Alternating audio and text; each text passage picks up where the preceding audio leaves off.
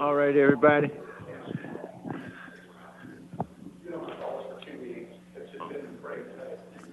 All right, everybody. We're going to call the Economic Development, Technology, and Tourism Committee to order.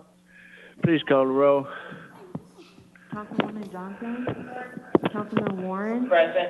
Councilman Carlisle. Present. Councilwoman Logan. All right, everybody. Councilman Morgan. All right, everybody. We're going to call the Economic Development, Technology, and Tourism Committee to order. Okay, we have two items. Please call the roll. First item is a resolution approving, consenting to the assurance by the Economic Development Growth Engine Industrial Development Board of the City of Memphis and County of Shelby, Tennessee, EDGE, Revenue Refunding Bond Series 2022, in an aggregate principal amount not to exceed $29 million to refund the Memphis and Shelby County Port Commission Development Revenue Bond Series 2011 and authorizing all necessary actions Engine Industrial Development Board to the foregoing, all council districts, County of Shelby, Tennessee, EDGE, Revenue Refunding Bond Series 2022, in an aggregate principal amount not to exceed $29 million to refund the Memphis and Shelby County Port Commission Development Revenue Bond Series 2011 and authorizing all necessary actions and other matters with respect to the foregoing, all council districts in 2011, requested by administration. The Port Commission issued approximately $40.8 million in bonds on behalf of the city and county to provide funding for the Electrolux project. All right. Finance Division, 204 Heritage Lake Drive. Excuse me, I'm trying to change my slide. 109. Correct. In 2011, the Port Commission issued approximately $40.8 million in bonds on behalf of the city and the county there you to go. provide funding for the As I Electrolux start over again, in 2011, the Port Commission issued approximately $40.8 million in bonds on behalf of the city and the county to provide funding for the Electrolux project. The city and the county agreed to pay the debt service on the Port Commission bonds on a 50-50 basis. The purpose of this on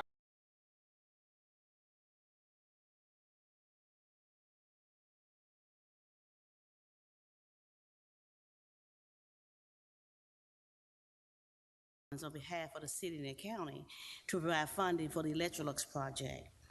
The city and the county agreed to pay the debt service on the Port Commission bonds on a 50-50 basis. The purpose of this authorizing resolution is the issuance by EDGE of the Revenue Refunding Bond Series 2022 to refund for savings the Port Commission bonds. This issue would not be the typical bond issuance process where the city engaged an underwriting team who would purchase the bonds from the city to sell to investors. These bonds will be sold via direct placement. Direct placement is a bank loan. Terms will be negotiated between a single bank and an underwriting team. It is a more efficient way to enter the market quickly, 1 to 2 months versus 3 to 4 months. It has a lower cost of issuance due to no rating agency fees, no underwriting fees, and no disclosure requirements. Has a maximum term of 10 to 15 years, and through an RFP process, Truist Bank was selected as the lowest cost lender. Estimated sources and uses of funds. The sources, or it's the part, we're going to issue a bond of $28.9 million. We're going to deposit $28.7 million into an escrow account used to retire the old bonds. And then the remaining $243,000 will be applied against the cost of issuance. The estimated refinancing stats. Our par amount for the refunding bond, $28.9 million. The true interest cost, approximately 2.96 or 3%. The all-in true interest cost, 3.1%.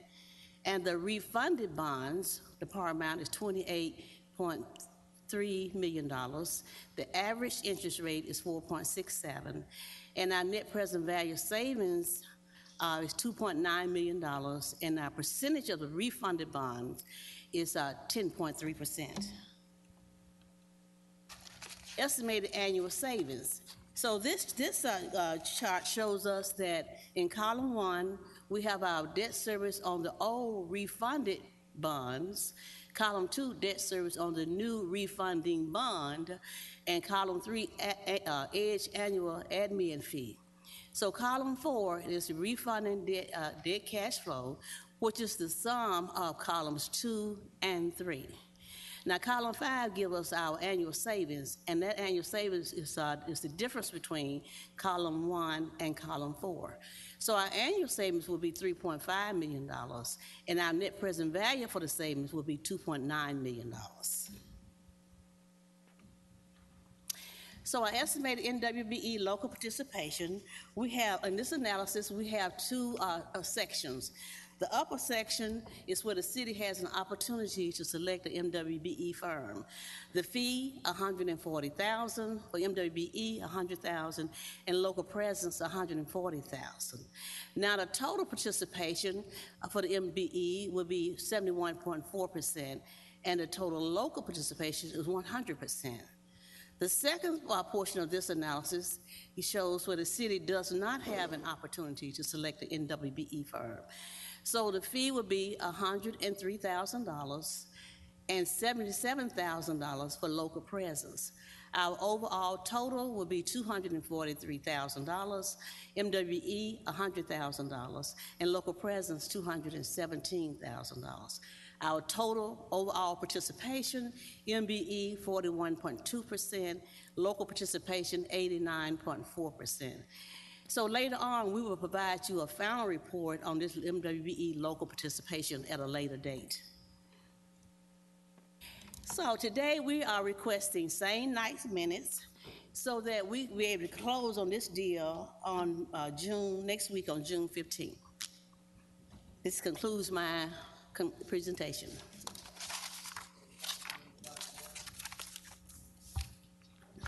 I'm not really I don't know that much about the bond market, but I'm just wondering if we've had this 4% or whatever loan going on for a long period of time, and we're refinancing it now, is there a reason we didn't do it 2 or 3 years ago when the rates were even lower? Why are we doing this now? And what does that have to do? Is there a reason that we didn't do it previously to today? Well, this agreement is between the city and the county. Yeah, and I'll let Mr. Walker explain to you. Okay. Andre Walker, 4767 Emma Circle West, Carterville. These bonds, we can only refinance them once they become garnish at that time were not material, so we put it on the back burner. And also, we have to work with the county, the Port Commission, NAH to issue these bonds. So it was, you were looking at it, but there were others that were more important. We got more money we saved by doing them first. This was the last one to get because it was not going to be that big, and you had to deal with a whole bunch of people to get to this point. You said it much better than I could. Right, I understand now. Thank you. Appreciate it. Thank you, Chair. So Truist is going to take these on their books, right? So it was, you were looking at it. And then what's the others that were more important? We got you're the issuing authority. I guess my question is, this was the last one to get because it was not. Is this coming out of our debt service fund? How's the debt service from what fund? All right. So as Ms. Ward mentioned, the city and the county pay the debt service on the old bonds on a 50-50 basis. Likewise, we'll pay the debt service on these bonds on a 50-50 basis. So she mentioned that we got about $2.9 million in PV savings. You're the issuing half authority. of that will go to the county. I'm sorry, hold on real quick. Is this coming out of our debt service fund? How are the debt serviced? From what fund? Yeah, can we turn that off? All right, sorry, I apologize. I can hear myself through a computer coming back. Okay. I hate the sound of my voice. Go ahead. All right. So the 2.9% PV savings, half will go to the city and half to the county. Next fiscal year, I think TV savings or gross savings is estimated at about $255,000.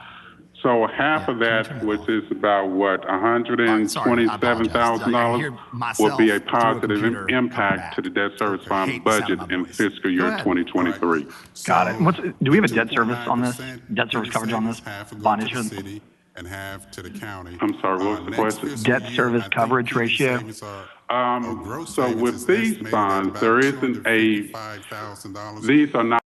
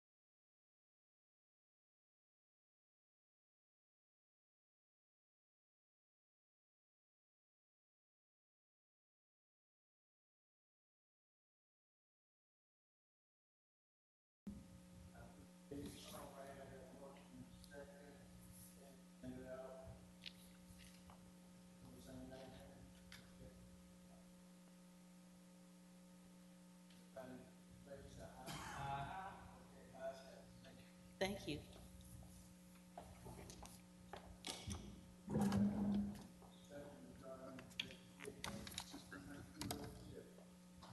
Sorry.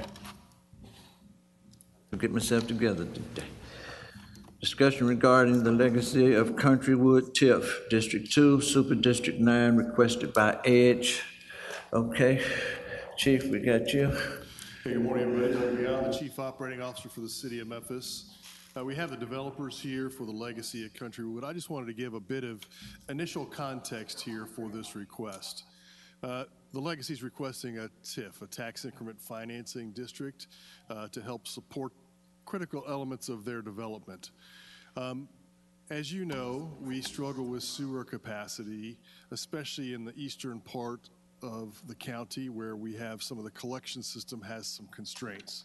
And so we put into place a system that said developers have to build offline storage.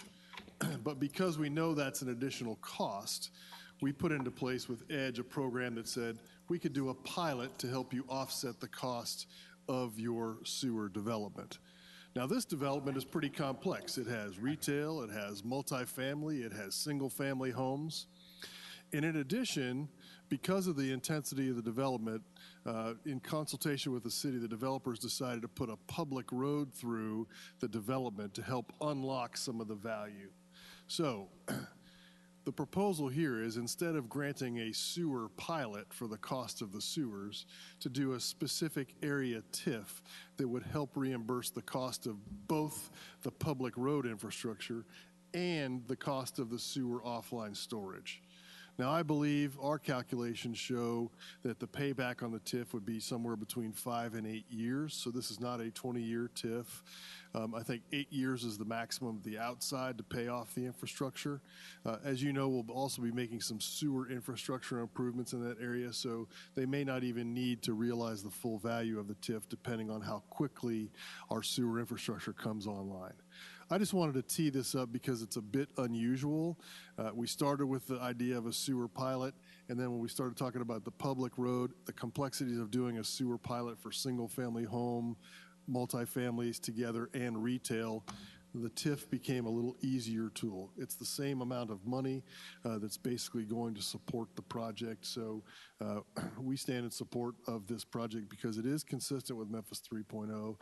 It does provide a significant amount of density in an area that was once a golf course that really threw off very little tax revenue. So we think this is going to be valuable for the Cordova area and for the larger area of the city of Memphis. So with that, I'll let the developers fill in the wonderful details, but that's functionally what we're doing here, is a very small area TIF for a limited period of time to pay for public infrastructure only.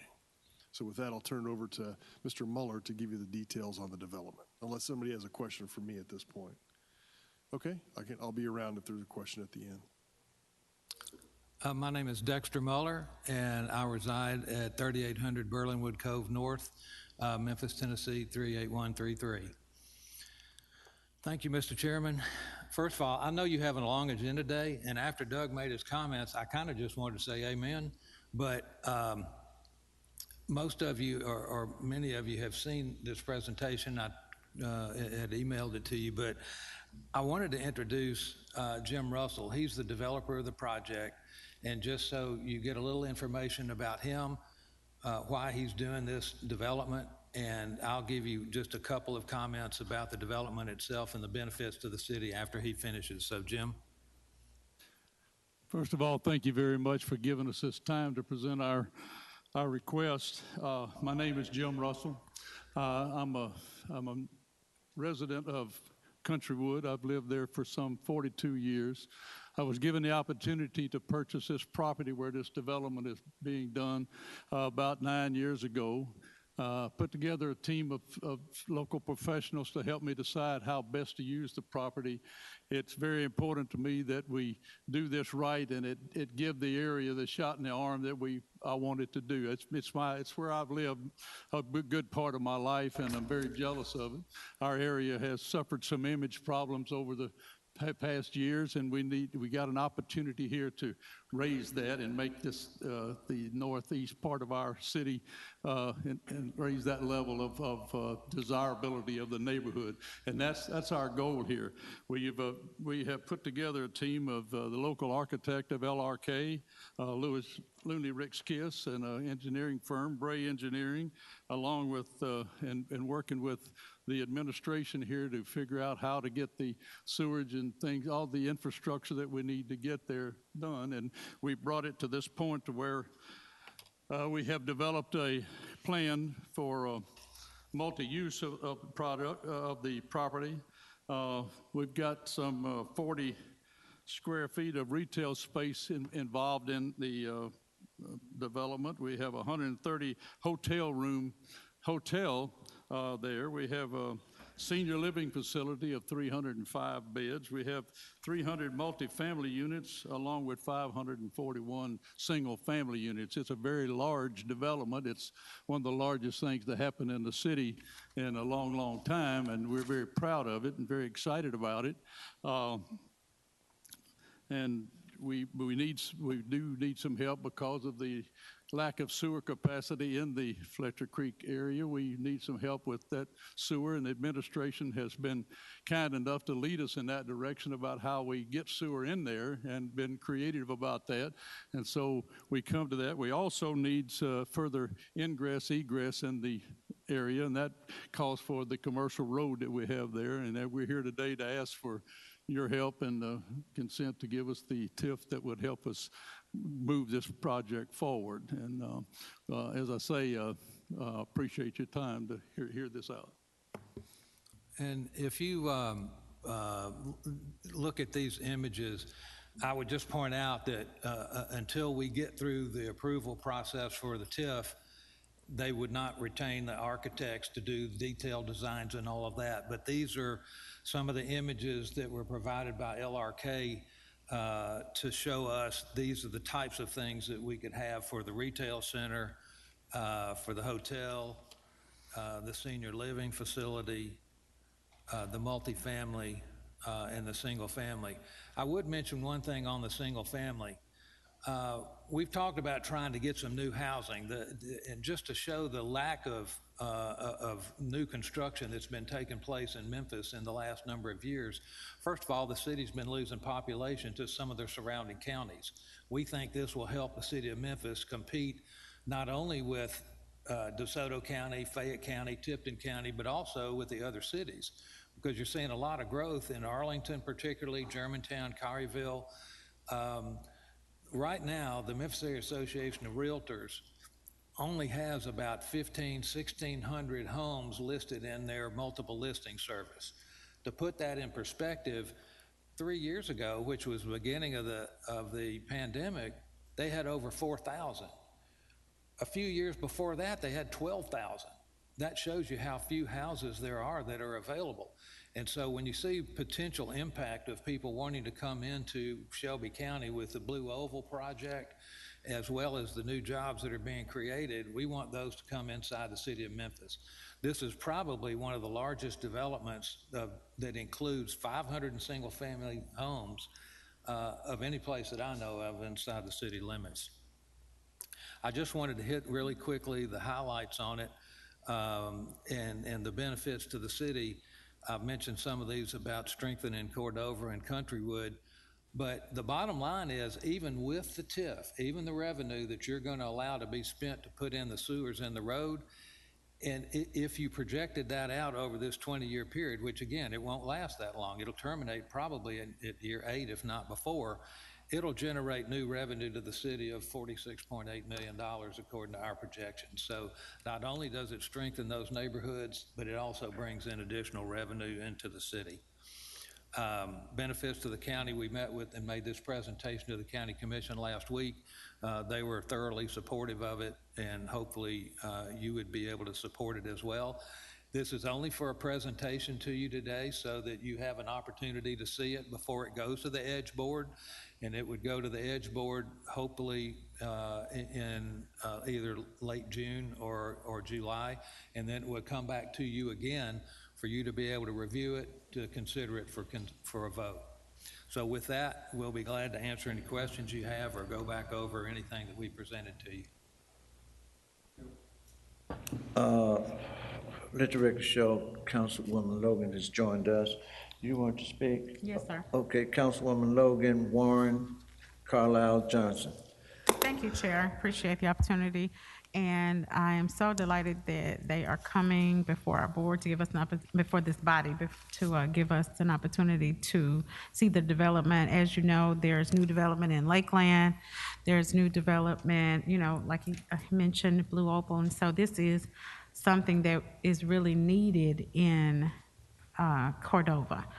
And am really looking forward to us continuing along this journey. As you say, we'll be back later in the year for us to vote, but introducing it now and giving my colleagues an opportunity to look at it and discuss it and see how we can best support it and be in support of it is what I hope we do, because it's a wonderful opportunity for the city and for that area. And I'm so glad that the developer is taking the time to develop this with everyone in mind.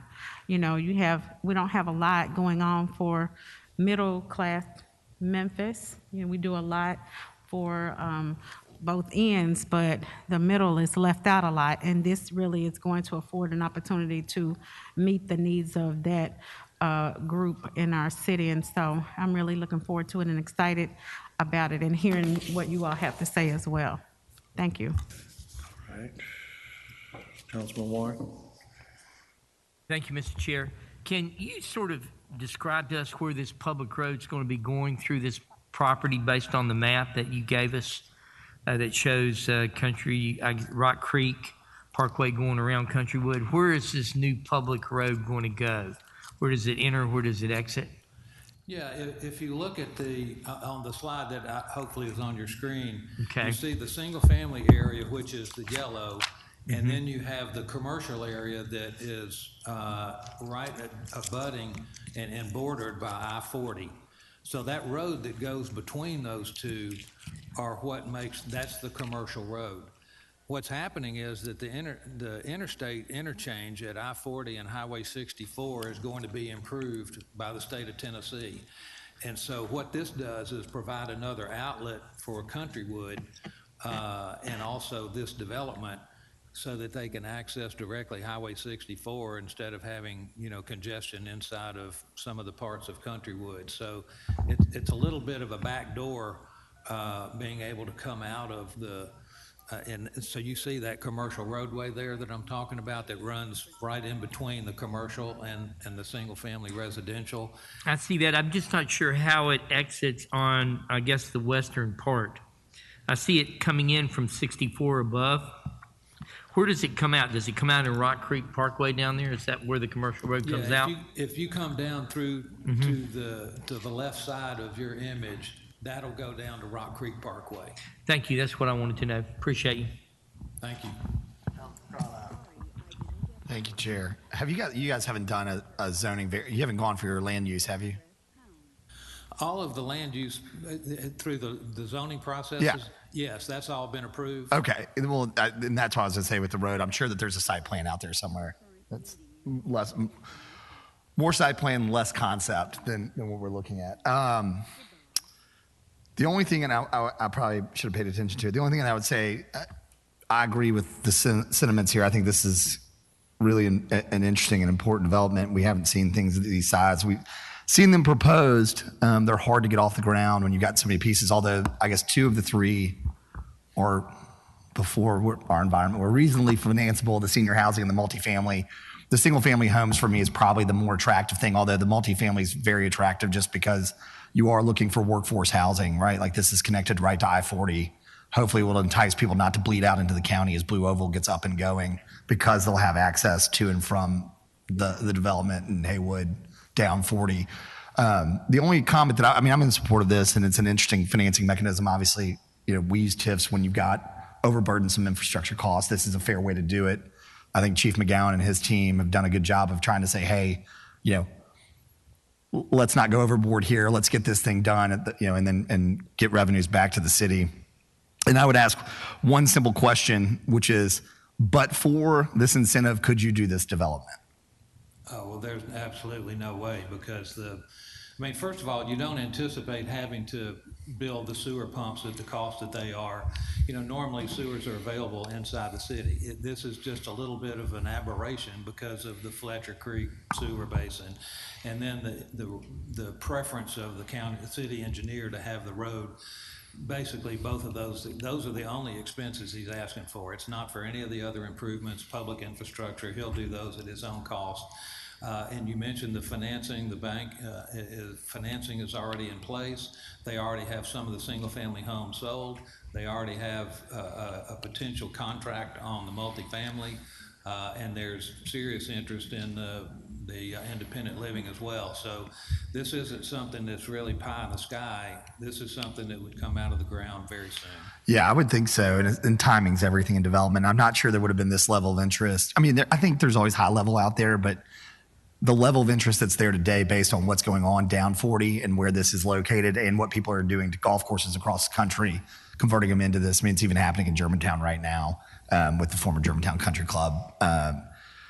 The only thing that I would say I just want to go on the record, we've missed the zoning, and I know it's not the intent of the developer, at least I wouldn't assume it is I hope that you're placing covenants and restrictions in your CCRs for the single family subdivision that will, I don't want to say that, I don't want 100% of them to be available to be rented because there are always extenuating circumstances, but one of my big concerns that I hear, and I'm sure my colleagues do, is the single family rental market in and around the Cordova area, which, Jim, having been a resident of Countrywood, Countrywood keeps a very close eye on that stuff, but your surrounding HOAs not as much. So I would just ask that you guys really, if it's not in there, that you would consider that as you're going forward with your documents as an amendment to them, just so that we can keep that neighborhood stabilized going forward. But I wish you all the best. I know there's a lot left to chew through as you go through the financing, but this is a very exciting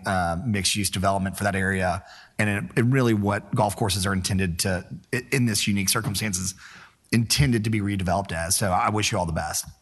Well, and I would like to add that we, in our conversations with the district councilwoman, she also brought up the issue of the rental housing.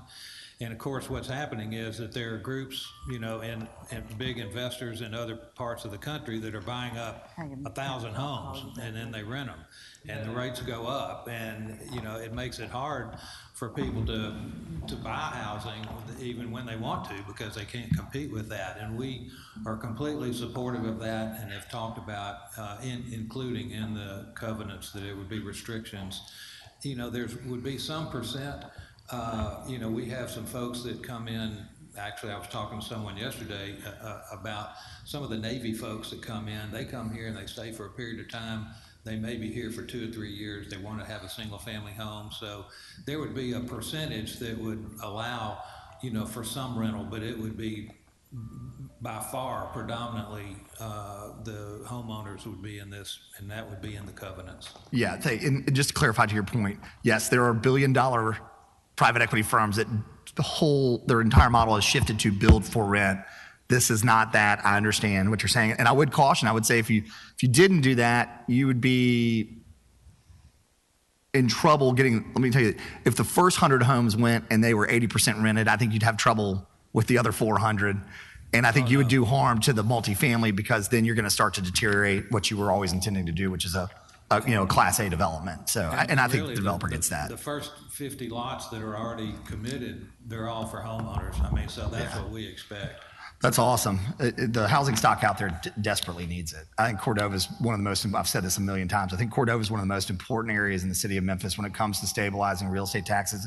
And honestly, more importantly, the Germantown Parkway corridor. So if you can entice more people in the middle upper class with disposable incomes to spend money along that corridor on the Memphis side, I think we'll it'll take help it. stabilize Wolf Chase as well, because Wolf Chase, I live out near Wolf Chase, and I think it needs a shot in the arm too, that this will do that. IKEA will be very happy with you. Thank you, Councilman Carlisle. Councilwoman Johnson. Thank you, Chair, for the opportunity. Good morning, Dexter. It's good seeing you. I wanted to make sure I'm understanding this TIP concept and make sure individuals that are listening to us today understand it. Now, the TIF works in the sense that all additional taxes, property taxes, goes back to the developer for the usage to build this sewage connection that is that what's taking place? Actually, what happens is that of all the new money coming in, from taxes, property taxes? Right, just from property taxes. So the developer pays the property taxes like he always would, like everybody else. A portion of those taxes goes to pay for this infrastructure, the public infrastructure. What portion, what percentage? It ends up being, on the city side, it ends up being about 55%, and the city gets 45%, that would have come in. On the county side, it's a little more than that. $500,000 goes to pay for the sewers. That goes into, because the county's basically is now joining. And so that, in the case of that goes into, because the county's basically is now exiting. Actually, more than half of that. Because their tax rate is higher, and those taxes go into the TIF as well. But in essence, typically it's about 50-50. So if $1 million comes in, $500,000 goes to pay for the sewers and the road, and $500,000 is new money that goes into the city. So you're getting new money in all of these projects. What's the anticipated cost of this construction, the sewage that you're needing help with? The sewers, if they have to build all the sewers for the development, it would be round numbers about $8 million. $8 million. And then the road ends up being, again, round numbers, about $10 million. So if you take that out, even if you take that out, the city would still be getting an additional $46 million new, and the county would be getting $56 million new dollars. What's the average sales price of these homes and the square footage? Today, it's really, if you look at new homes that are being built, you can barely build a new home for less than $400,000. So is that what you're selling? That's what I want to know. What is the sales price? No, the sales price is estimated to be about $500,000. Some will be, more, maybe a little less, but basically that would be about the average. Square footage of the 500,000. What would be the square footage? Jim, do you have an estimate on the people that have said that they're interested? What's going to be what's the minimum square footage that you're putting in the conditions, the covenants? I don't think we have put a minimum in there, but be about the average. Jim, I guess my other question is this going to be the norm in the future, Doug, in regards to bringing in new development to give this type of assistance? It's a great question, Councilwoman. This one is unique because of the nature of the sewer. Typically, we have been doing for these developments just a sewer pilot, done a few of those, just to cover the cost of the offline storage. As we build out the sewer system, I think that will become less so. The tools that we have remaining are pilot, TIF, and then as Mr. Zena talked to you about just briefly a little while ago, we have the C-PACER program, which is that resilience program, and that becomes a new tool in our belt. This one is, I wouldn't suggest it's the new norm, but given the complexity and the types and difference of uses that we have here and the intensity of it, I think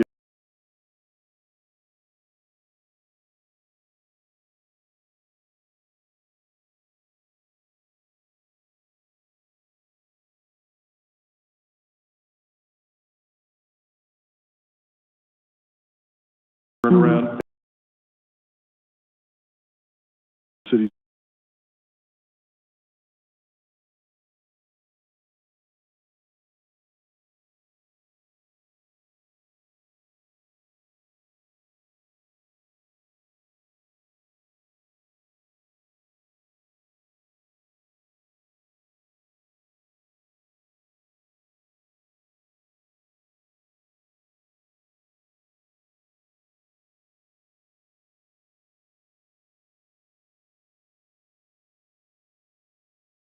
And they would like to build homes inside the city of Memphis, but they don't have the additional funds for street development and all of that. So would that this same concept be, awarded to them to get their development?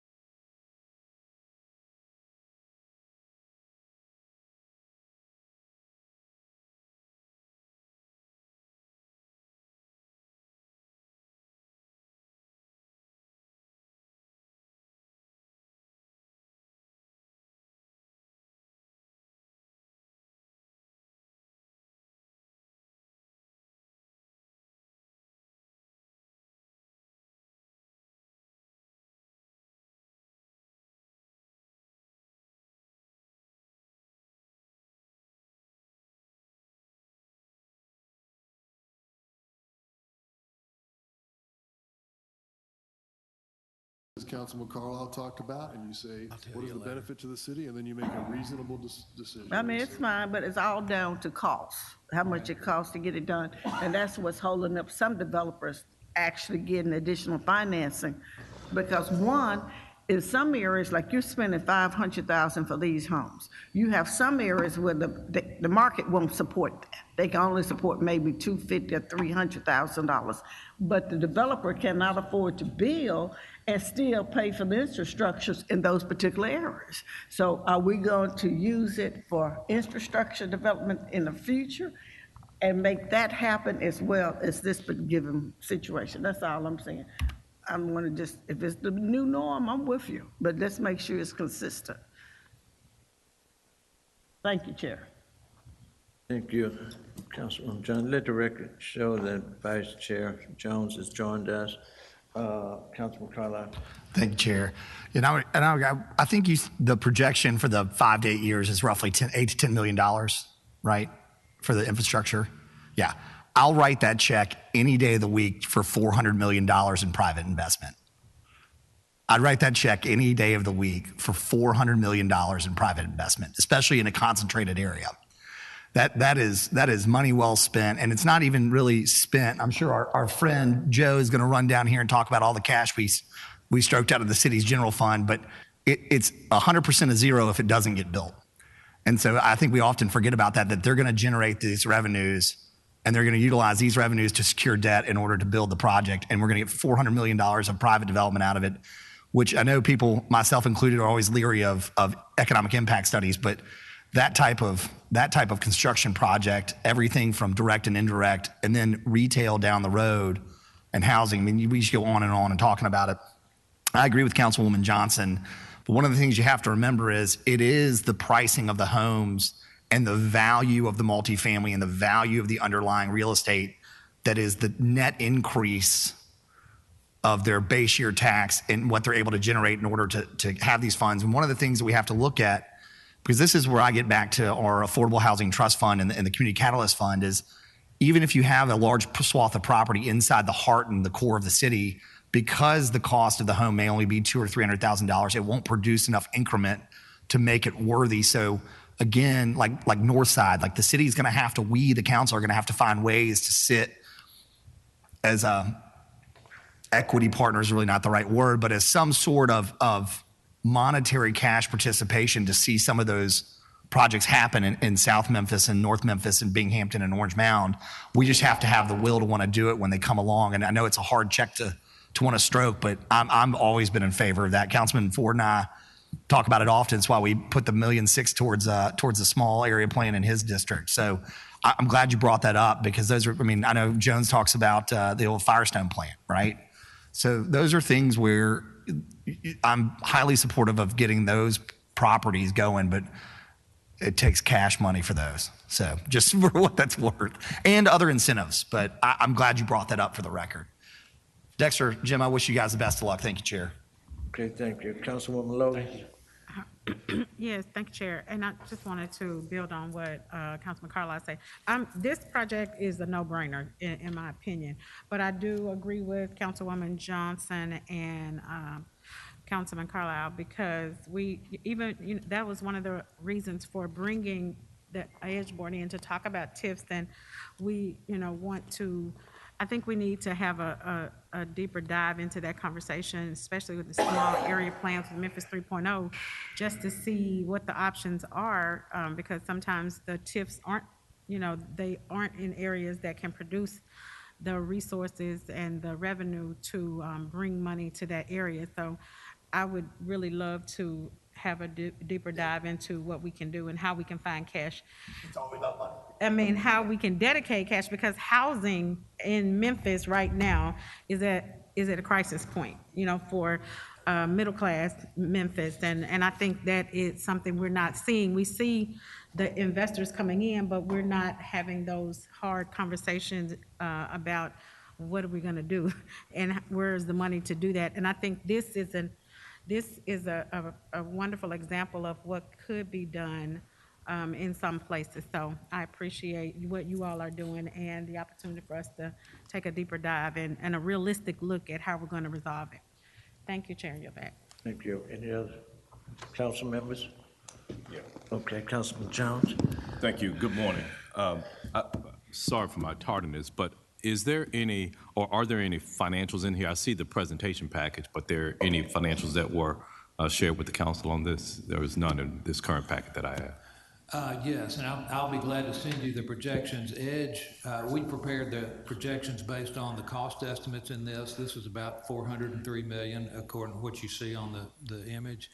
And so we did the projections off that. We phased it according to when the developments would be built. And then Edge did the same thing, and our numbers are in agreement, and I'd be glad to send those to you. Okay, thank you. Thank you, Mr. Chair.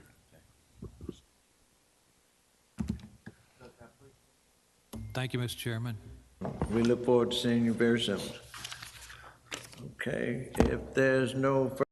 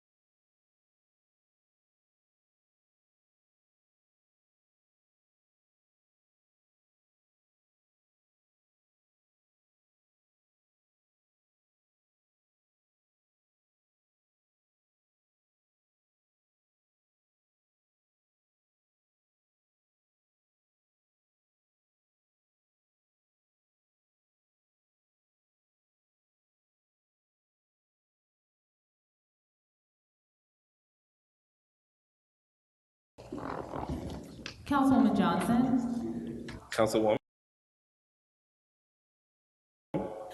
Councilman Canali. Here. Councilman Warren. Present. Councilman Jones. Here. Councilman Carlisle. Present. Councilman Ford. Present. Councilwoman Logan. Present. Chair Smiley. We are all here. All right, we have 2 items on the agenda today. I think the first one's going to take quite some time. Well, both of them may take quite some time. The first item, update from Public Works on illegal dumping. All council districts, requested by none other than Councilman Canali. Councilman Canali, the floor is yours. Hold up, let me get your mic. Thank you, Mr. Chairman. Director, I'll let you go ahead, and then I've got a couple of questions when you finish. Thank you, Robert Connect, Public Works Director. 125 North Main Street, room 608. I have a presentation just to go through quickly. Is I need to go to the other ones?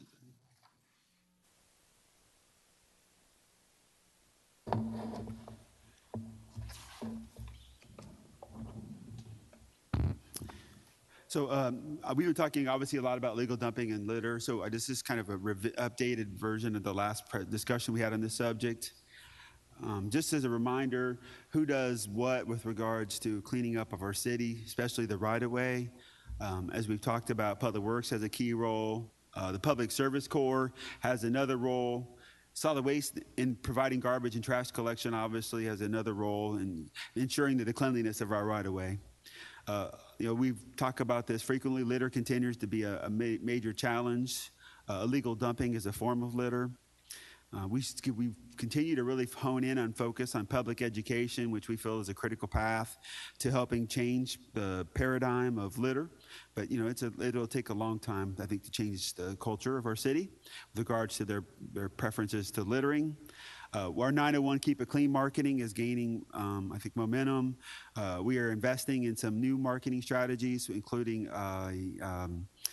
animated video strategies, and I have a couple of those wrapping up, and I'll be glad to demonstrate those at a future council session, so you can kind of see a creative way we're using to tackle and communicate and educate. The Memphis Clean City Guide is done. We've made that available, been handing that out.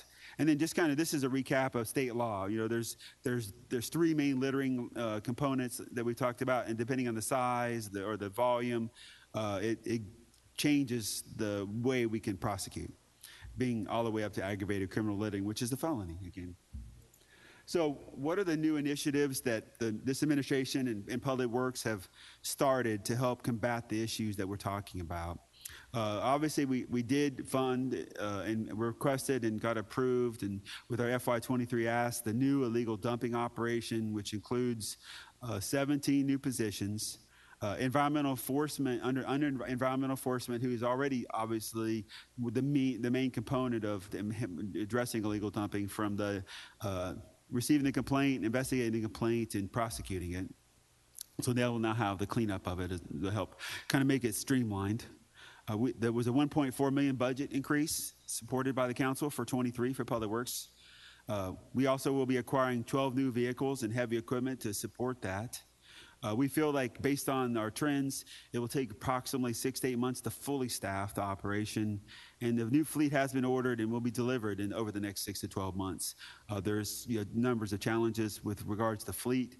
Backlogs and timing of certain fleet are pretty extensive, but we started early to hopefully combat some of that, to have what we will need. But in the interim, we still have support from the existing operations within Public Works. I have that flexibility, so tend to use that flexibility to ensure that we can move forward to the degree possible.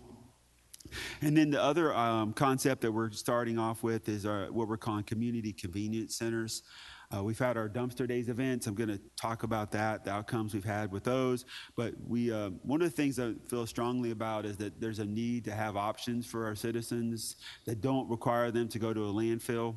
So having a community convenience centers, we feel will be really advantageous from the public access. So I've talked to several of you about establishing those across the city. The plan is to start off with the one over at Collins Yard, which is at 304 Collins Street, which is where a street maintenance facility is between Poplar, Union and Poplar Extended, and Sam Cooper.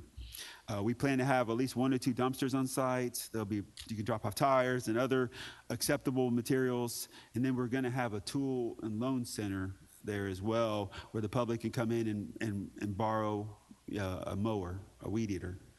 So we often get requests from the public to say, we want to do more in our community, but we don't have the equipment. So we're going to provide some equipment at no cost to them to help them do what they want to do. If they want to do more mowing in their community and address blighted properties, vacant properties, obviously we do what we can, but it's a pretty extensive cost. So I think that would be an advantage to the public to have access to those kind of that tool and equipment. And then we'll staff that operation with public access hours. We're thinking maybe Friday, Saturday, Sunday, having it staffed and open to the public. So that's my initial plan, with the whole hope in the future to expand that program and add additional convenience centers throughout the city. I think 4 kind of being more idealistic, if you putting them in certain geographic spaces that we know that would get the most community opportunity and community engagement. Dumpster days, I want to talk about that. We've been working through the last several months with these sponsored dumpsters events at different locations in each district. The goal being, again, being in the community, offering an opportunity to get rid of extra materials that they feel like they're ready to get rid of now, that maybe not been able to coordinate with their solid waste bulk collections. Obviously, everybody likes to clean up once in a while. They realize they have stuff that they want to get rid of, and maybe they don't know the timing of how to do it. So again, our goal was to put out this notice and share with the public ways that they could get rid of unwanted bulk debris. And so we feel like the events have been very, very successful for the most part. And you'll see on this slide how successful it depends, obviously. But with our initial event in District 3, we did 15 tons. And 295 tires, 192 vehicles participated. District 5, we had 10 tons, 25 tires, 40 vehicles. District 7, 3 tons, 65 tires, 35 vehicles. District 1, we had 5 tons, 55 tires, and 31 vehicles. District 6, 4.3 tons, 100 tires, and 43 vehicles. And then we had one just recently, this last weekend for District 4. It was 4.3 tons, 435 tires, and 25 vehicles. How did we get 435 tires? A gentleman brought a dump truck load full of tires to us.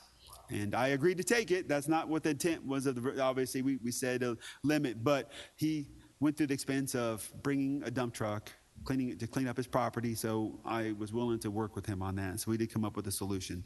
So we did try to be accommodating of the fact that we have some citizens have challenges with illegal dumping of their property. So I wanted to be assistive as much as possible. And then we have one this Saturday for District 2. It's going to be at the Agri Center where the recycling drop-off is.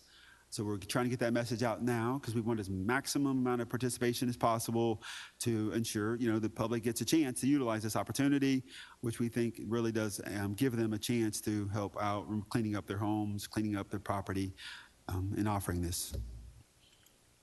And then, obviously we're all about 901 Keep It Clean. This is our main goal and objective, main marketing strategy, and really supportive of this, and hope you guys help us get the message out. We're all about keeping 901 clean.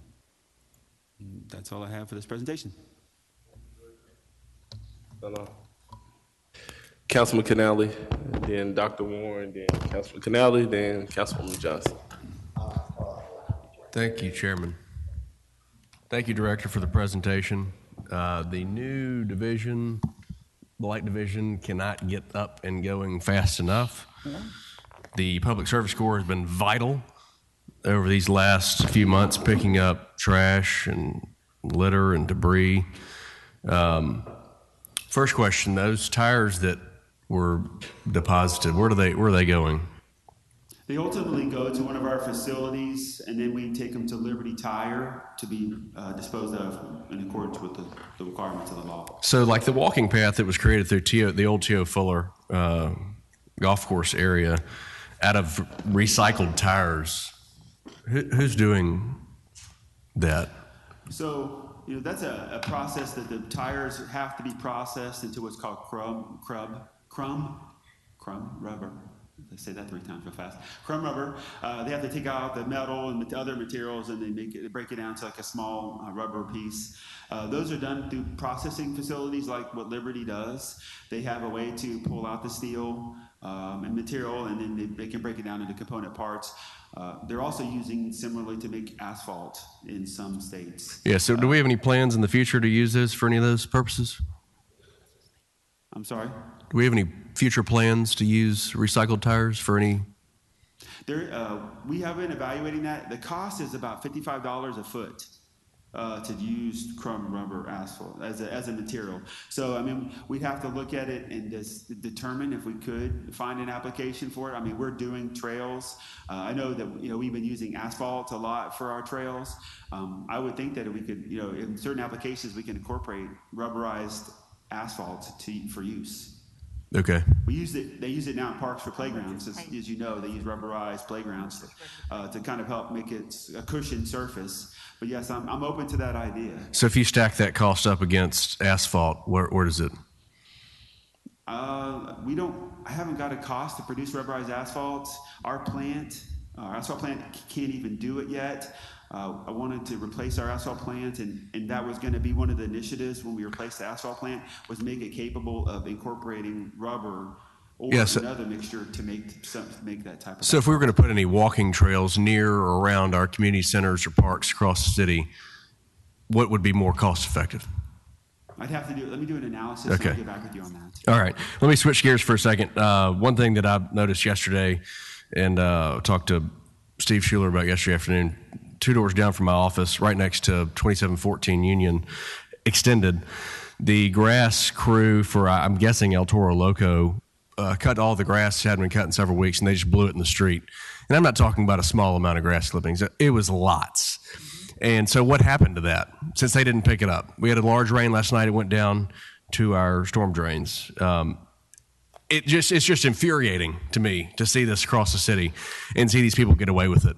I don't know how we enforce it or penalize them, if we can go after the place of business or the property owner, but it shouldn't be happening. And then, I mean, you know better than anybody that it causes further problems for us when they get backed up because of grass clipping or leaves or whatever it may be that they just totally disregard. So I don't know what we can do there, but we've got to do something to stop this egregious act and just lack of concern for their city. Yes, so our stormwater ordinance clearly makes that a violation. Our stormwater team, this is not a code enforcement, our stormwater team investigates that. So whenever we get notice a landscaping company is not following the ordinance by blowing the leaves and trash into the street, we do go find out, and we do have a process. So if this happened, you say what day did that Yesterday. happen? Yesterday. So we're going to make note of it. I'm going to have them go out and talk to the company, the owner, El Toro Loco, and have them identify who their contractor is, and then we'll have a discussion with them. Okay. If we can actually, based on what you're saying, we'll look at what repercussions are involved. If the company's been cited before or notified before, then we can issue a fine. Okay. Last question. It has to do with blighted properties, especially in southeast Memphis. There's quite a few, and there's lots of litter up and down Winchester. But the blighted houses in southeast Memphis, there's a specific one, 6727 Quince. The house burned down, and someone came out and did the demolition but did not remove the debris. So now it's just a dump site. And, people from who knows where are coming and dumping on this property. So what's the course of events when there's a house fire and then demolition's done, the debris is not carried away? How long does the property owner have to clear the property? And does it get tied up in insurance claims? But I just feel like this is so unfortunate for the neighbors to have to live next to this. It's a dumping. I mean, it's like another landfill. The demolitions are a unique part of what we do. Whether or not we sponsor it or the owner has to manage the process, if there's an insurance claim or whatever the case may be, once we're notified about it, obviously our goal is to have the nuisance abated as soon as possible. And generally speaking, if it's in a vacant property and we have difficulty finding the ownership, by law, we have to give them adequate notice before we can demolish it. Sometimes that can take a little bit of time. Sometimes things get caught up in probate. The ownership challenges, that will ultimately lead it maybe going to NPA, which is Neighborhood Preservation Act, because of the legal nature of having to go through and resolve a property ownership issue. So that sometimes can take extensive amount of time. If it's an idealistic, streamlined version of it, we can probably do it in-house if it's something we do and there's not any objection in 6 months. 4 to 6 months from the start of the process. When we have a fire, usually the fire department notifies us there is a structure that has been damaged pretty significantly, and we need to look into it. And generally, we'll start our condemnation process based on that, and then working with the owner to get it taken care of. And if they don't do it, then we have to do it and place a lien on the property like we do with any type of condemnation. So, there's not a lack of properties that we could potentially do condemnations on. We do get a lot of pushback in certain areas of the city from the community. Some of the CDCs are anti-demolition because they want to try to stabilize. They think that there's another path. So we do try to, kind of identify partners in the community to help us if they think there's a receivership chance. It is a discussion that we have. I have a lot of this about commercial properties. There's a couple of them over by Crosstown right now that there's a lot of community concerns and nothing's happening fast enough. But we're being as aggressive as we can with the owner who's doing something, and sometimes it doesn't meet the needs in terms of productivity from the community standpoint. But we try to give the owner opportunities to do it before the city does anything. Right. So you made a key statement right there, Director. You said things are not happening fast enough. And colleagues, that's all our constituents care about, and they feel like nothing is happening, and they don't feel like we move with any sense of urgency. And so Councilman Carlisle, Councilman Warren, and I had a town hall meeting in Berkeley. Again, another issue of blighted properties. They feel like that environmental court, they're not seeing any resolution. They're frustrated. I would be frustrated.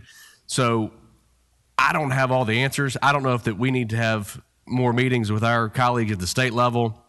But we've got to do something. We've got to make this a priority to clean up these blighted properties in our city and show our constituents that we are working to find resolution for them.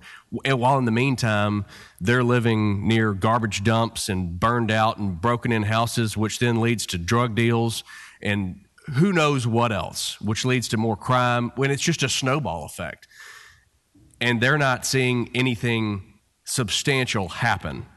So I would charge all of us to come together and figure out a plan. And this is for every corner of the city. And this is a complaint across neighborhood associations across Memphis. So aside from crime being a major issue that we deal with, blight, I'm not sure it's a neck and neck. It's a close second. So thank you. Thank you, Director. Councilman Canale, I would just remind you, I think this body passed a resolution, I think it's been about a year ago now, declaring that certain areas of the city were in immediate need of blight remediation and beautification efforts.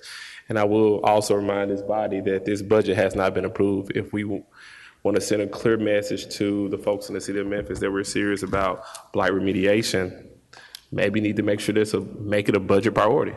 We have not approved this budget, so I think this collective body can come together with some type of initiative before we approve the budget and put it before this body, vote on it, and send the administration their marching orders.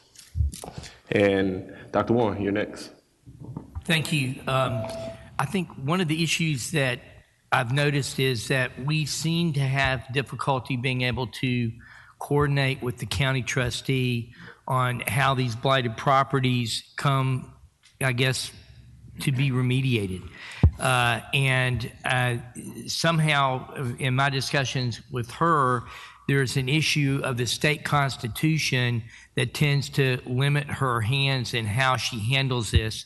And I guess I'm wondering is, can you bring us recommendations that we can take to the state as part of our legislative agenda to try to get laws passed in such a way or the situation changed to make it easier to remediate the blight? Are you familiar with what I'm talking about, Director Connect?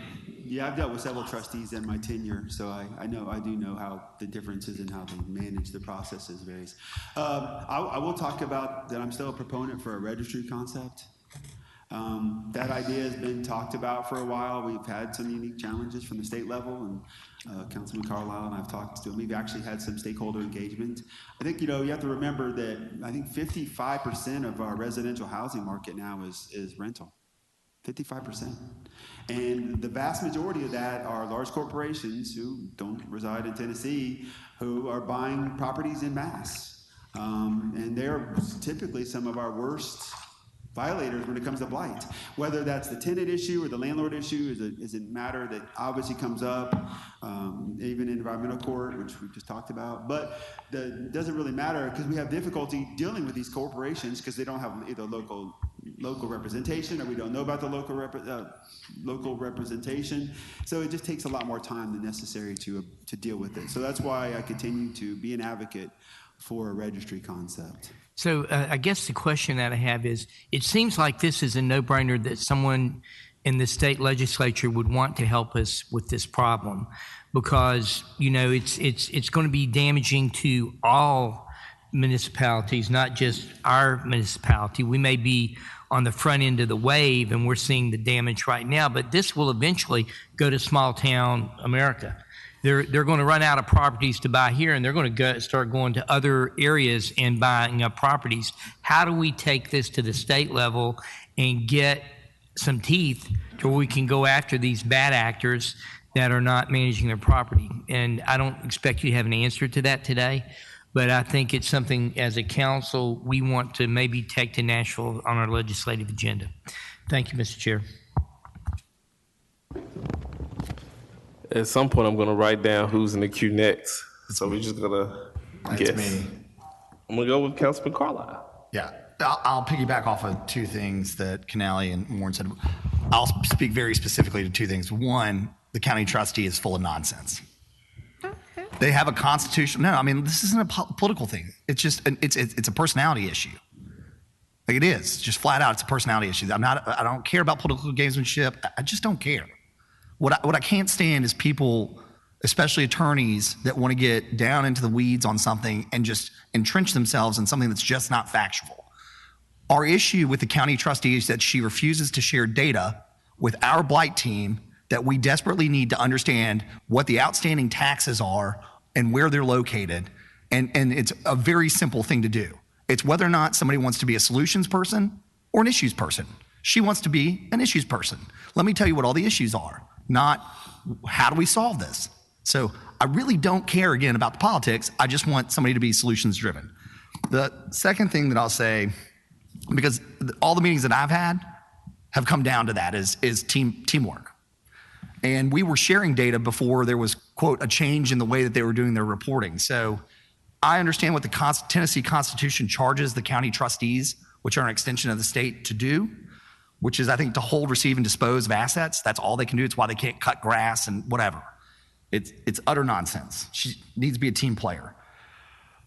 Much like our drag racing issues, is our police officers are out there writing tickets, and our constituents want to see something happen, and our officers are coming in and doing monthly drag racing numbers, but then it gets to the legal system, and you saw the steep drop in that stat, right? Like, one would hope that the amount of tickets matches the amount of convictions, and it's just not the case. And again, not trying to be, I know we're in election season, and I hate it, but the timing is what it is. Yep. We have a log jam in environmental court. And the way the environmental court was found is they literally just took a general sessions court and just converted it. And Judge Potter just said, this is gonna be an environmental court.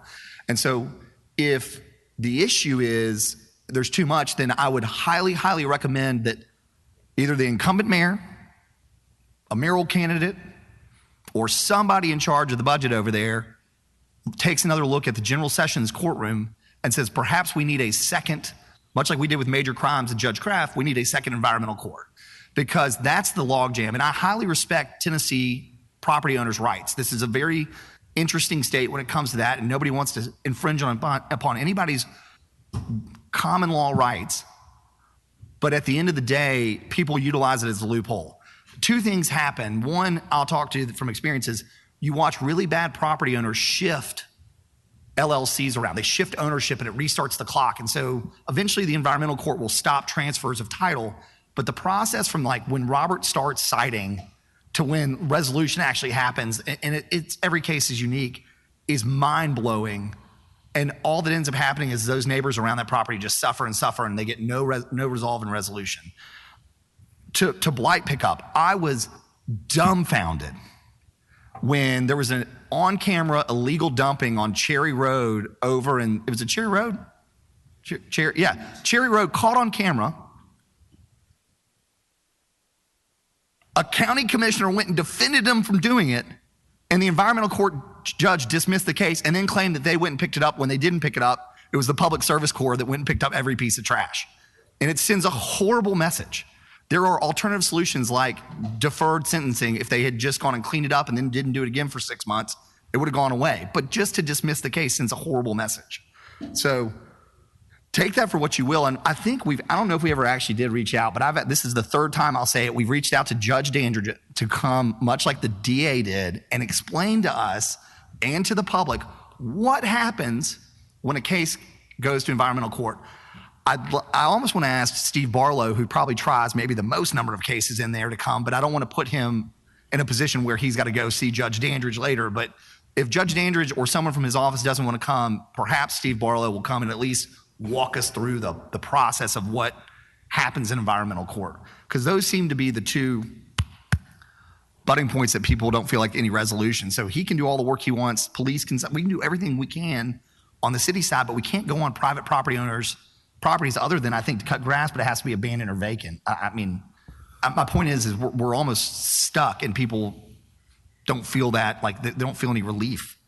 Last two things I guess I've got.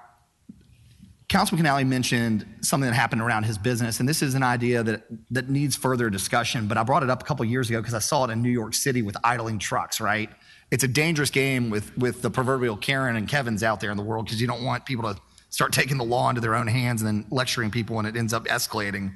But in New York City, they have a provision, and I think it's in their state and city law, where a bystander could take video. So if Councilman Canale saw this group illegally blowing grass, he could take a video of that, send it into code, explanation of the situation. They will then go investigate it with evidence. And if they're found guilty, then Councilman Canale would get some sort of percentage of the fine that was paid. And so it incentivizes people to be more vigilant and engage more in their communities that may not otherwise, we wish people inherently would do that stuff, but most people just keep on moving.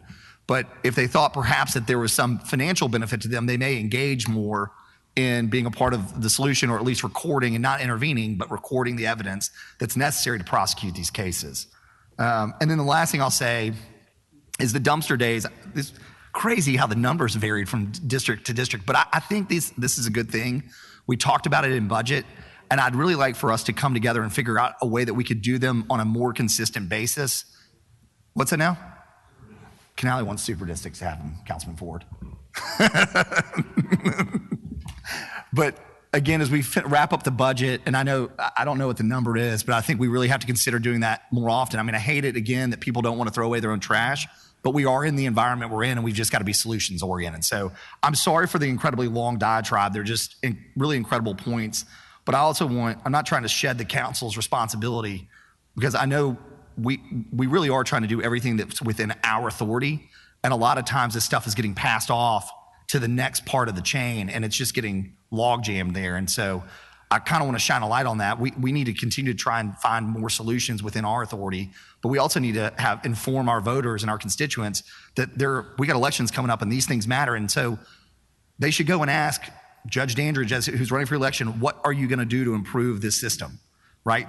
They need to go ask the county trustee who's running and say, what are you going to do to partner with the city of Memphis to cure blight up? These things are critically important. And I think a lot of times, especially in these non-DA, non-mayor races, people just go and they grab a ballot and they punch a button, and they need to go and ask these questions. So thank you, Chair, for letting me take so much time. Well, quick question. So when did we make a request for Judge Dandridge to come, and who's doing the acting? I've done it. This would be the third time. Judge Dandridge. So I want to, I'm assuming we can get this request Will you give me a out. chance to get him? That was my question. I'm going to give you a chance to get him, but I want to make sure that we have this on record, Judge Dandridge. You need to come talk to us. Okay. I'm going to leave it at that, and I don't believe my colleagues will leave it at that, but I'm going to leave it at that. You need to come have a conversation with this body. Councilwoman Johnson and then Councilman Ford is eager to get in the chat regarding all things Blight. And I want to remind this body that this committee is set to end at 10:30. We have another item. It really doesn't look like we're going to get to the next item. The chat is not working. Apparently, I've been in the chat. I got you. Okay. Yeah, because they were in person. It's not working. It's not. I got you. Thank you. Thank you, Chair. Thank you for the opportunity. Let me first say that I was elated when I heard that the administration had a plan. And everybody I've been talking to, I've been telling them, hold on, administration has a plan, and they are going to eliminate this blight. But I'm concerned with the fact that we may have to wait 6 to 12 months before anything is done. So I'm back to asking the question, what would it cost to contract with someone to come in and to get this work done? We have different levels of blight. Trash. You got to look at it and think of it differently. I think this particular department that you mentioned today is looking at, I guess, dumping sites. But a lot of the blight still exists in the neighborhoods where people are using to clean up their particular neighborhoods, and the trash is still on the streets. I mean, if you go through the neighborhoods throughout the city of Memphis, trash is everywhere. So we need someone coming back and getting out of the dumps, out of the, what y'all call it, out of the side, out of the trash can, trash to be picked up. I don't know how much it would cost to get it done, but if it takes another contractor, tell us how much money we're looking at. But we need some more people out there picking up that trash. And unfortunately, with all these storms that we're having, that means more debris are being cut, trees are being cut, people are taking it to the curb. It has to get picked up. All of that is what creates an issue for us. You can't clean up your house or feel like it's been done until you clean it up real good one time, and then you can identify problems and catch individuals. But if the trash was there already and somebody adds something to it, you don't even know where it came from. It's just too complicated. So I really would like to see what could we do in regards to getting that trash picked up, and let's not wait until 6 or 12 months, because people really want the trash picked up. I'm not sure about the concept of it. Citizens out there doing pictures. I've done it a couple times and even called you and said, look, I see them out here. When he'll come out, Connect will come out. But at the same time, maybe we could get a group or citizens or something to come together and get them trained, because I wouldn't advise anybody to confront individuals on these streets these days about situations like that not being actually certified in some format. Okay, I got you. Okay. Now let me ask you this. You mentioned the fact that one dumpster came in with quite a few tires this past week. Is that a problem? Well, there are property owners who have experienced a lot of dumping on their properties over the years. This gentleman reported, and my staff was going to confirm that he had like thousands of tires that had been dumped on his property over the years, and he was now cleaning it up as a development opportunity. So those things do happen more frequently than we. But I'm saying, is it a problem for you to accept the tires? Oh. Well, it's an expense to the city. Obviously, we spend a couple $100,000 a year just to legally dump tires just to get them disposed of. So, I mean, we help out as much as we can to kind of help with that. But if it's on private property, technically the owner is responsible to handle that cost. Well, I think that's maybe what we're gonna have to bite the bullet until we get it cleaned up. Because what we're dealing with too is you got a lot of, that's tires, but you got a lot of contractors pulling their debris from the structure and placing it on the curb, and it's just sitting there. And no, they're not being charged for it. You know, I'm not seeing any tags placed on that debris in the type of work. Cause I take the time here. I got some pictures right now. I started taking pictures. I don't know. We're gonna have to come up with some other idea, but we can't just sit there and say, I'm not gonna pick it up, because the neighbors are the ones that's being upset by it, not the contractor, and they may know they have us. You know, what else is the city gonna do but pick it up? So, please, you know, let's find out how much it costs actually to hire an outside contractor to come in and pick up all of that trash, and let's get it clean, and let's go forward from there. Those are my questions and concerns. I do appreciate you. I mean, I know it's a difficult job, but between you, I know it's the code enforcement, everybody, the fire department, the police, everybody's trying to make a difference. But it's just so much. But we just got to call in the forces and just pay for it. Just bite the bullet, whatever it costs, and let's get it done. Thank you. Thank you, Chair.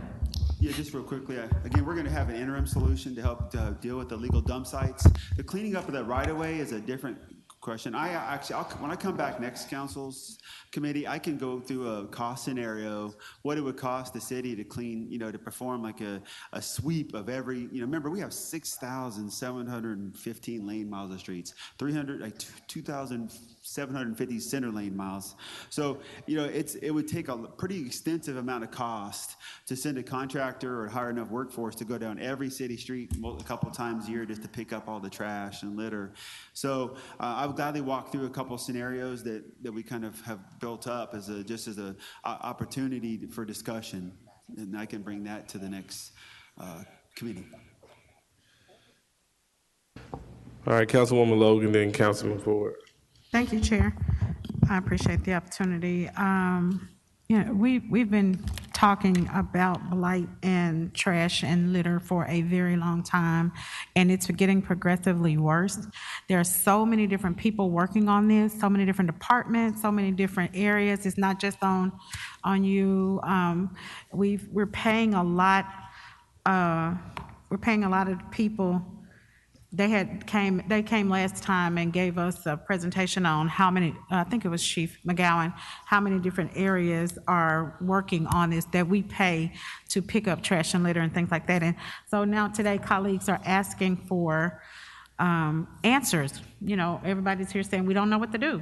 We don't have any answers. We're trying everything and it's getting worse. The problem is getting worse. Constituents are calling all day long talking about trash, illegal dumping, blight, and not only litter and debris, but blighted properties, weeds, and it's getting worse.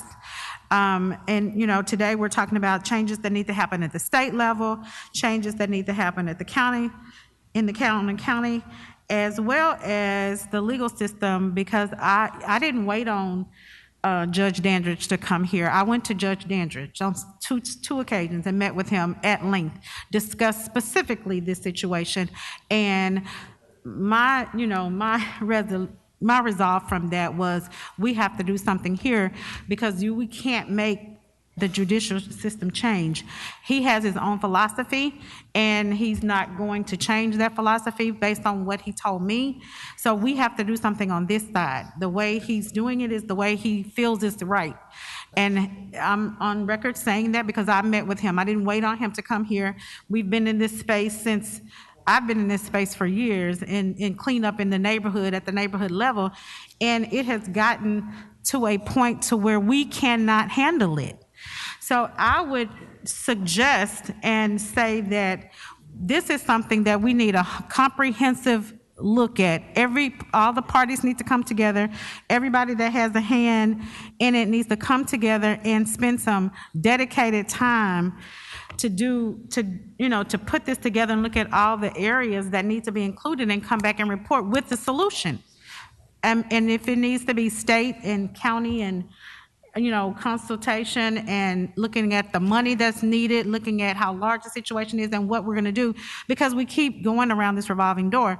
So I would move that we put together a task force to look at this and nothing, and to come with a solution, because we keep asking Director Connect to come with an answer, and everybody up here is saying we don't know, and we're not elected to say we don't know. So I would move that we have some experts come in as a part of the task force and find some solution. The environmental court is supposed to be the expert, but I digress. In terms of disposing the situation, but in terms of prevention and maintenance and what we're to do, because it even needs to involve education, because the citizens play a role as well. And, children aren't being raised to pick up paper all over the city. Things are different. And we have to have a realistic look at what are we going to do and what levels are involved. Who are the players? And we're just discussing it and put a Band-Aid on it. And I think we need a realistic, professional, holistic look at what needs to happen. I don't think anyone in this body would disagree with doing anything possible to reduce blight and dilapidated properties in the city. Councilman Ford and then Councilman Jones.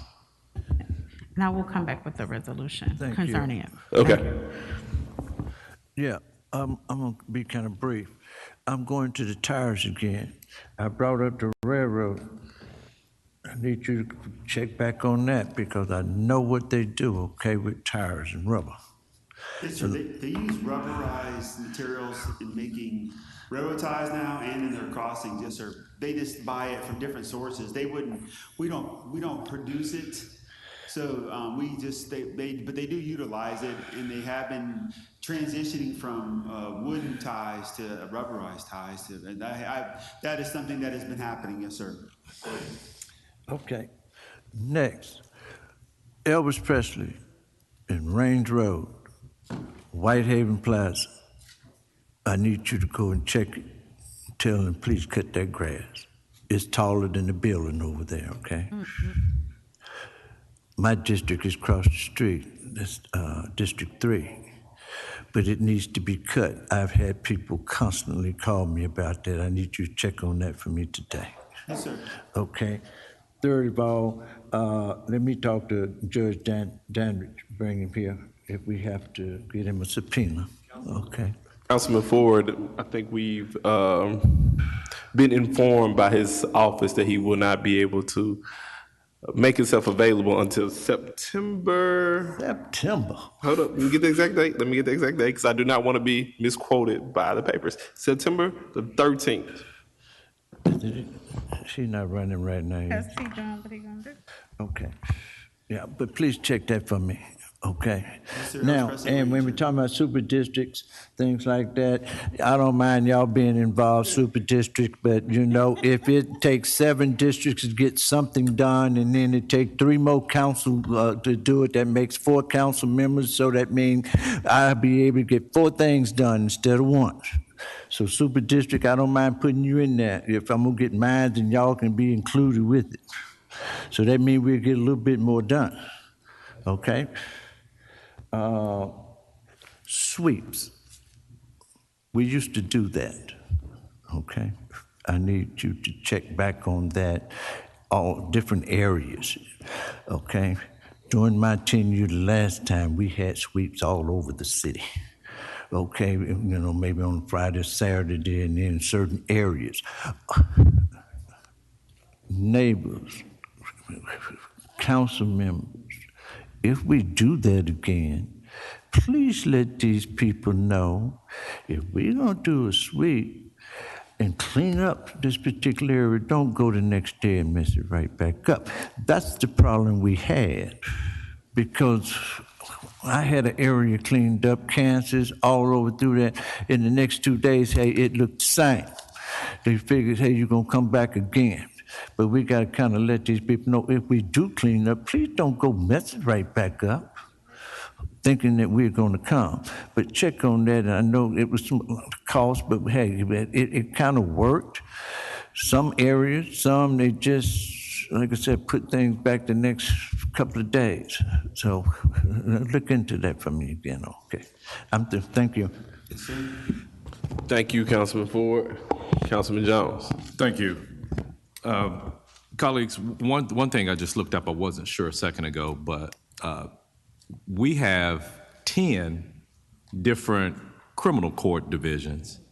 We have one environmental court division. So if anything, we need to have multiple environmental courts. I think about ones, and they handle all types of complaints, not just blight pickup. I think about the Pepper Tree Apartments in our division, but it's handling that. So we have one court to handle absolutely every issue dealing with environmental issues. It's just not enough. If we're saying that we have just right behind crime, it's blight, but we have 10 to handle crime and 1 to handle environmental issues, just isn't sufficient to do so. So, maybe this is a last ditch or last minute effort. The county is going through their process right now. I guess, if you think about it from the standpoint, I don't know how much urgency it is on the county standpoint to adding such versus Memphis from the standpoint that technically the county only supervises what would be unincorporated Shelby County because we have purview of everything within the city limits of Memphis. So what I think, if what I would ask, maybe last minute, but Ms. Owens, if we could have a resolution today with same night minutes saying that we would like for the county commission during their budget process to look at the feasibility, well, not just look at the feasibility because it can be done, but there's just a need to add an environmental court. And so as they're going through their process, let's just formally ask that they add a different, at least or an additional division of environmental court.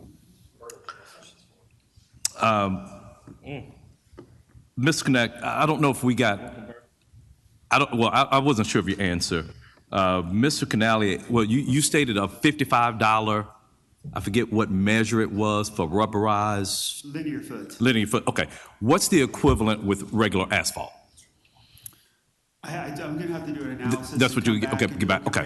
It's because it's usually a little bit more to do a rubberized asphalt because it's a specialty product. But I'll get you that. Okay. Well, that's going to be quite important in my opinion because if we're talking 55 versus 50, I'm just throwing numbers out here. That's one thing. Now if it's 55 versus 15, that's a different proposition that we have to look at. But I think we need to take a look at that because if we look at, to me, it would be the cost of doing business to clean our city up. The expense of whatever that process is. The Daily Memphis yesterday talked about, I guess it's at T.O. Fuller Park, the walk path that was laid with that rubberized. What we could do perhaps at all of our golf courses, we could have that as a way. So, there is it may not be a financial cost, but it is a cost from the standpoint of our looking at a city that's littered with illegal dumping, particularly tires being probably the single most guilty culprit as it relates to that. But to me, if we look at the cost of doing business, I think that the benefits, depending upon the cost, could outweigh whatever the costs that are associated with that. I guess I'm still at the point too, though. At some point, a few years ago, we separated the sanitation, the solid waste from your division. At this point now, I know there could be, I know that there's probably coordination and collaboration between you and Ms. Ryan. But I'm at the point now that I think that we have, I hate to use this, we have two monsters trying to create or trying to tackle the same issue. At this point, I'm thinking that whether it's you, whether it's Ryan, I guess I'm at the point of questioning, do we need to bring back the solid waste? Because to me, Blight is just a subset, and I don't know why it's under one division versus the other, having one division to tackle all of that. The 17 people that we're looking to add, when we look at going back to your 6,000 plus some odd linear miles, 17 people, we divide that by 17 people, it's still a great responsibility. I just don't know. I would like to hear further discussions about what are the benefits of bringing it back and having one director to handle all of that, because to me, still Blight still is going to fall up under some of the issues that solid waste. And I just, I know there's coordination and collaboration, but I just don't know if we had how much efficiency we are getting by doing so. So those are just my comments, Mr. Chairman, and I yield the floor. All right, doesn't appear that anyone else has anything. Please make note that the illustrious Queen of North Memphis, Councilwoman Michael Easter Thomas, is here as well. It appears that all hearts and minds are clear. This concludes item number 1. I don't think we're going to have enough time to get to item number 2, so we're going to hold item number 2. If there's any opposition, to have them come back the next committee meeting. And Councilman Carlisle agreed already.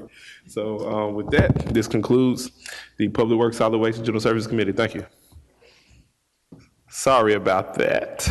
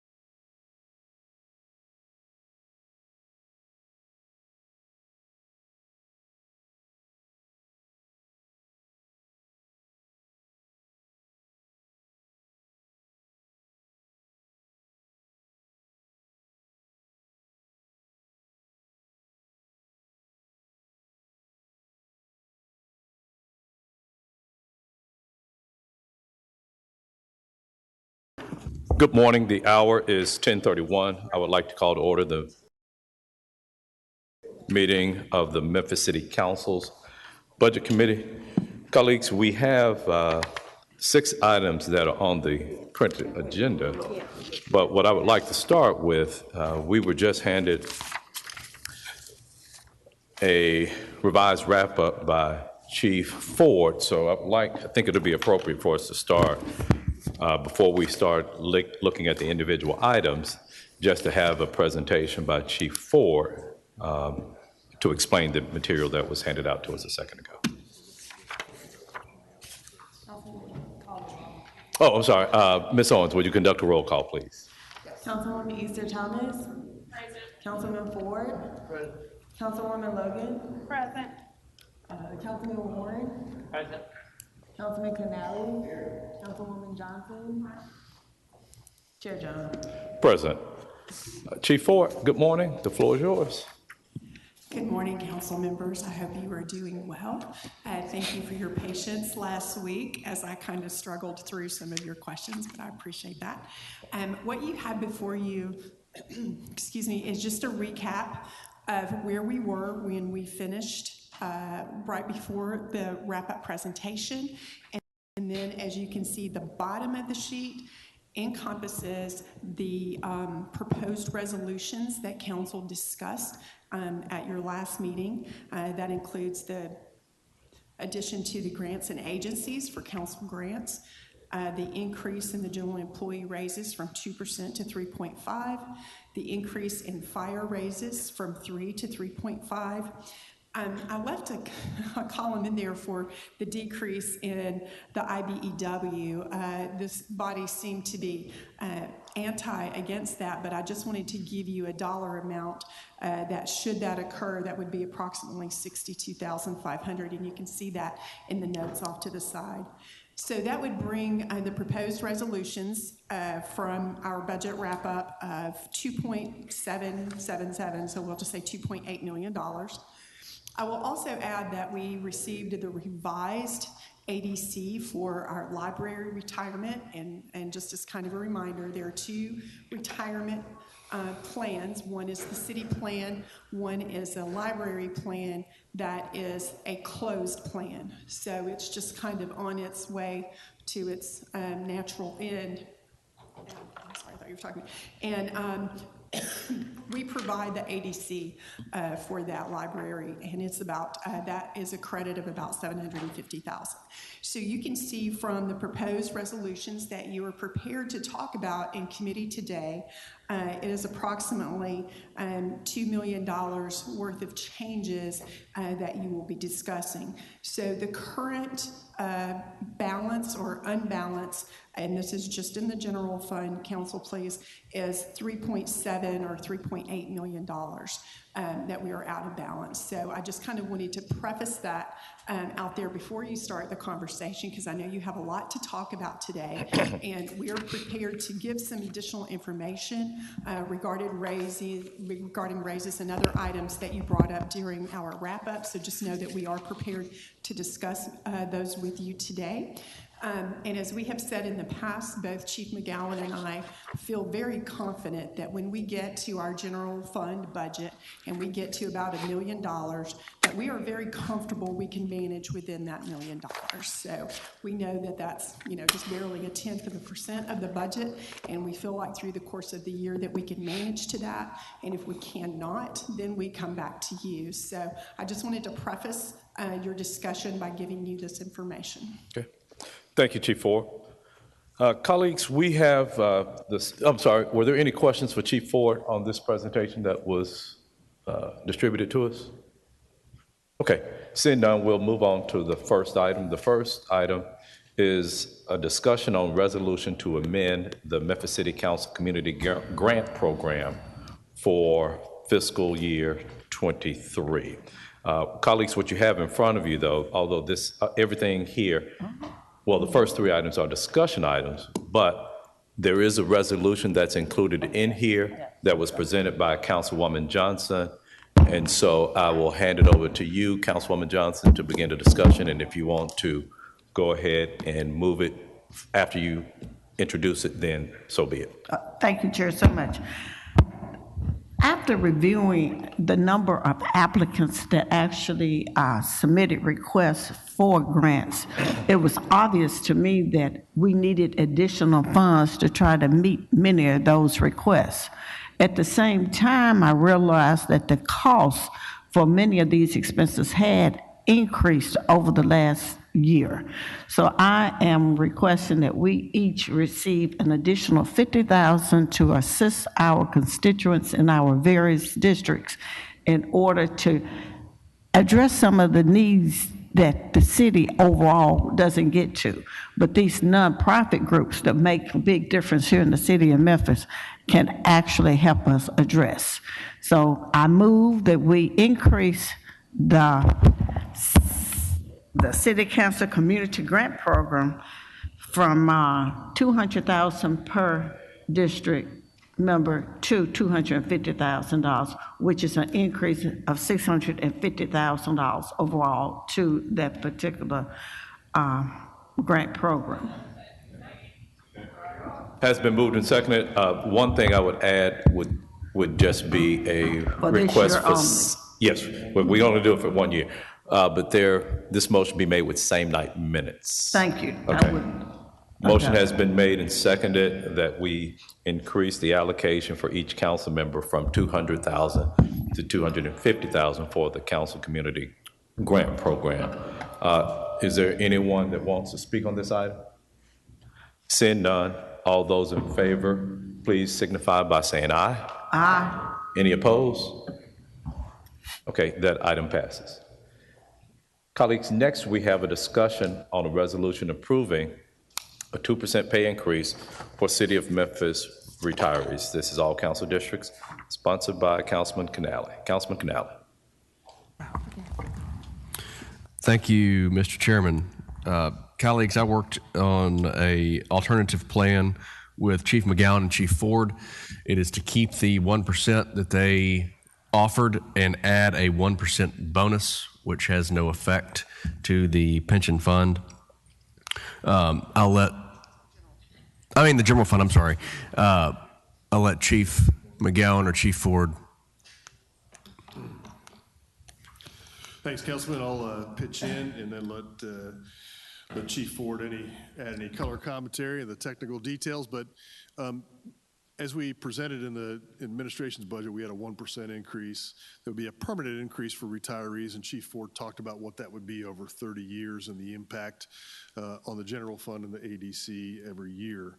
There was a lot of discussion at the last council meeting about if you increase that to 2, what does that do? That's a permanent increase over 30 years. So, and the next piece of the discussion was that we really should have a more thorough understanding about when COLAs are necessary that Chief Smith talked about. And she committed to you to bring back a plan that would have some triggers in there that would bring COLA.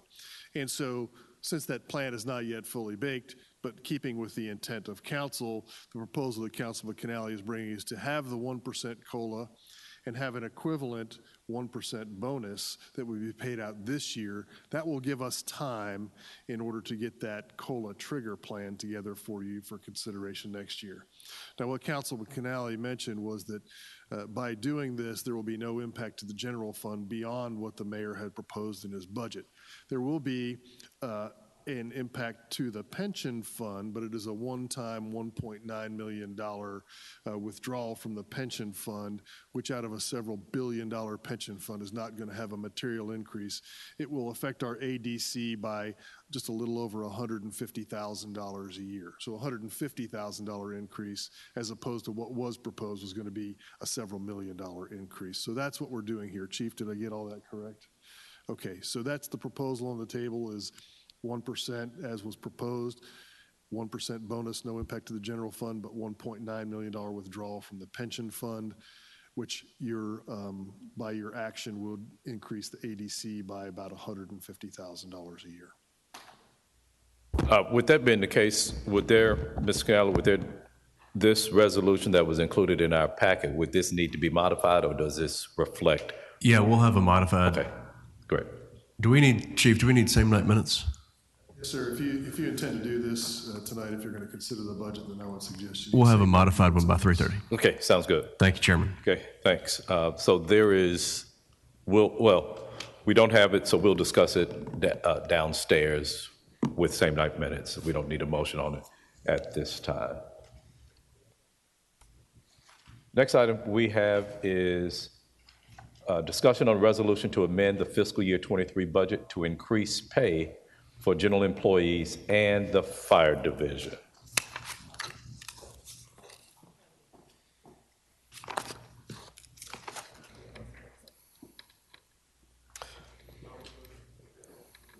So, colleagues, what you have before you in our packet is a resolution. What was presented by the administration was a 2% raise for general employees, a 3% raise for fire. We had also looked at an individual. We'd also looked at an individual IBEW item. So what you have before you is a resolution that would call for a salary increase of 3.5 for all general non-public safety employees, as well as members of the International Association of Firefighters for fiscal year 23. And so I would, once you've had an opportunity to review this, I will go ahead and move. Well, I'll go ahead and move it. I moved it, seconded by Councilman Ford. In the discussion on this item. Well, Mr. McGowan, were you going to speak on this item? Yes, sir. Okay. I just wanted to provide some context for your discussions here. If I could have the slide pulled up, we're passing out some information. So this is important because several of you have been on the council since 2016 and others since 2020. And one of the things that we often talk about is how much we have invested in our employees and are we investing in our employees. And I just want to provide some context here that will, I hope, inform your discussion today. So what I'm passing out to you is something that I know several of the council members have seen before, but it's been updated information. And what we're showing here today on the slide, I want to just talk to you about investing in our employees to make sure that they have a pension that they can count on and pay raises along the way. And I'm going to go all the way back to 2014 when we did some pension reform. And as you know, we were mandated by the state comptroller that we had to fully fund our pension fund. And we had a bridge that we had to climb to get to fully fund that pension fund. We had a 5-year bridge to get there. Because what the comptroller had said is it's wonderful that you have a pension plan, but unless there's sufficient money in there, the employees really do not have a guarantee of a pension in the future. And so it directed us to fully fund the employee's pension plan. And so what you'll see on the chart here, if you start in 2006, you'll see the orange line, and that shows what the required contribution to fully fund the employee's pension was from 2006 onward. You'll see that in the years 2009, 10, 11, 12, and 13, that we were contributing just about $20 million annually to the pension fund, but our requirement to contribute to the pension fund was upwards of $80 and $90 million a year. In other words, we were putting $60 million too little annually into the employee pension fund. In 2014, we went through pension reform.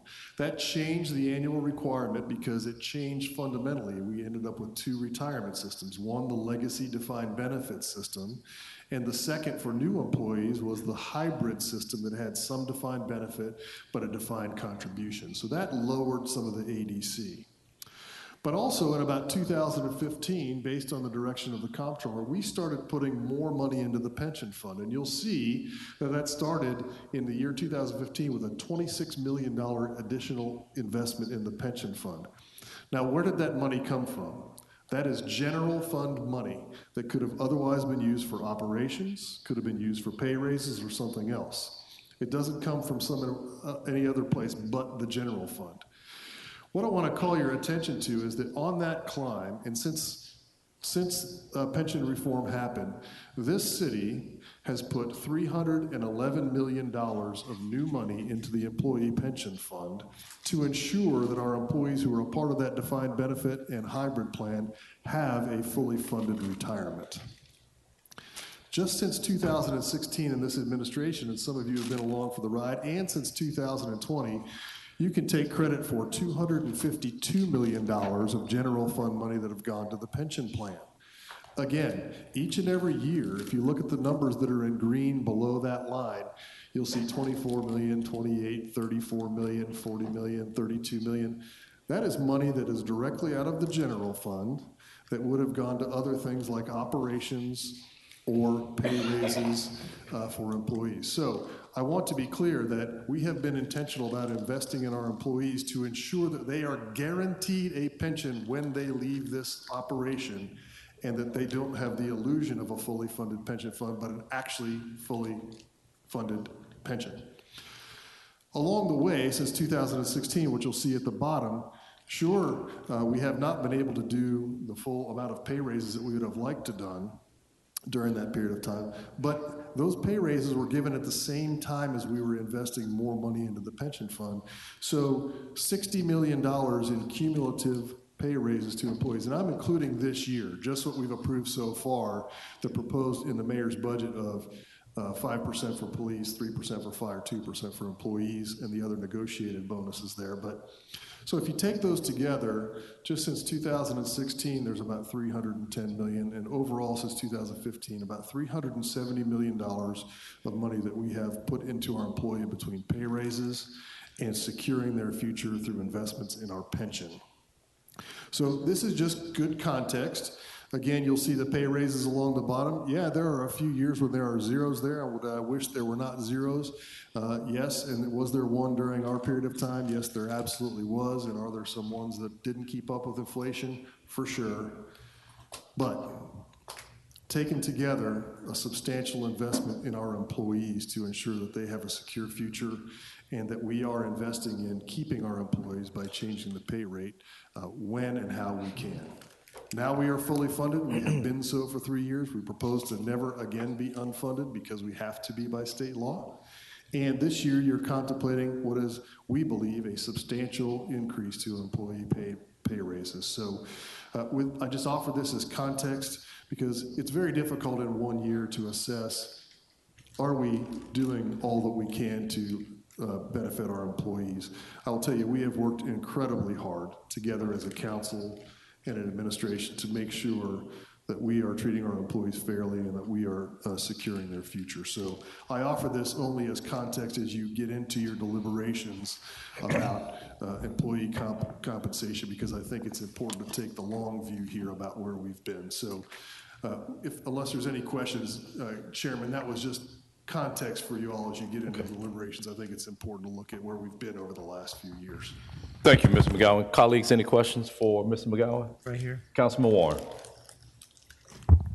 Thank you, Mr. Chair. I'm trying to look at this general fund with the proposed amendment sheet. And on here, are they trying to decrease the IBEW from 4 to 3.5%? Is that what this resolution will do? No, we did not put, we just put what the amount would be if you did do that on there. So if you went from 4 to 3.5, what that would be. But we did not take that out of the amount of the 3.7 that's in there, sir. To answer your question, based upon this resolution, yes. Okay, so that's what's in this resolution. Well, Yes. And then I was wondering, what would the numbers be if instead of going to 3.5, we just took the people who were at 2% and raised them to 3%, and we had 3% raises across the board? Do you know what that number would be, the additional number?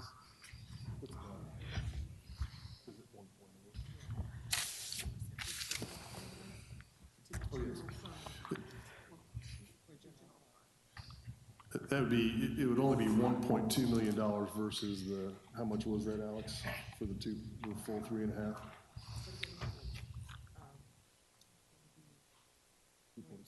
Okay, so it would be a reduction of about $900,000. So the numbers that you see there were the 3.5% for employees. If you just took the general employees to 3%, that would be a reduction in that budget you see before you of about $900,000.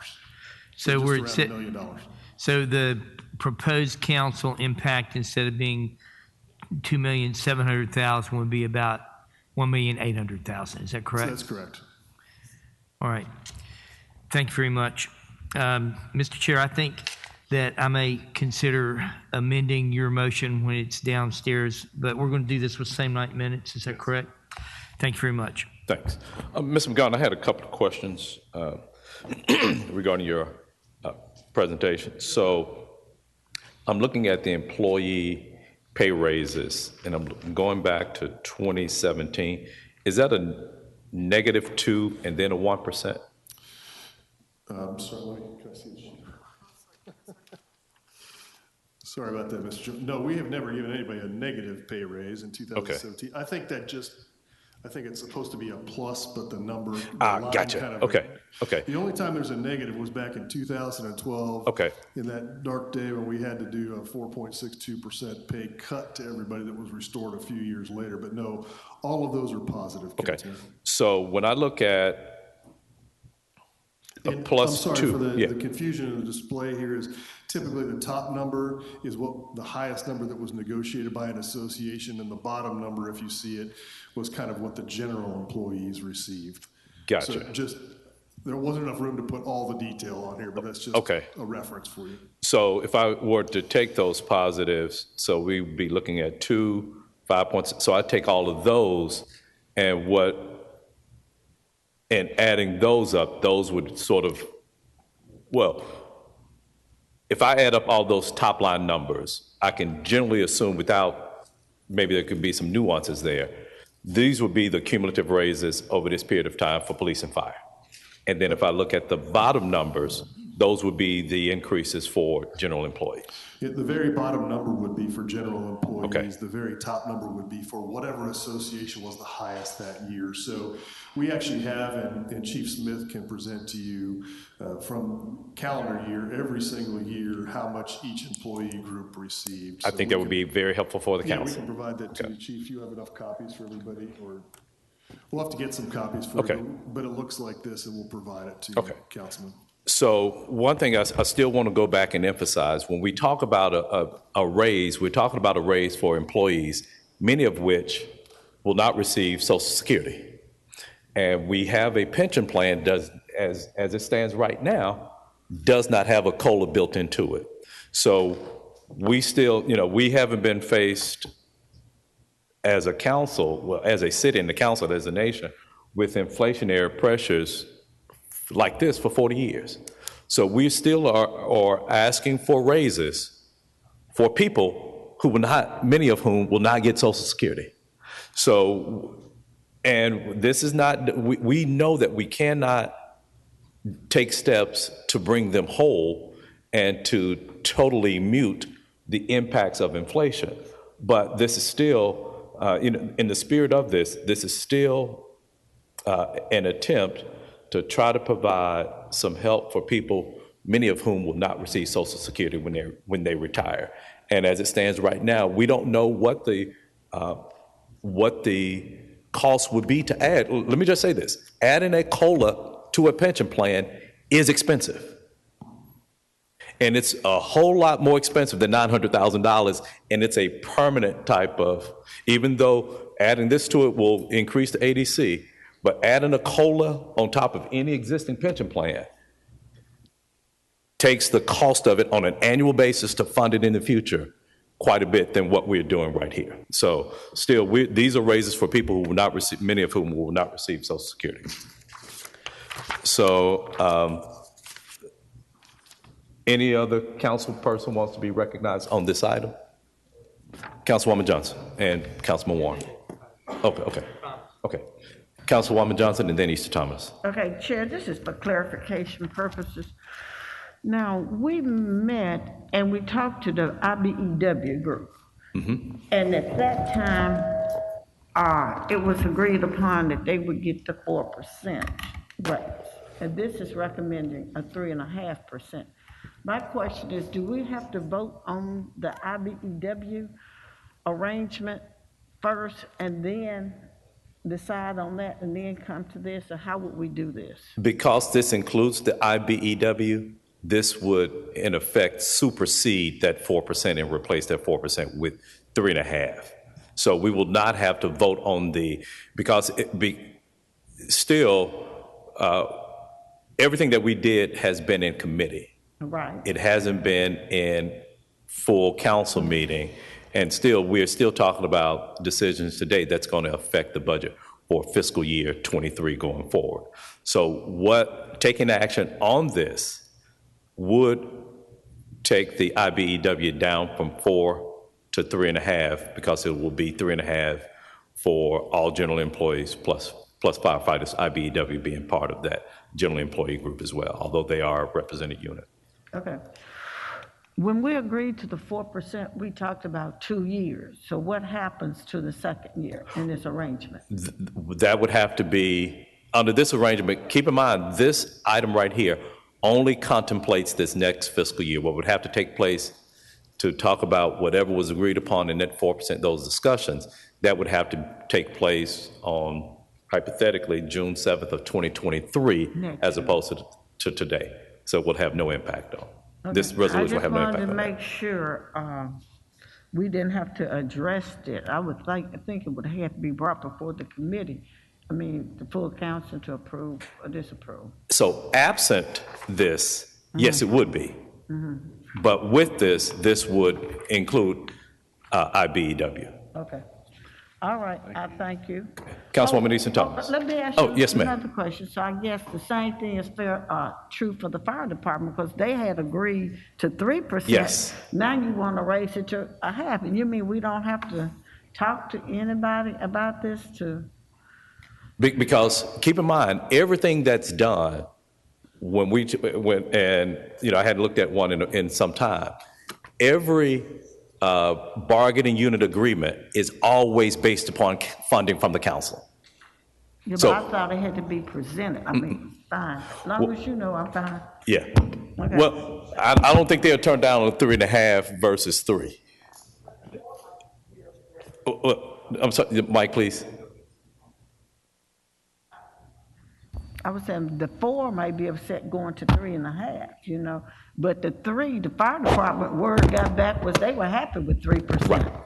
So I don't know, but if we can do this in one resolution, I guess it's fine, but I think it's strange. Thank you.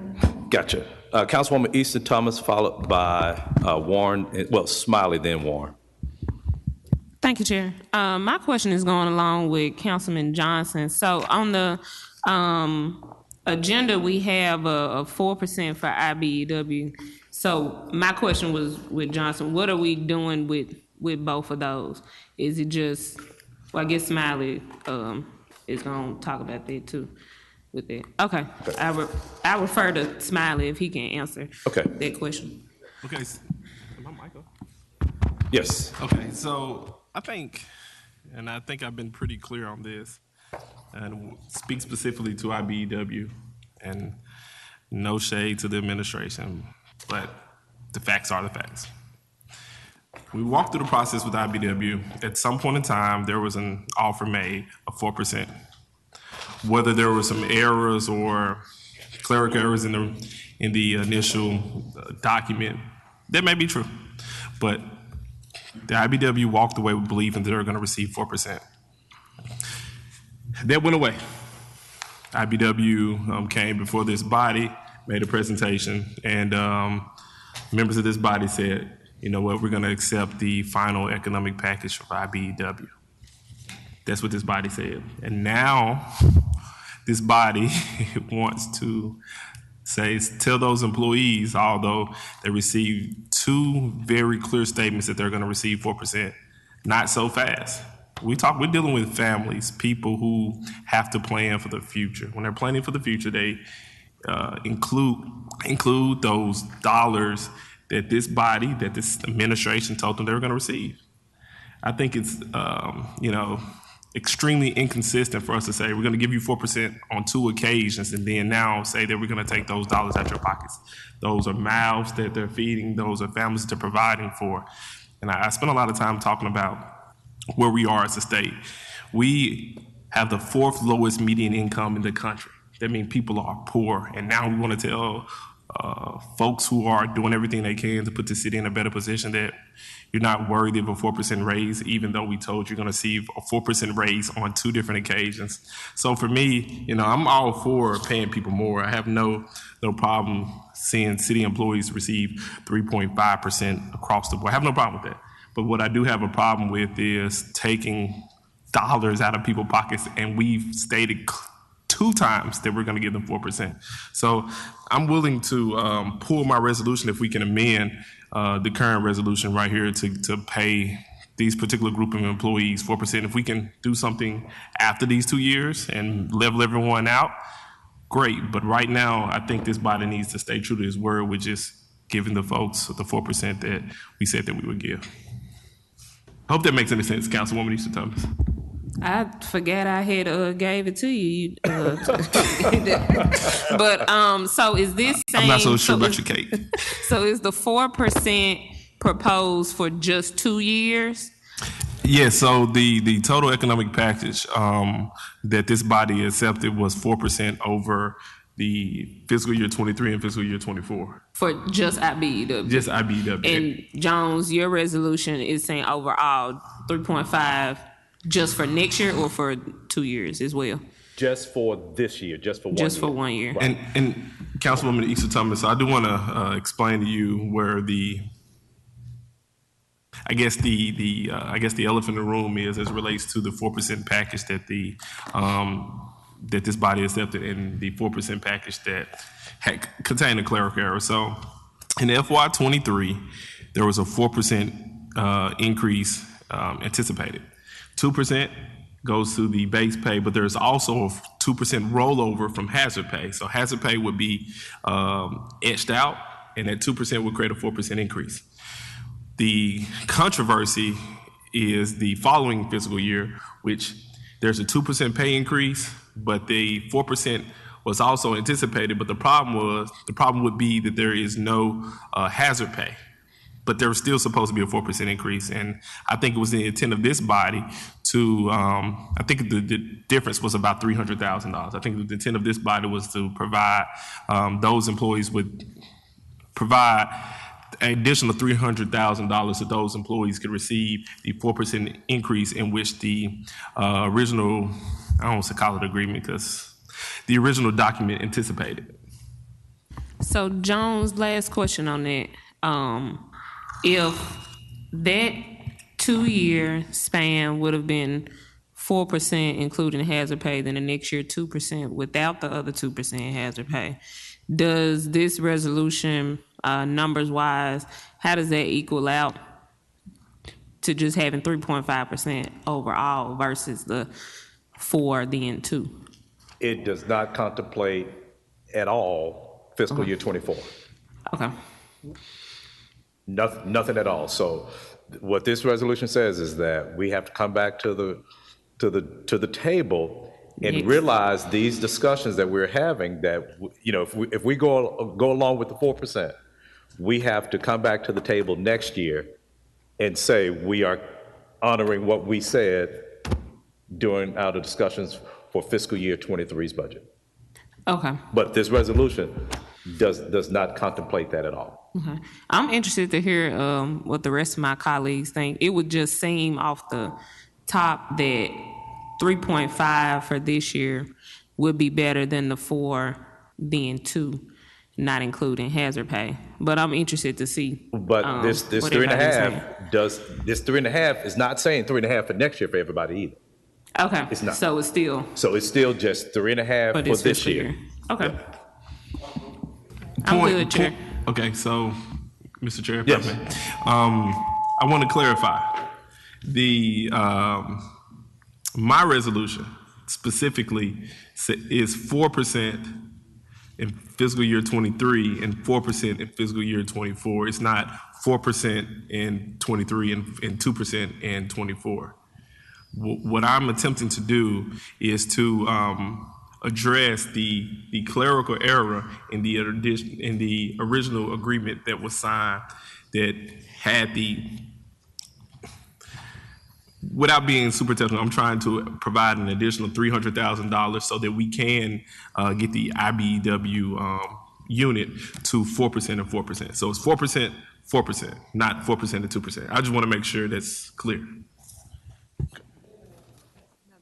Okay. Is Thomas clear? Yeah. You good? Smiley, clear? Okay. Let me recognize Councilman Carlisle because he hasn't spoken yet, and then Councilman Warren. Thank you, Chair. I apologize. I got confused on the schedule. I'm trying to get some other work done. Lot going on here. I'm glad we're having this discussion. I appreciate the chair for putting it on since we were from wrap up. These are pay increases that are contemplated from this year, but they have a rollover impact to next year's budget because they are ongoing obligations versus. And so I guess what I think I would like to know from the team huddle down there. I'm going to give them, if the chair just give them a couple, they're clearly talking about something. It's all right. I just want to make sure. So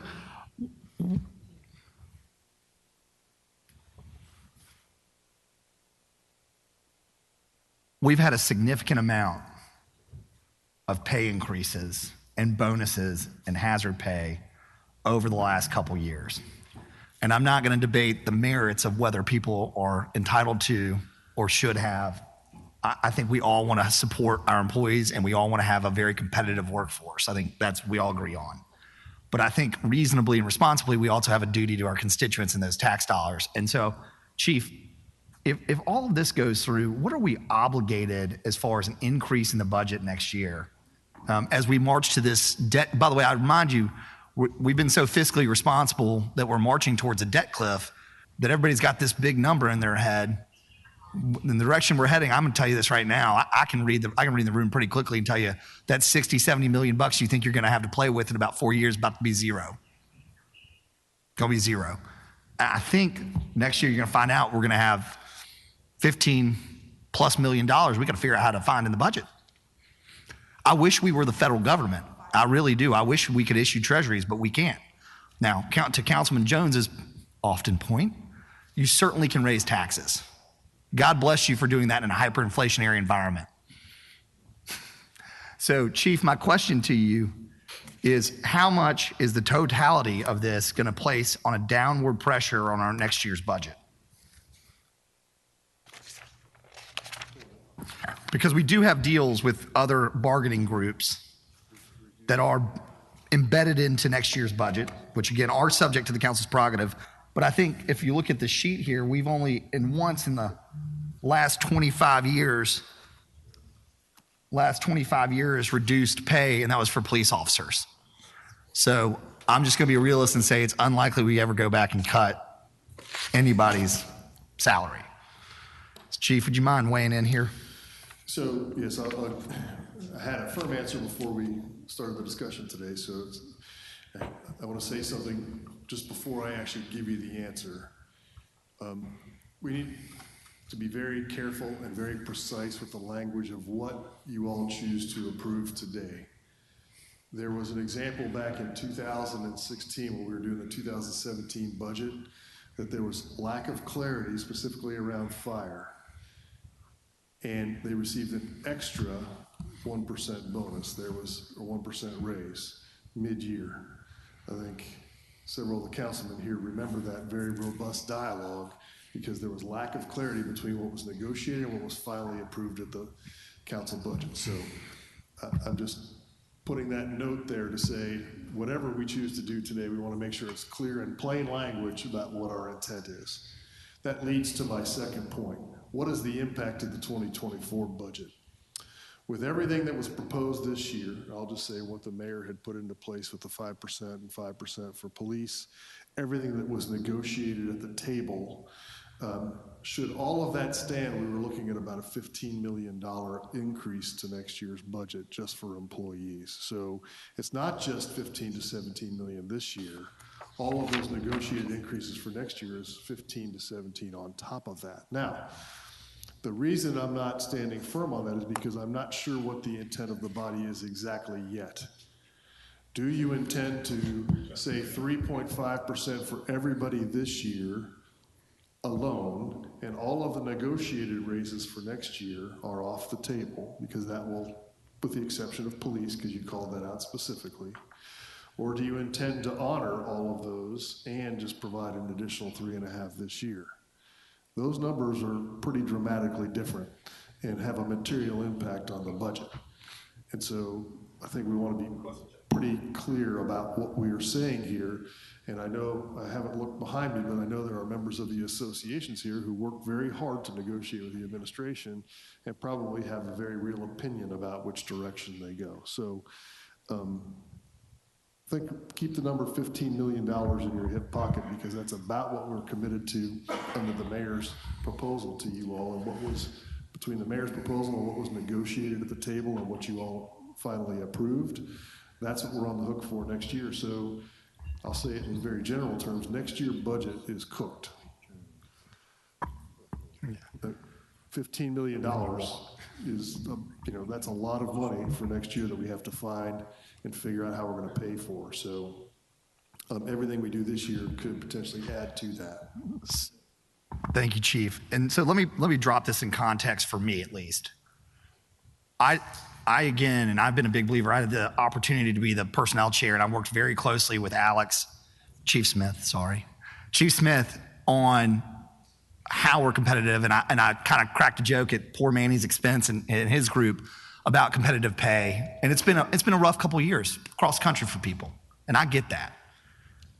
But I didn't run on, and I don't think I saw a single person's brochure or platform or speech or commercial appeal interview that said they were running on employee pay for the city of Memphis. I did see public safety, neighborhood investment, community investment, blight, trash. And so if I had an extra $10, $15 million out of the operating budget, I sure would weigh where the priorities are for my voters and my constituents. And I respect Councilwoman Easter Thomas for what she did to push Juneteenth, and I respect the will of this body. But I disagree with the fact that we should have taken $1 million out of our rainy day fund to pay for a holiday. And I understand her frustration. I do, which is why I really didn't make a huge deal out of it. And I know that we're going to find a way to swap holidays, I think, going down the road. But it's those things where, at least for me, I feel like if I'm supportive of that, I look like a hypocrite to my voters, because we constantly tell them that we don't have money for this, we don't have money for that, but we just obligated ourselves to $15 million for next year. And it's like $15 million in cold hard cash sure could go to those projects we talked about earlier today that are in the center of the city, like Firestone or down in Boxtown. So again, I want to be very clear that I'm incredibly supportive of our employees and the work that they do. And the hardest thing to have to do as a leader is to say no to somebody, or say we have to find a compromise because we have an obligation to our constituents. And so I'll respect the will of this body, and I understand where Councilman Jones is coming from. I don't agree with his points, all of them. Some of them I do. But there's just no way that I'm going to go face my voters and say that we had $10, $15 million in free cash flow, and we went above and beyond what the associations were comfortable with, and we gave an employee raise after a couple of years of raises, looking at the trend line, plus all the hazard pay and premium pay. And the last thing I'll address is this, the one argument, Councilman Jones, I will push back on you on, is Social Security versus pension. The reason they don't have Social Security is because they pay into the pension, which is a defined benefit plan, which takes the place of Social Security on purpose. It is the same for any private sector employee, like a FedEx employee that participates in their defined benefits plan, of why they're not allowed to participate in both. It's very rare. I think I'm close to saying that it's accurate. So it is. So a defined, as long as the 15% that an employer pays for pays in the FICA, 7.5, well, my numbers might be off. 7.5 comes from the employer, 7.5 comes from the employee. That's Social Security. So somebody who's getting a FedEx pension, they still are getting Social Security. It's when you talk about governmental bodies, somebody who works for the county, if the county is not paying into Social Security, 7.5 come from the employee, 7.5 coming from the employer, they're not getting Social Security. So if the city itself could say, we're gonna put in 7.5%, you as an employee put in 7.5%, then you can get a pension and Social Security. But somebody who works for Coca-Cola right now, if they paid into Social Security and Coca-Cola could have a traditional pension plan, they are going to get a pension and Social Security. It will be a greater expense for us as a city to pay 7.5% more, and the employee would pay 7.5% more, but that's how they would be entitled to Social Security. So just because somebody has a defined benefit plan does not preclude them from receiving Social Security. They just have to pay in. You have to pay into Social Security in order to get something out. And I would think most elect not to because of that contribution. When you look at most folks who are retired, many people who are retired, people still get a Social Security and a pension, but that's because their employer and they themselves paid into the Social Security system. I'll have to take your word for it. What I would say is our employees pay into the defined, now it's a hybrid, but I would still push back on that for our employees based on the fully funding, meaning, again, we're fully funded now to that point, whereas at one point we weren't. And by the way, I'm not sure Social Security is going to be around in 30 years anyway, but actually I know it's not if we keep on this trajectory according to the actuarials. But I'll take your word for it. I just go back to, for me, if I've got $10 to $12 million of free cash flow, there's other places that I think I'd rather put it for this next coming year, at least while I'm here. I will say, my colleague made an interesting point, which this can be the danger sometimes of term limits, is politicians are willing to make decisions in the short term and walk on them and let somebody else pick up the mess later. So again, we're obligated to these decisions down the road. With that, I like Easter Thomas, I'm interested to hear other people's perspective. Thank you, Councilman Carlisle. Councilman Warren. Thank you, Mr. Chair. I guess I want to look at this as sort of a systems thing. I don't think that I'm competent or our council is competent to actually do the negotiations and do the budget. I mean, that's what we have an administration for. And we had a process. And in this process, we had an appeal to us, which was part of the process for IBEW. And we agreed to provide them with a 4% raise for the next 2 years. That's what we voted on. Okay? So in my mind, I don't want to see us go out of the process and take that back. Okay, we voted on that. That was part of the negotiation process. Our other unions negotiated with our administration, and they came up with a 3% raise and other raises that were agreed to and were presented to us in the budget. I think that process of having the administration negotiate with our bargaining units for our employees is the right way to go about things. And I think for us to come in at the end and say, we're just going to add something to that and go completely out of the process ruins this as we go forward and puts us in the middle of negotiations where we don't really want to be. That makes it too political, and it makes it hard for our unions to know what to expect and for our administration to know what to expect. So I do not like this process of how we're doing this. The only part of the situation that I appreciate and would like to maybe consider doing is we have employees that did not get a 3% raise, and if we want to make it equitable, I would be more willing to give those people who had a 2% raise 3%, because that wasn't part of a negotiated agreement. That was an administration decision. And I think we can, as a council, actually do that and not damage any bargaining contracts in the future. So whatever happens with this, I am going to move downstairs that what we do proceed with is continuing the IBEW at 4% for 2 years and moving people who had a 2% raise to 3%, and then leave everything as it was negotiated. I think that makes the most sense and doesn't do damage to our negotiating situation. It's fair for our other employees, everyone feels like they've been at the bargaining table and negotiated fairly, and it leaves us knowing what's going to be in the budget for the next 2 years or until the next negotiation comes up with our unions. And I think it provides our union leaders with the confidence to know that when they do negotiate, if they have to come here at an impasse, then they can do that. The council will listen and try to make the best decision possible. And for that reason, I would recommend that, and I guess I'll make the amendment now if I can get a second, that we continue the IBEW as we voted on before. And the only thing we do to amend this budget as far as salaries are concerned are take the employees who had 2% to 3%, and no one goes beyond the previously negotiated budget. And I want to try to see if I can make that specifically so that it's not ambiguous. Point of information. Yes, sir. So I want to, with your motion or assuming the amendment, what we would be doing is accepting the recommendation from IBW, take them, so there'll be 4% from fiscal year 23 to 24. And if that's the case, and if this body deems it viable, I don't necessarily know if my resolution is still needed, but you will essentially be accomplishing my intent, which was to keep IBW at the 4% in fiscal year 23 and putting them at 4% in fiscal year 24, right?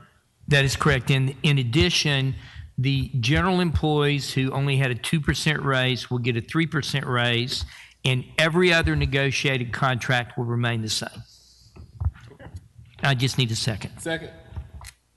Okay. Motion has been made and seconded to amend the substitute resolution whereby a salary increase would be 3% for all employees. What's this one? And okay, take it. Non-representative employees. Okay. Thank you. Thank you, Liza. Okay. Any questions on this item? I had a question for Mr. McGowan before. Okay. Okay. So instead of a 3.5, we're going to 3 for all non-represented employees. For all of the other bargaining units, whatever was originally presented by the administration, those recommendations would remain in place. So for your, okay, yours out. So basically striking that last paragraph under this proposed amendment, and then go into 3. Okay, I got you. Yeah. Thank you. Yeah.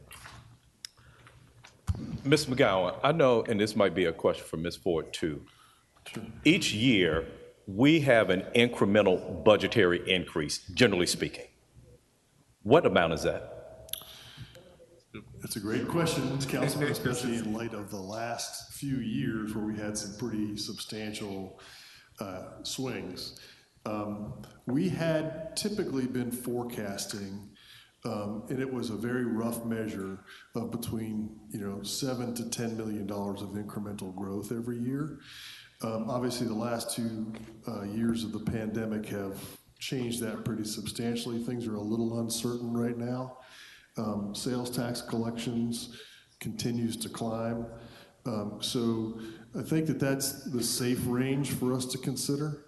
And so the reason we're a little bit, when you talk about what we have proposed in the budget, that's kind of the target area we were planning for, was because we think we could be confident based on the pace of sales tax collections.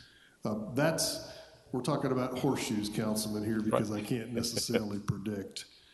But that's about right. And Chairman, could I ask just one question, clarifying question? So just to make sure, so I know we're going to get asked what's that do to the budget, so I just want to clarify. What Councilman Warren has proposed is that all of the negotiations would stand as negotiated, and that only non-represented employees would receive, instead of a 2%, they would receive a 3% raise, and that everything else would stand. Okay. Yes. Because I'm going to ask the team to start doing some math, because I think that will reduce what has been proposed, that deficit that has been proposed in the budget. So we'll start working on that for you pretty quickly. Okay. And so if we're talking about, generally speaking, that 7 to 10 each year, where if we're saying that we're looking at a $15 million deficit next year, that could be $5 to $8 million if we talk about the natural growth that may take place. Yes, sir, that's right. So Okay. that's what we were suggesting here. I think that number will come down a little bit based on this particular motion, but, and again, that was our planning factor. So when we added it all in, we thought we could be up as high as 15 million, but we were targeting between that 8 to 10 when we had proposed the budget. Okay, so I just wanted to, to put that out to everybody. 15 is a little bit scarier than 5 to 8. Or 5 to 8 when we talk about this. So I don't want us going away to saying that, well, we can't do this because we're looking at a $15 million deficit. We always have, typically, and it varies from year to year, if we do nothing based upon sales tax increases, which, hey, the prices of, if we look at it from the standpoint, things are going up in price. That's going to affect the sales tax. So we can look back and say, well, that 15, we may not be looking at as large of a deficit going into the next budget season based upon these same inflationary pressures. Because as the price of goods and services go up, we still are talking about that 9.75%. Well, that's additional revenues that can come in. Councilman Canale.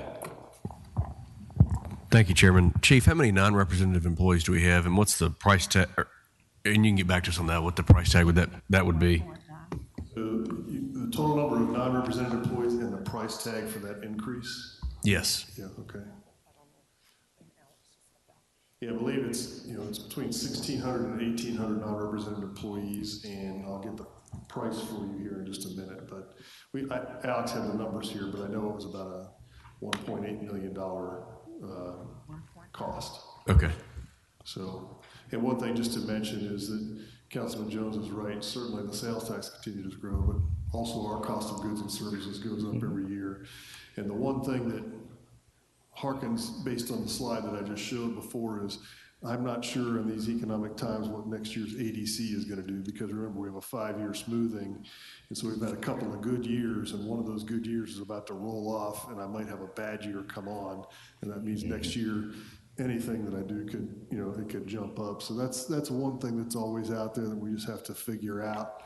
And again, we're trying to get as close to perfect as we can here with knowing what we know today. And so that's what we've tried to present to you. I think that's what all of you are doing here today, is to forecast as closely as possible what's probable to happen. Thank you. Councilwoman Johnson. And I'm sorry, it is 2,000 non-represented employees. I thought it was 1,600 to 1,800, but 2,000. Oh, no. Thank you, Chair, for the opportunity.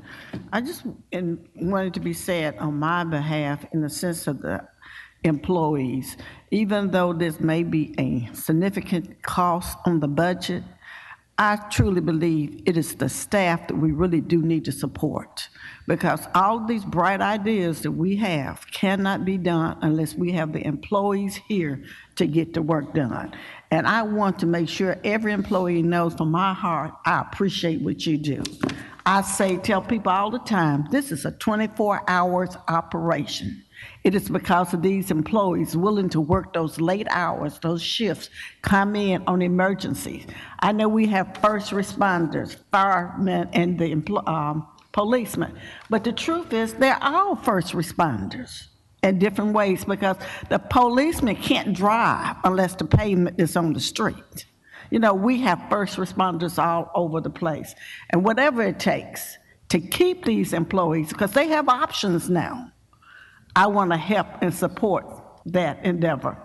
I understand cost is always a consideration, but I will be supporting an increase for the employees. Thank you.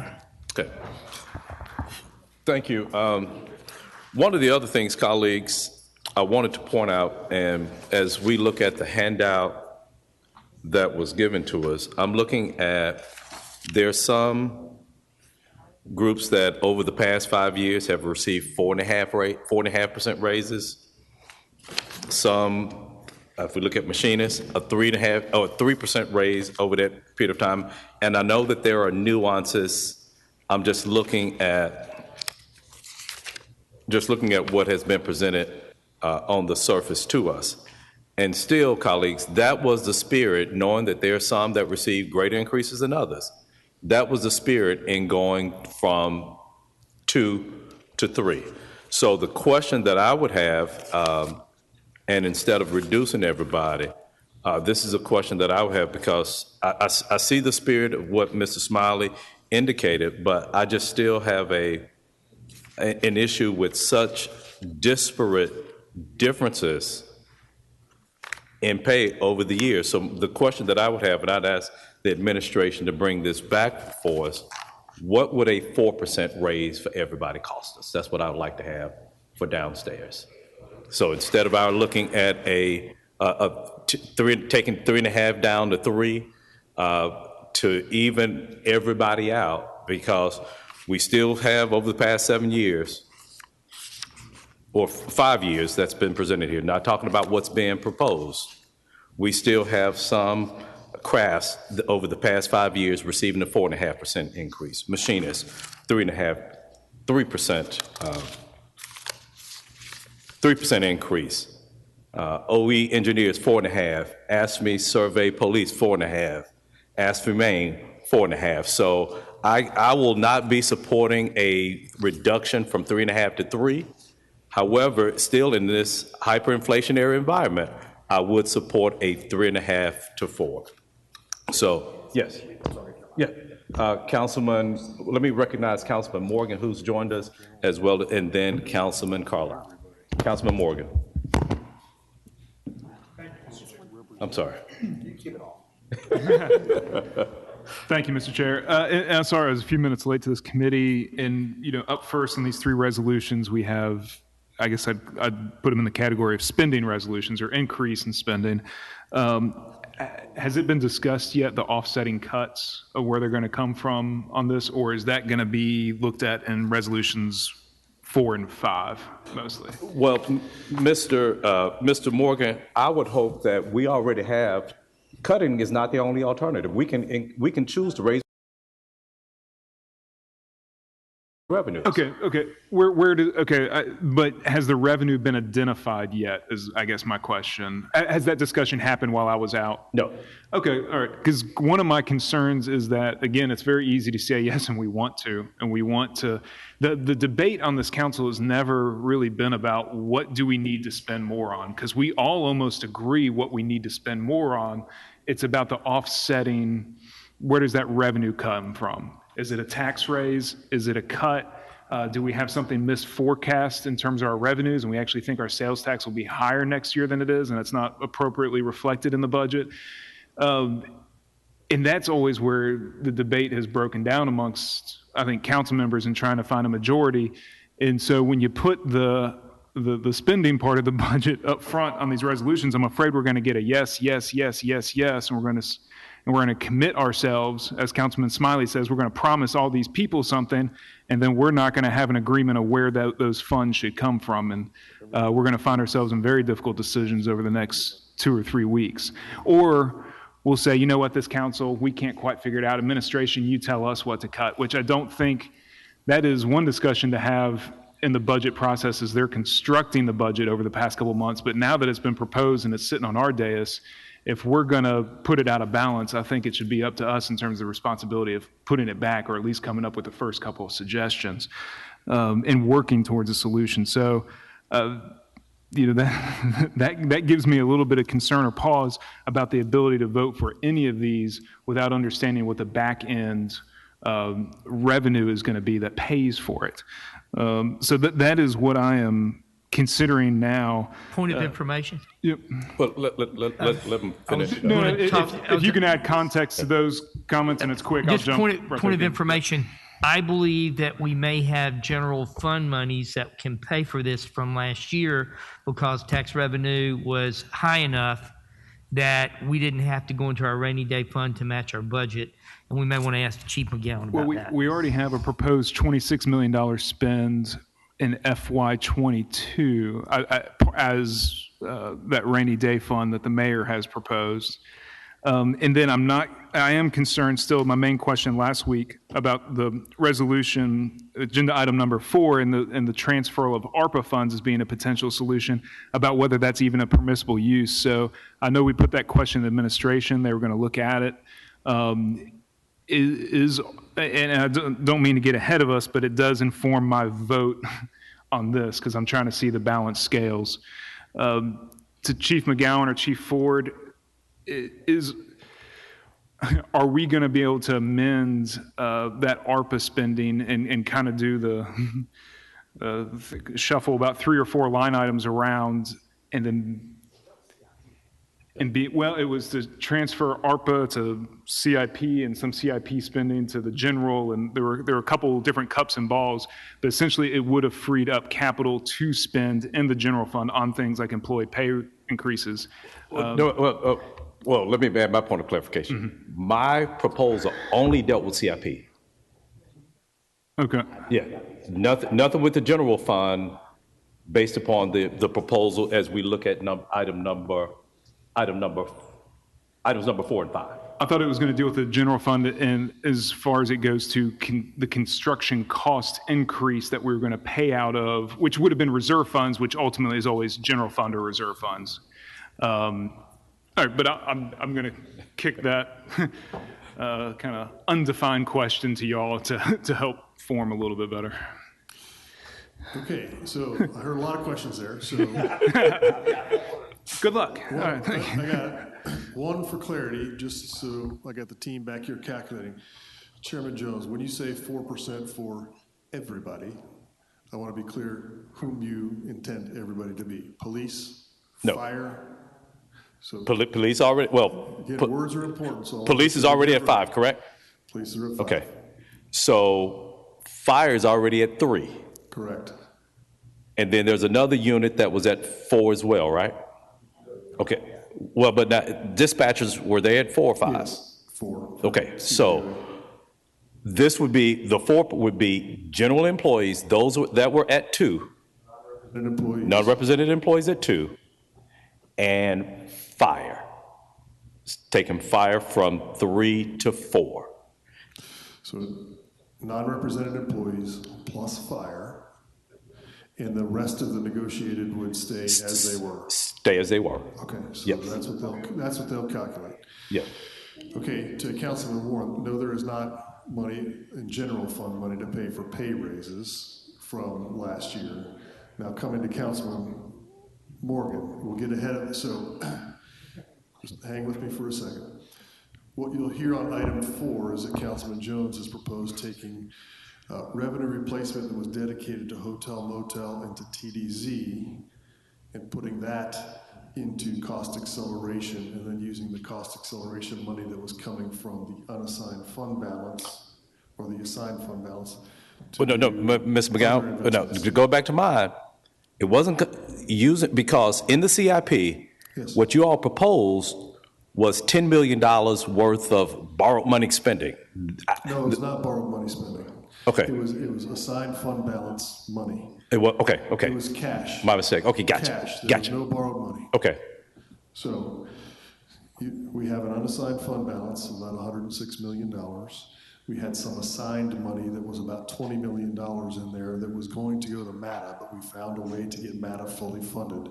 So that assigned fund balance of 20 plus 6 from the unassigned fund balance was that $26 million of cash that the mayor had proposed spending on $10 million of cost acceleration and then the other projects that we had listed out.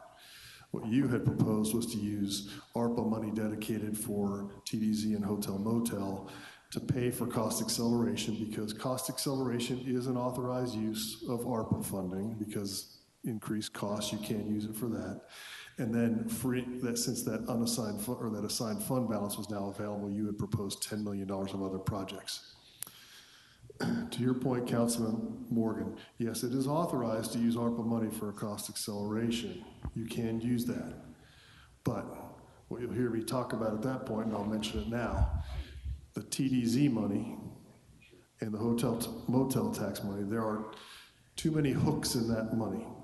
And what I mean by that is, in the hotel motel fund, we have to have enough money to make sure we can pay debt service. The revenue replacement that was going in there, make sure that we don't go insolvent on any of our debts. The money that was allocated for the TDZ is committed based on the improvements we're making in the Pinch District, the improvements we're making at Tom Lee Park, and contributions to realize the Brooks Museum of Art, all projects that have been approved. Now, there is a possibility of using revenue replacement money that was not dedicated for hotel motel and for TDZ for that purpose, but I'll get into depth in that when we get there as a potential solution. But to answer your question, Councilman Morgan, yes, you can use ARPA money for cost acceleration. We have allocated all of that money already, so I'll have to talk to you about how you would change the allocation. Mm-hmm. And I think I answered all the questions. Okay, and kind of follow up on some more points, and that's including cost acceleration for the project Accelerate Memphis, which was started already when we were in the middle of the pandemic, rather than cost acceleration for projects that started prior to the pandemic and then were impacted. Yes. Okay. It is authorized for that use. Okay. All right. So back to the pay increases. This is a conversation I've been having for 7 years on this council about what's the appropriate way to do employee pay increases. Do we go for parity, where we make sure we treat every employee exactly the same, and if we're going to do 3%, it's 3% for everybody, and we don't have any differences? Or do we recognize that not all we're not in the same situation in terms of employment with every single category of employees, where there are some employees that are underpaid compared to the public sector and the private sector market, and we have a much difficult job recruiting mechanics, for example, than we do people servicing another job, and I don't want to pick on anybody in particular. And so because of that desperate need, we need to do something different or increase this by 5% while we hold this maybe at 2%. And that's been the debate. I fall more on the side of, I think anything going above the consumer price index, CPI, I understand that if we want to do something, try to do something on an annual basis for employees, that's a base level for everyone to make sure that they're keeping track with CPI or inflation to a reasonable level. When we get in a market like this, where those numbers are running a little wild, it's going to be tough for us to keep up with. But in normal years, we might be able to. But then through each budget, look where we're falling short in different employment categories and what might need a little bit extra boost to get the job done or to get more people in these seats that are sitting there that have been open for years that we can't fill in terms of our complement. And it is affecting our ability to deliver and impact services. So that's more where I fall in that philosophical debate. And I think that's where I'm going to continue to vote. So as we have this discussion, some of the most important things that we need to look at for me are those private and public sector comparative pays, and then talking to the directors about how difficult it is to get people in these positions. So for now, also, it sounds like we're going to be able to shift around potentially some of this ARPA fund that could be an allowed use. If that's not in the majority will of the council, then one of the other uses we can use is unassigned funds or reserve funds, which I would very rarely, if ever, recommend for an ongoing expense like this in terms of employee pay, because then next year, how do we pay for it if there isn't the increase that we expect? We'd either have to go to reserve funds again, or we'd be talking about a tax increase. I think a tax increase is off the table this year just because the logistics of what it requires in terms of publishing, we're probably out of time and getting in the periodicals and just some of the mechanics. So it would have to come from reserve funds or potentially from the moving around of ARPA funds. And I'm not sure I'm in favor of either of those potential uses right now. And then to Councilman Carlisle's point again, if we have $5 to $8 million, if we have $15 million, whatever the number is this the priority spending? And if we have enough money, we can start spreading it out across different things. It doesn't have to be all in for the employees or all for kind of the community services, the libraries, the cleaner streets, the more paved roads. But boy, this is a big chunk, and we've got a lot of needs out there. And this I think would be a very difficult one, as Councilman Carlisle said, to take back to the constituents that this is how they would spend it or do it. Based on the needs that I've seen and heard from them in the community. So all that to be said, those are my thoughts. I know other council members were interested in hearing from their colleagues on it. That's what I'm wrestling through, but certainly leaning towards a no vote on this, and if it were to go through, potentially a no vote on the entire budget. Thank you. Thank you, Mr. Morgan. Mr. Carlisle. Thank you, Chairman. All right, a lot of good points. Got a little off into some later good fun stuff in this. So I think I see where everybody's at, and here's what I think. Here's what I think I see, and because we're gonna have to strike more than this, may have to clean this up depending on how it actually falls. And Councilman Jones, again, I respect the fact that you put something forward that you wanted to see. A lot of times, people just say no without bringing things forward. So I say it with respect. Here's where I'm at. I think we leave all the negotiated units alone. We honor IBEW's bargain this year. I think it was like a $300,000 difference. I just got the impasse packets and back. Jay, if there's a clerical error we misunderstood, we'll get it worked out. But I think we're set. Leave all of the represented units alone. IBEW would be included in that. And move to add all non-public safety, non-represented employees be given 1% on top of the mayor's proposed 2% for FY23 and just call it a day. I got it. I just want to clarify. I'm just making sure. We've been all over the place. And so we've got to strike a bunch of language out of the recitals is the point, but I think the root of that is where we're at. Is that accurate, Jeff? Microphone. Chair, if you don't mind, I'm sorry. Yes, I have a substitute resolution I can read. It's short, okay? Substitute resolution to amend the FY23 operating budget to include a salary increase of 3% for all non-representative City of Memphis employees for FY23. And whereas the mayor of Memphis has in FY23 proposed a 2% raise for City of Memphis employees not represented by employee associations, and therefore be it resolved, the City Council hereby amends the FY23 budget to include a 3% salary increase for all non-represented City of Memphis employees.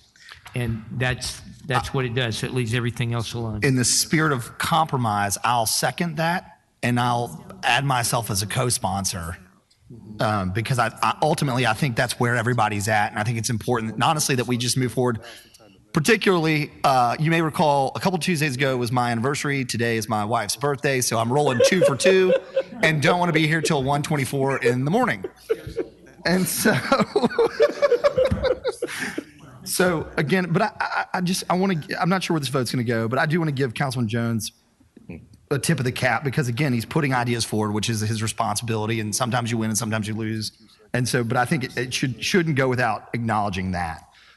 So with that, I don't want to cut anybody off if they've got any additional comments, but with that, I would call for the question, Mr. Chairman, on the substitute resolution. Well, thank you, but I'd like to hear from any other colleagues. We do have a substitute motion. The substitute motion is we have a 3% increase for general employees, and all of the other represented units will, whatever their agreements were, would remain in place.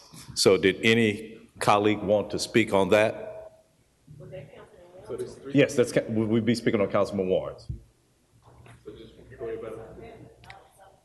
Well, in essence, we're substituting it. Yes. Yeah. So, I would like to make an amendment to that to take it to 4%.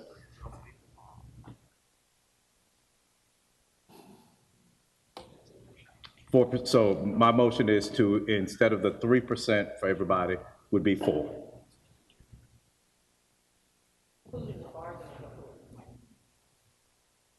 Bargaining employees currently remain in place, but this would be 4%. Okay, mine dies for lack of a second. So the question has been called to increase the 3% for general employees, non-represented general employees, and whatever the existing agreements are with the bargaining units, those would remain in place. Ms. Owens, would you conduct a roll call vote on this item, please? Councilman Morgan? It's this, right? Yes. Okay. Councilwoman Easter Thomas? Yes. Councilman Ford? Councilman Carlo? Yes. Thank you. Councilman Okay. Ford? You got it. Yes. That's it. Oh, yeah, right. Councilwoman Logan? Aye.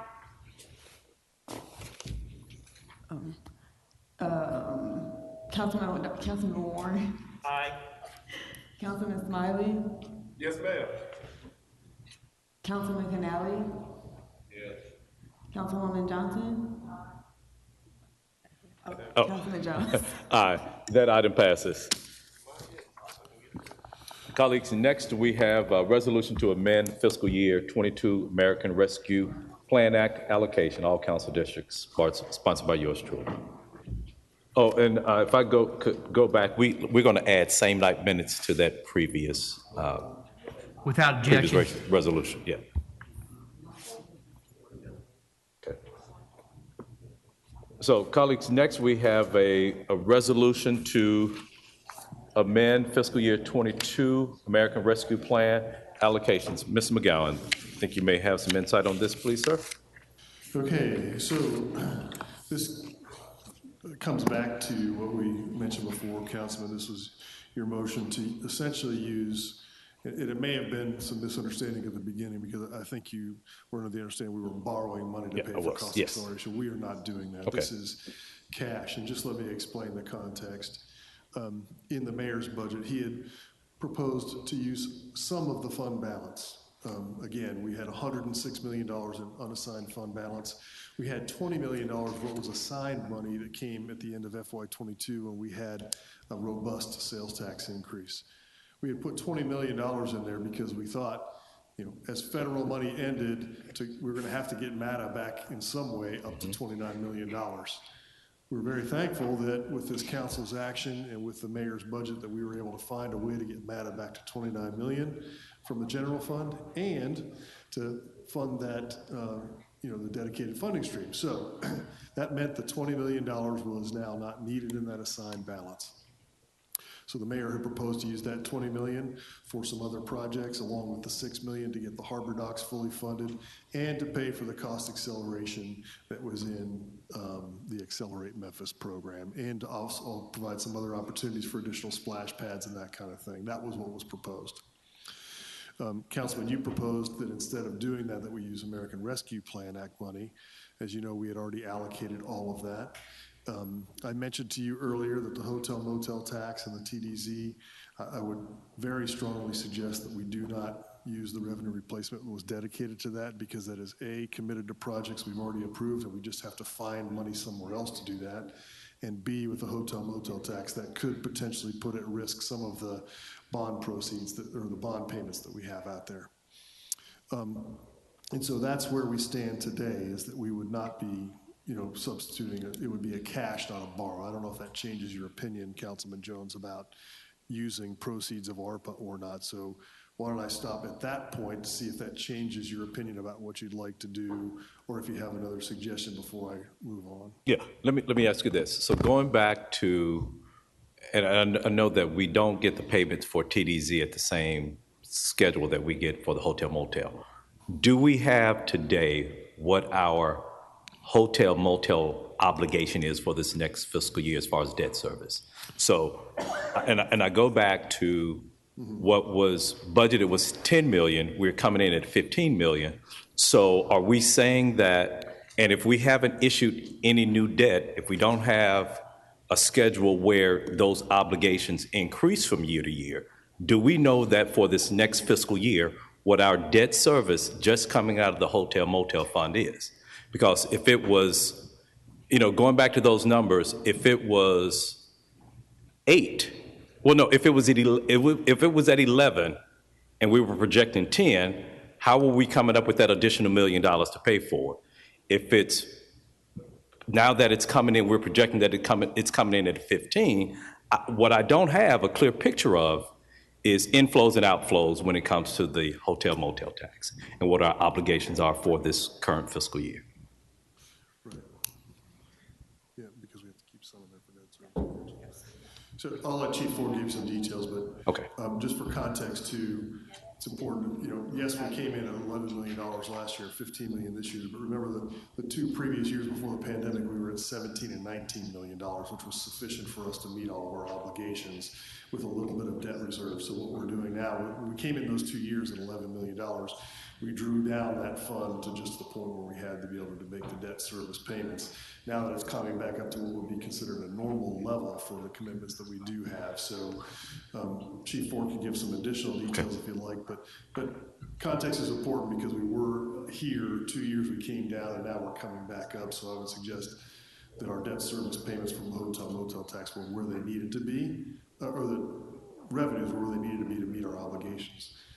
Chief's still talking. I don't know if she has any more additional details. Well, but the answer to that question is really going to drive everything, because what I'm saying is that if we haven't issued any new debt, we should have a schedule for the next, and I know we don't have it in front of us right now, but if we haven't issued any new debt, we should know what those outflows are based upon those revenues. And so in a certain year when it came in at 11, we may not have been able to build it back up. But still, what I haven't heard is that what we're expecting to spend, if it's 11, if it's 12, 15, that's going to determine whether or not. Because what I'm sort of inclined to think, though, the TDZ may be untouchable. The hotel motel, based upon what I've heard, may or may not be.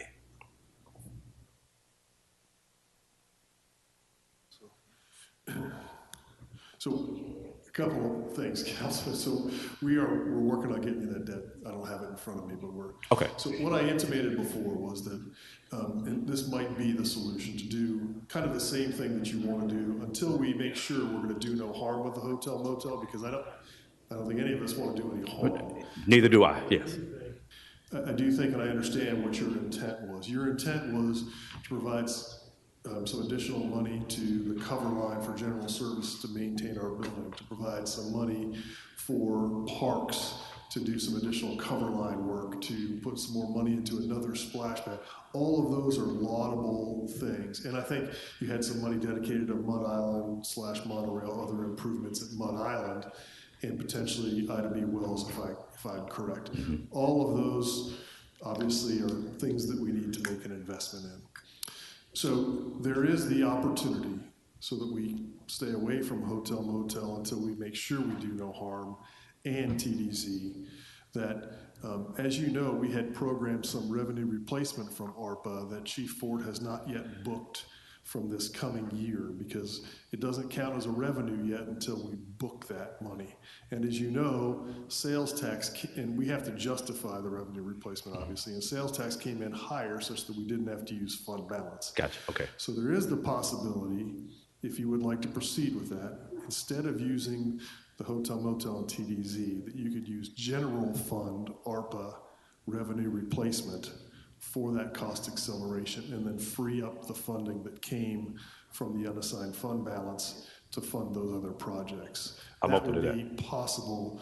I realize that I appreciate the diligence you went through to look at those, but there is danger, I think, of doing something quickly that we might regret later. It wouldn't be irreparable. We would have to come back to you to say, hey, we need money for the hotel motel. But I think there is a path, if we were to go back and amend the FY22 ARPA allocation and took $10 million of revenue replacement that was slated for the general fund and booked that against these cost accelerations, and then you could use your cost acceleration from the unassigned fund balance to fund the projects as you have laid out. I'm open to that. Yeah, it is. Change, and then all you're doing is making one revision to your resolution. And Chief, make sure I got all of that correct. Okay. Well, it can be, but I just want to make sure we have all the information.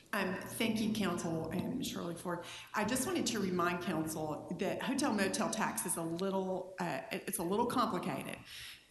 There are two pieces specifically to the tax itself of 3.5%. 1.7% of that tax that comes in is used to pay debt service. Okay. That goes directly to the Sports Authority for those bonds. We pay that debt service. The other 1.8% is what stays in the fund currently, and it has an amendment, I think that ends in 2019, I mean 2029, but that right now, that money is designated and can only be used for certain purposes, okay? Then in addition to that, the other stream of revenue that goes through the hotel motel tax is a $2 a night room fee. That gets forwarded to the Memphis Convention Visitors Bureau. We get to keep 1% as an administrative fee, but that leaves immediately.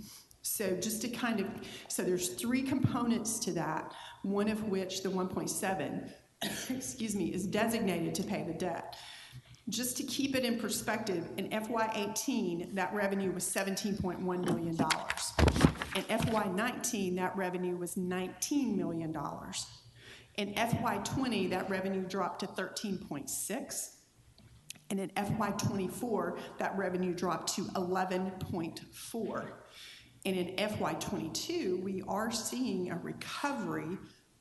And I think, as I shared with you, in our local taxes, we are forecasting about 15 million, and we think that that's probably where we think we're going to land. So we are seeing a recovery there, and the only reason we haven't already replaced and actually made a physical move out of the ARPA money into the hotel motel is we wanted to see where we were going to land. But that does not exclude the deficit that happened in FY20 and 21. Now, just as kind of another reminder, we cannot use ARPA to pay debt service. Okay, I can replace part of the revenue for hotel motel, but I cannot put money in the hotel motel just to pay debt.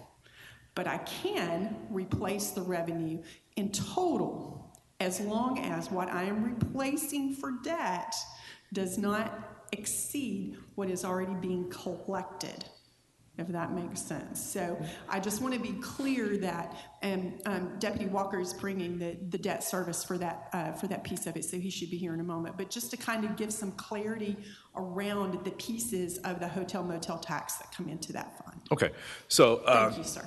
Councilman Canale had a question? Yeah, thank you, Chairman. Chief, would you go over the breakdown again?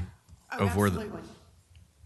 So of the hotel motel tax that comes in, it's 3.5%. 1.7% goes for debt service. Currently, the 1.8% stays in the fund and can be used only for certain items, and those items are convention center, rehab, and expansion, or specific items related to the convention center. Which is what? Oh, yes. Yes. So, and then the other is a room tax per night of $2. That money gets forwarded to the Memphis Convention Bureau. With 99% of it, we get to keep 1% as an administrative fee. The breakdown on the revenues for FY18, the revenue was $17.1 million. For FY19, it was $19 million. It was like 9.99. FY20 was 13.6. FY21 was 11.4. And for FY22, we are forecasting approximately 15 million. Thank you, Chief. Thank you, Chairman. Yes, Thank you. So, Ms. Ford, yes. All of that's helpful, but this is, we've talked about, and I guess what Mr. Walker will be bringing, this still is talking about the revenues or the money coming in. From that standpoint, just from the debt service of it, and I'm just going to pick on the 19 mil, well, let's just pick on the 2021 11.4. So if we're saying that of that total coming in, that 1.8%, that 1.7%, and that 1.7% being debt service, we're saying that, are we saying that out of that 11.4, roughly half of it is going to debt service, and then the other 5.5 or 5.7 is going into what stays into the fund? Okay. Just to make sure. Andre's going to bring down the debt service schedule. Okay. But just in general, just so you understand, 1.7 goes to pay off the bonds, the senior debt on FedEx Forum. The 1.8 is pledged against debt on the convention center. Okay, so we issued $200 million of bond on the convention center. We pledge that 1.8 to that. All of it goes to debt for the convention center. In 2029, when the senior debt is retired at the FedEx Forum, the 1.7 also goes to the convention center. Gotcha. So all 3.5 is now pledged to pay off the debt on the convention center. The other revenues that come in on top of that, and now, yes, there's a debt service schedule, but Andre has to keep enough in there to make sure he pays it every year. So the other money that comes in, as Chief Ford says, the $2 a night. That comes into our fund, we pay it right out to Kevin down at the Convention and Visitors Bureau, so we don't keep that here. It's collected by us and given to him. So 100% of the money that comes in for the hotel motel tax goes to debt service. The $2 that comes in gets transferred over to Kevin Kane. So hopefully that explains how it works. It does, and you've provided much clarity that I didn't have at the onset, so thank you. I apologize for that because it wasn't exactly. Well, no, but when think about it, when all of this is presented to us, we don't have the, everything that's underlined and that just gives me better understanding of it. Yep, you bet. Yep, it does, thanks. So, yes, so now you can put forth what you're supposed to do. If we're off the TDZ. Yes, we are. And the hotel motel, the opportunity presents itself because sales tax came in higher and because we haven't pledged that ARPA money for revenue replacement to the general fund. You have the opportunity, if you would like, to reallocate $10 million for cost acceleration from ARPA and then use the funding that was proposed by the mayor for cost acceleration for the other projects like the splash pad, the coverage, the other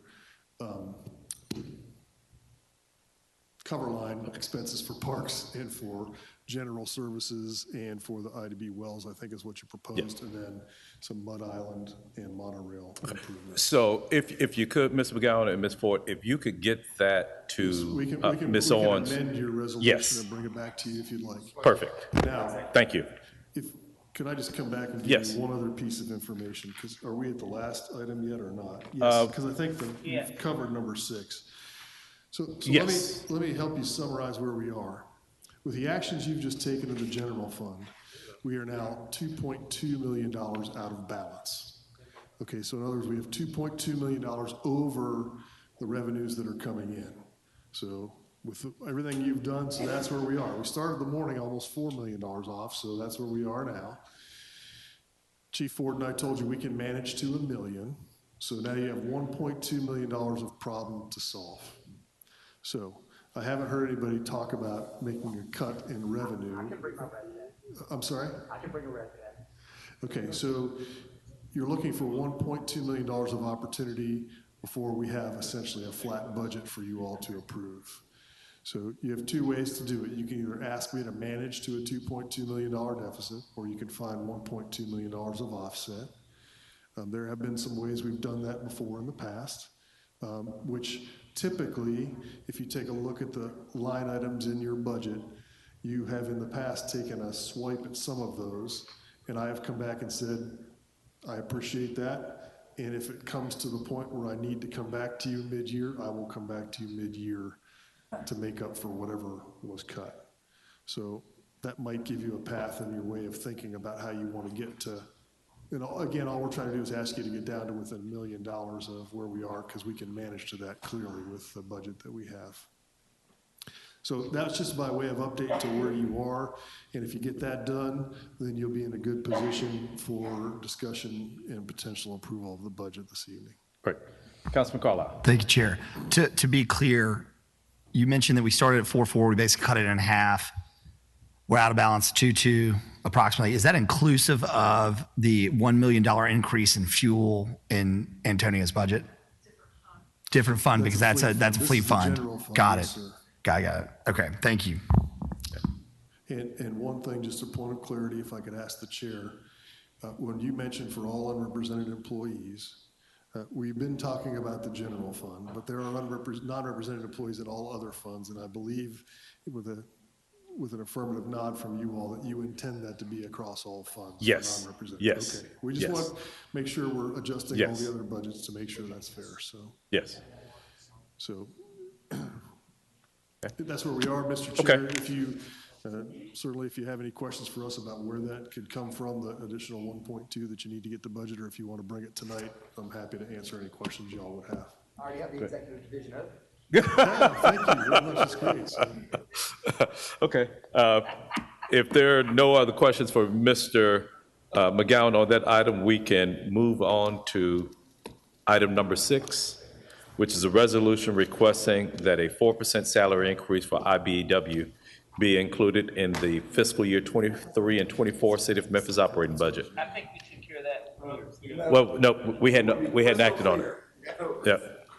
All council districts, sponsored by Councilman Smiley, and although it's not noted, we will add this with saying, well, we will, I'm sure there'll be a request for saying 9 minutes on this. Councilman Smiley. It is. Okay. So first of all, I want to make sure we have, we in agreement it's the same 9 minutes. I think we talked about this at length, and I think this body understands my position. I really don't have any comments. Because we want Councilman Carlisle to get home to his wife. So we're not going to talk too long today. But yeah, no comments. And well, you got to move it, sir. And I so move. Okay, it has been moved and seconded by, was that a second, Ms. Johnson? Okay, seconded by Ms. Johnson. Is there any discussion on this item? Nope. Ms. Owens, would you conduct a roll call item on number 6? Councilman Morgan? No.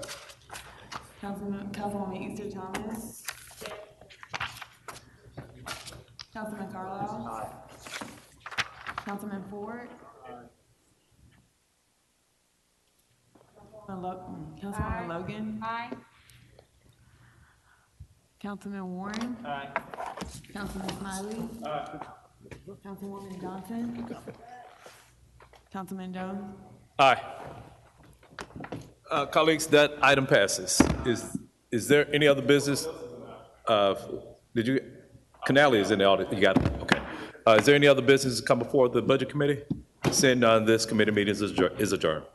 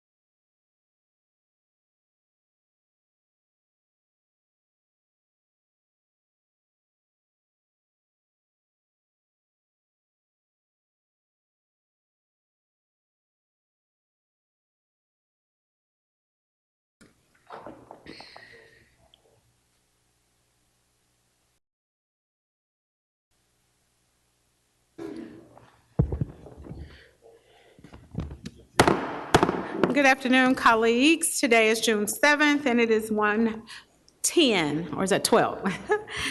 I hereby call the Public Safety Committee of the Memphis City Council to order. Ms. Crichton, please call the roll. Jones. Here. Councilman Warren. Present. Councilman Smiley. And Chair Logan. Present. Colleagues, item number 1 is a resolution to appropriate $6 million of the City of Memphis Police Services CIP project number PD 04025, radio system upgrade in the amount of $6 million to information technology. All council districts requested by administration, request for same night's minutes. Can I get a motion and a second? So move. Second. It has been moved and properly seconded by Councilman Warren.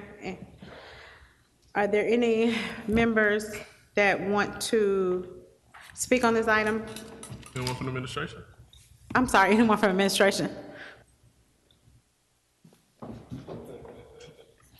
This is an ongoing, continuous, Chief C.J. Davis, 170 Main Street. This particular item is an ongoing project, and we appreciate the support and approval to keep this radio project moving.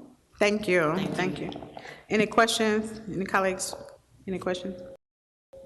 Seeing none, we will take a vote on this item. All those in favor? Aye. Any opposed? It's in the opinion of the chair that this item passes.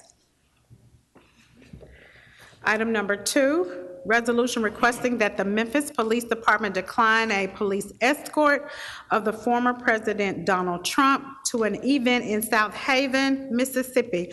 All council districts, sponsored by Councilman Smiley and Jones. Request for same night's minutes. Can I get a motion and a second? So move. Second.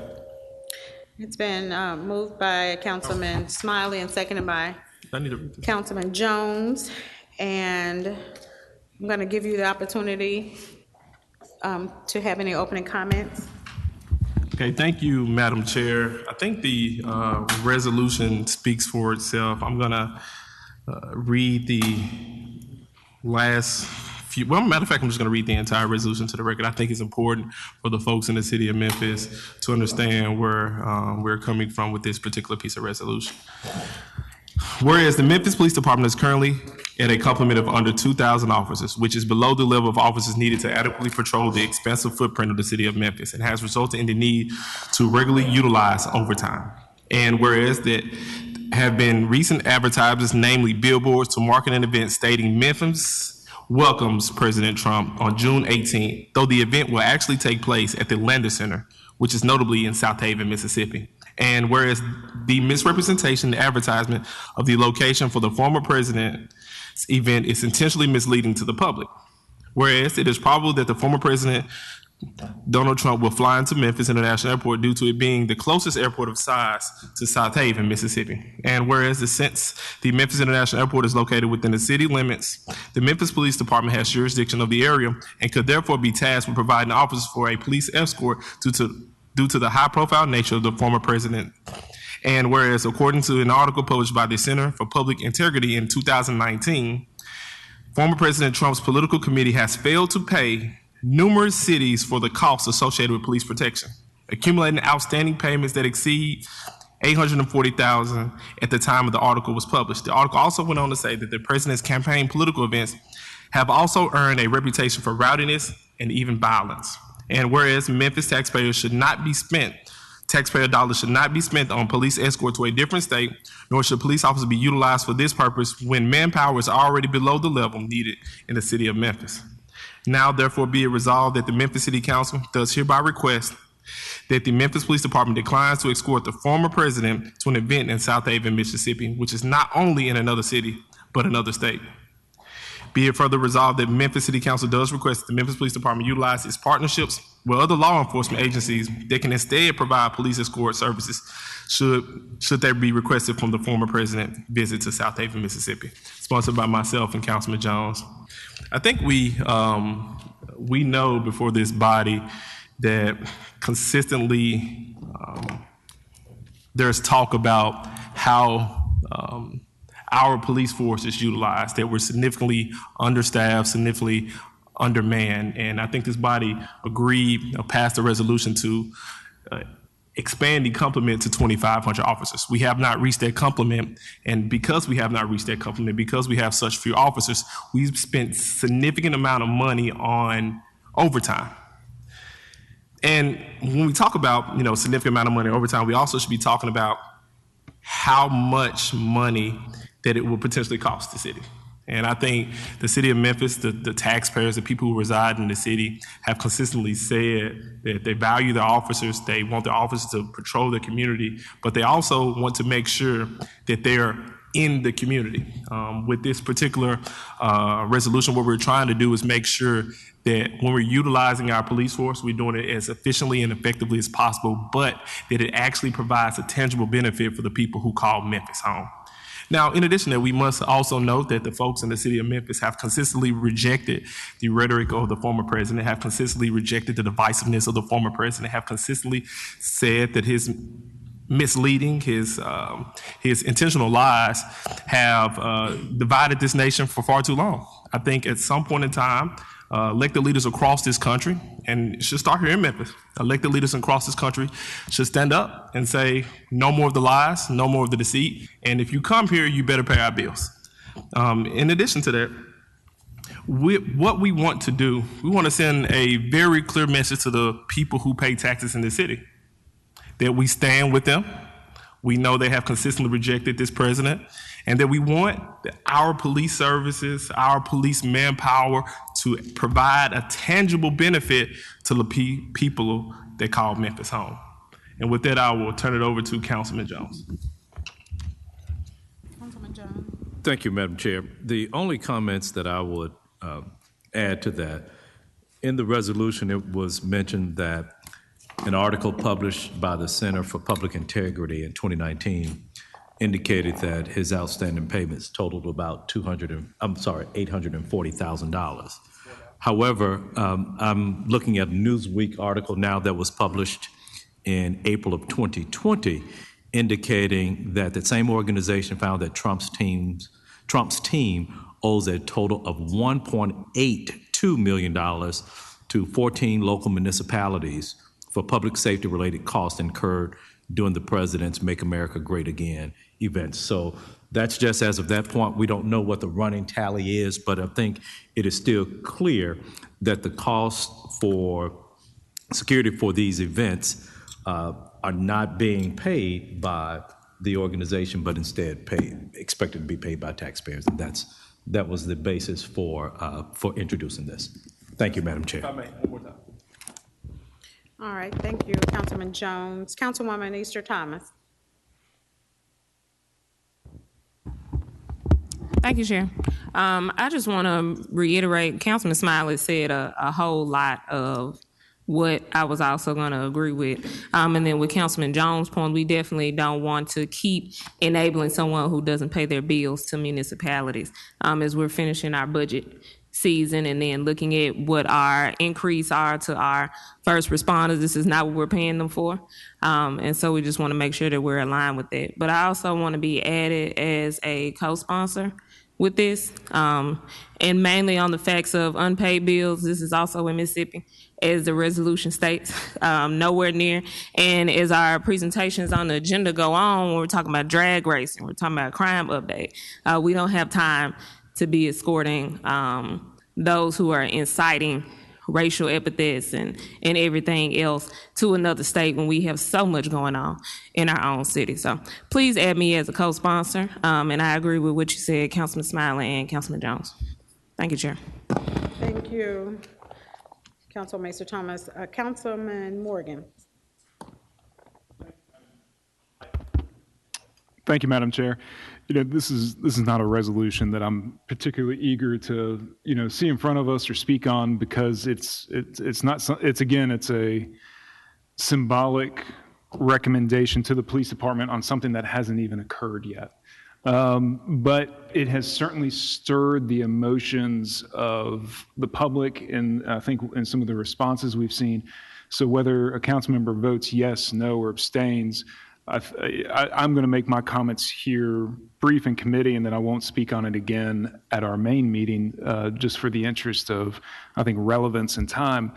But I want to be thoughtful with my comments so that other people aren't then projecting what they think I might think about this rather than being able to speak for myself. And for me, it ultimately comes down to, I don't believe we should be playing politics with security decisions. It is the responsibility of the Secret Service organization to protect the president and former presidents of the United States. They are privy to information that we are not.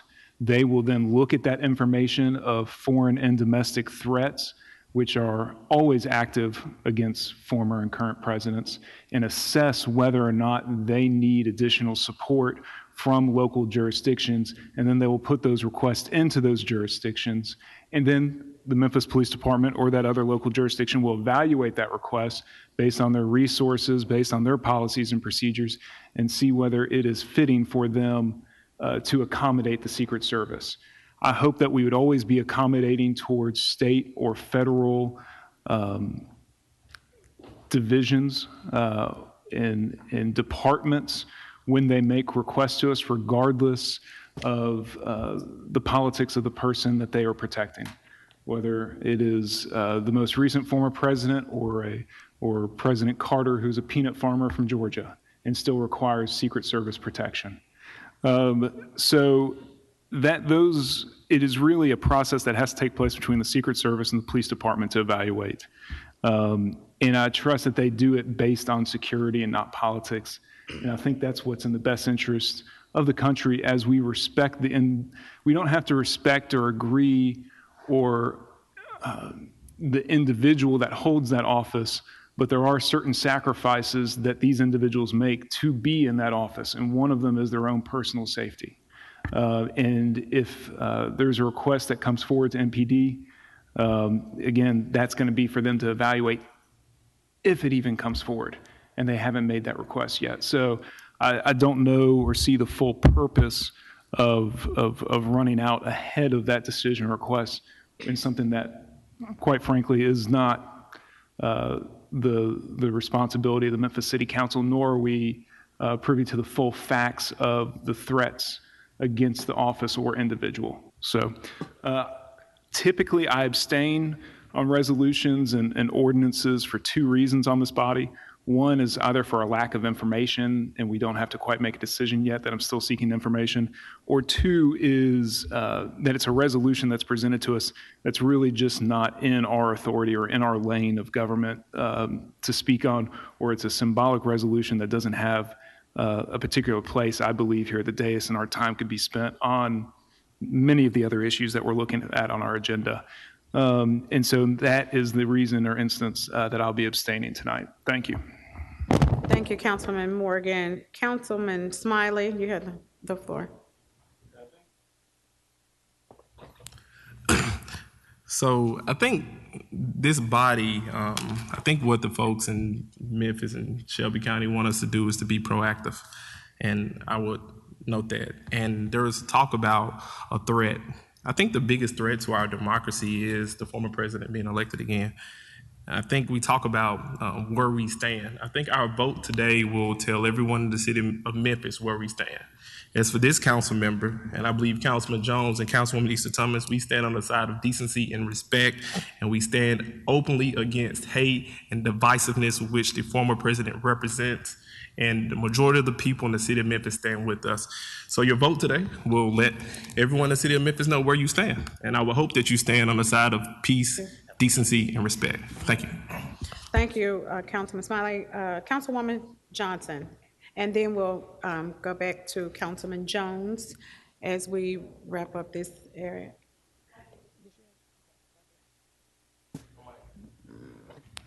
Sorry about that. Thank you for the opportunity, Chair. Now, the side I stand on is for the people. I'm concerned about the safety of this community. What does it take to maintain the safety here? It doesn't matter if you're for or against the individual.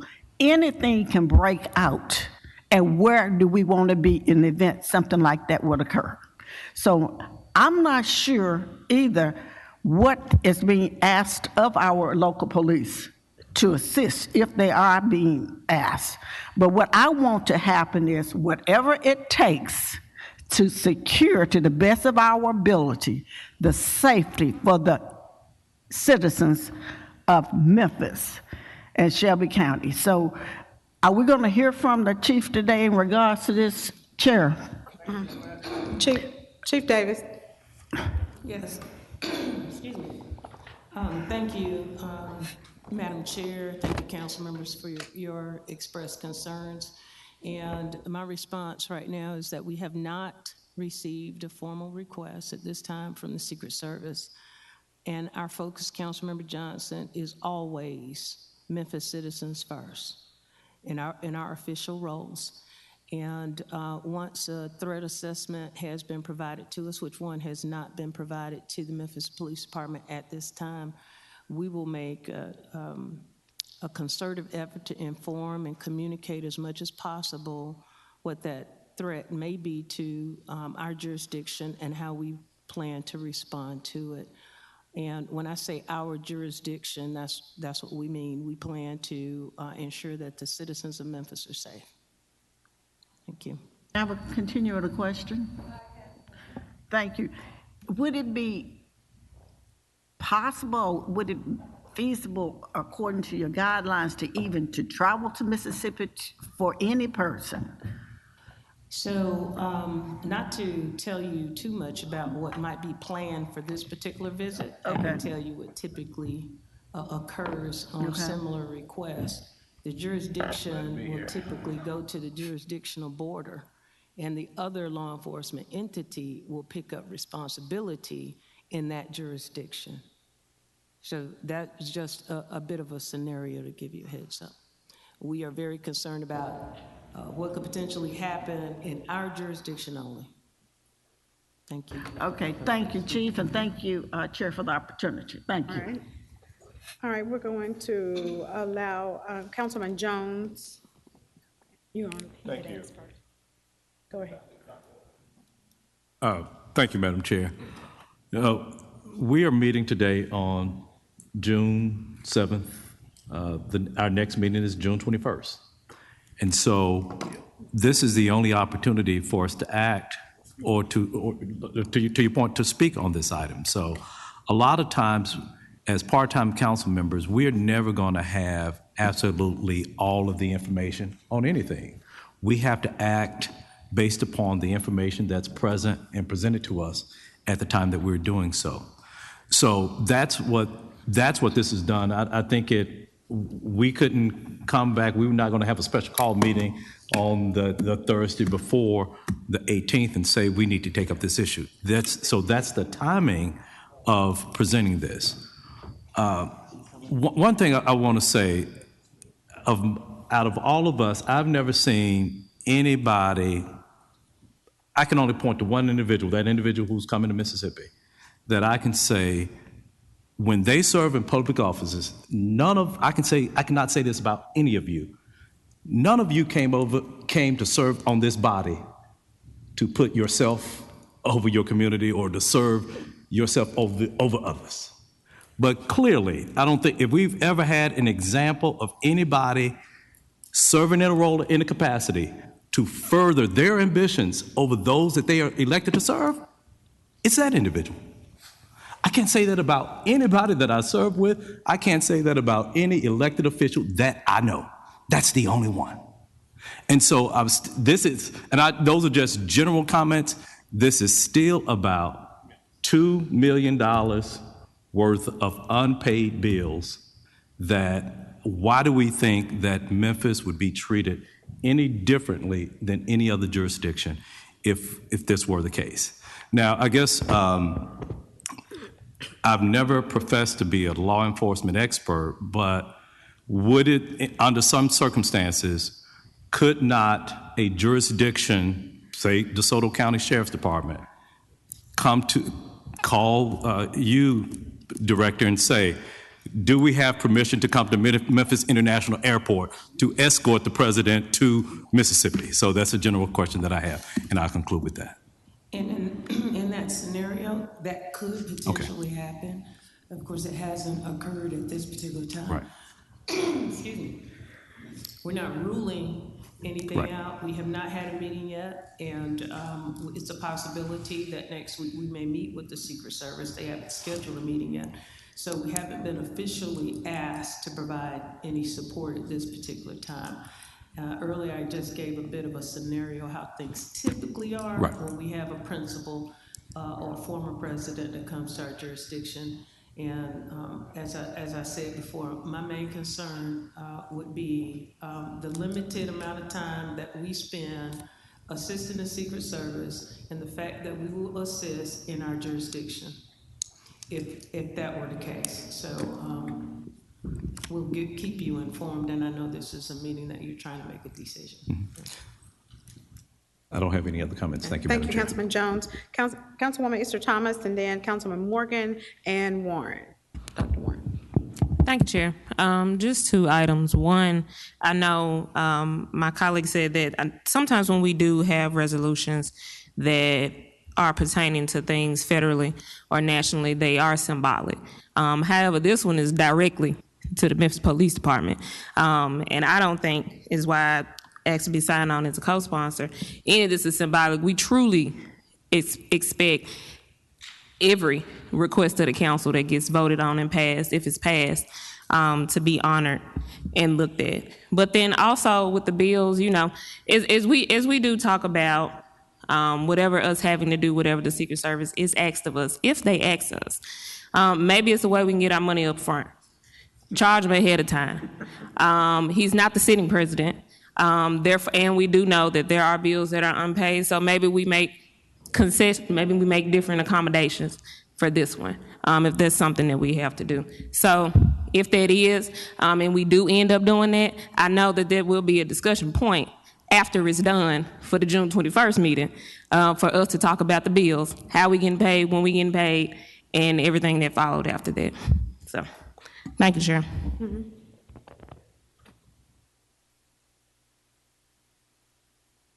Thank you, Madam Chair. I would be interested in having a discussion about getting down payments up front for some of these events, and because and this, you might not have the number at the front of mind. I've looked at it in the past. We have outstanding bills for events that we have provided security and overtime officers for. Now, and some of them are quite large numbers, but I think the council is going to be disappointed to learn that most of the organizations that have not paid us back are some of the nonprofits that we love in this community.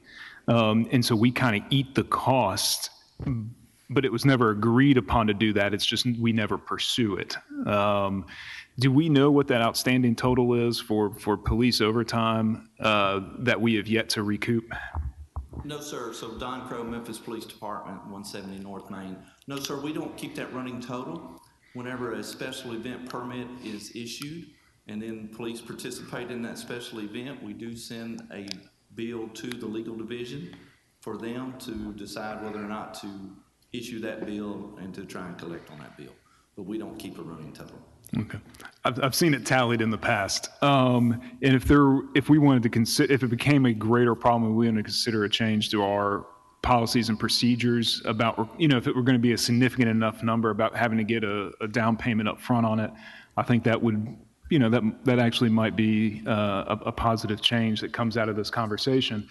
But if a request does come down the line, I trust for y'all to make it in the best interest of the Memphis Police Department and its citizens, and to evaluate the threat level and risk and the level of personnel that we have. Y'all are in a good position to do that. That's why y'all are the top, and appreciate y'all's service and putting yourself on the line.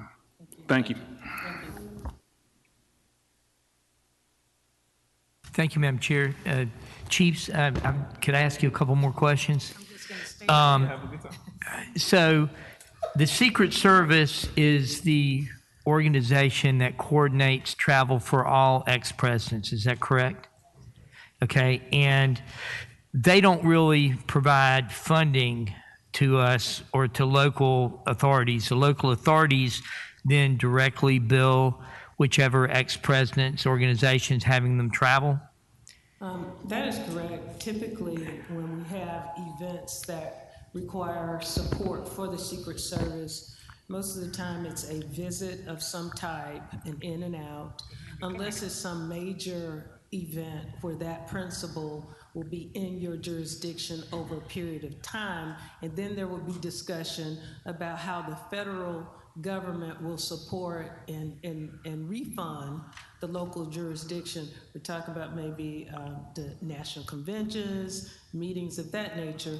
Typically, these types of visits, when they're in and out, is basically an escort, and most of the time, it's a handoff. Sometimes at last minutes, it's a handoff at the jurisdictional line, and then whatever neighboring jurisdiction will pick up the responsibility of that individual as they are visiting that jurisdiction. So when we've recently had like the first gentleman visit or other people and the current administration, we've been reimbursed by the federal government for that? It depends on the amount of time and the expense to the local jurisdiction. So, some of these events are basically under a memorandum of understanding. We have officers that actually work with the Secret Service on the Secret Service task force that are members of the Memphis Police Department. I think we have one or two.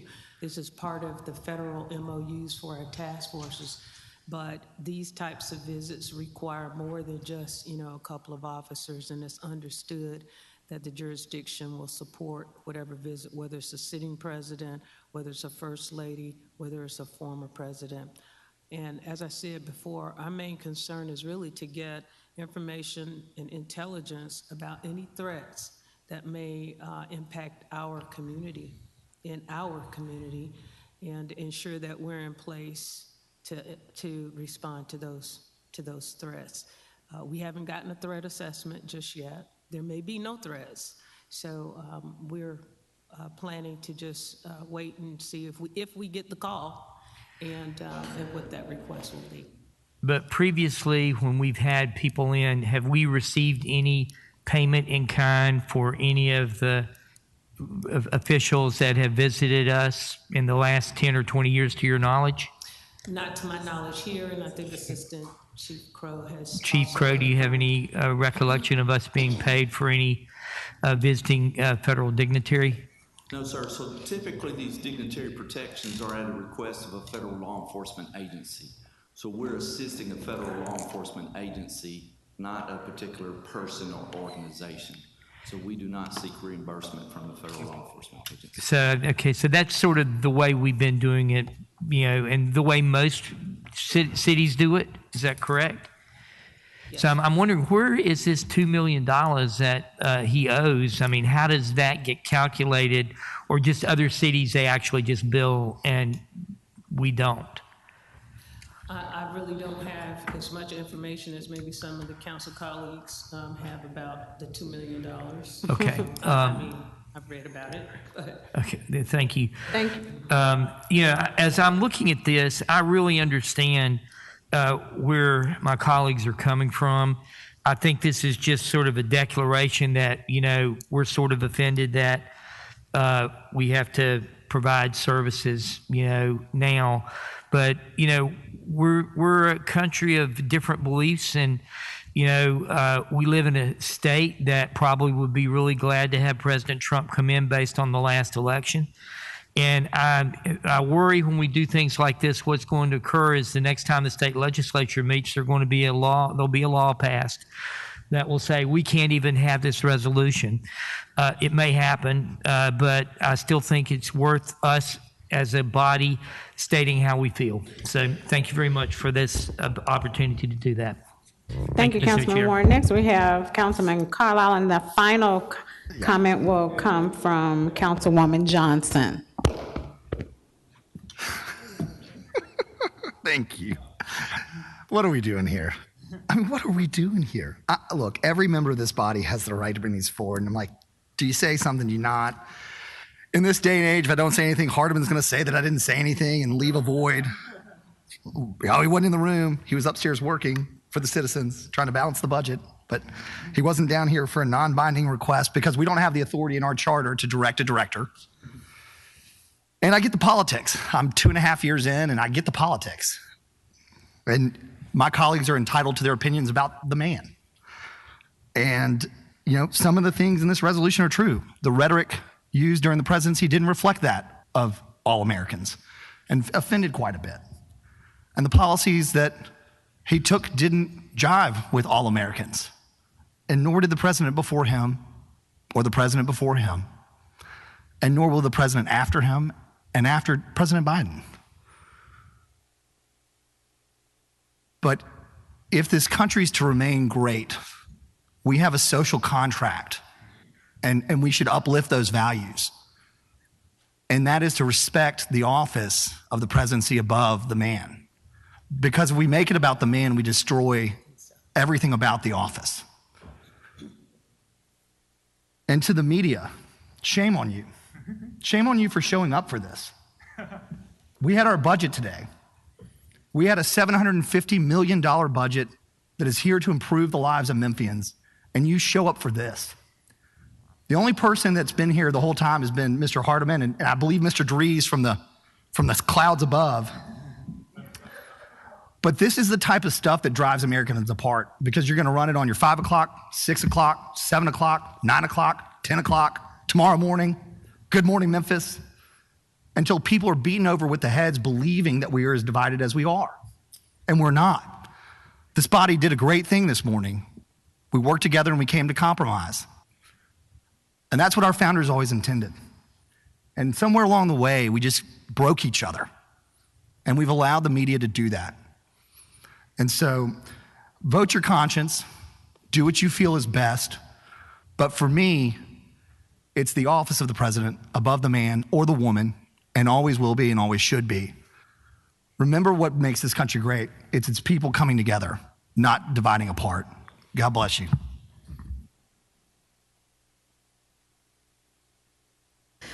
Okay, since you haven't had an opportunity, we're going to go to Councilman Canale.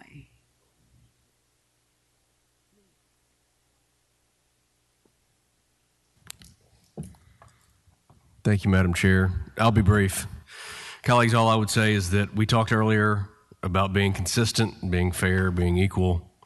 So I think that this goes down those lines. So if we're going to do this, then we need to make sure that if former President Carter, Bush, Clinton come to town, Obama, that we do the same for them. Or maybe future former President J.B. Smiley. that everybody has equal treatment. If you've held the office, no matter what letter is by your name, no matter if you were loved or hated or indifferent, is that we act consistently if we're going to act consistently and equally and fairly on every other matter. And like Councilman Carlisle said, however much time we've spent on this, since we cannot by charter tell Chief Davis what to do with her force, in the end, whatever. All I ask is that if everybody's willing to do this for everyone, or any other dignitary, by the way, that comes to town that we offer protection for, then I would be on board. But if we're going to single out one person over another, I think that puts us on a slippery slope. Thank you, Madam Chair. Councilwoman Johnson. Okay. And my microphone? Yes. Okay, good. My comment goes back to Canale.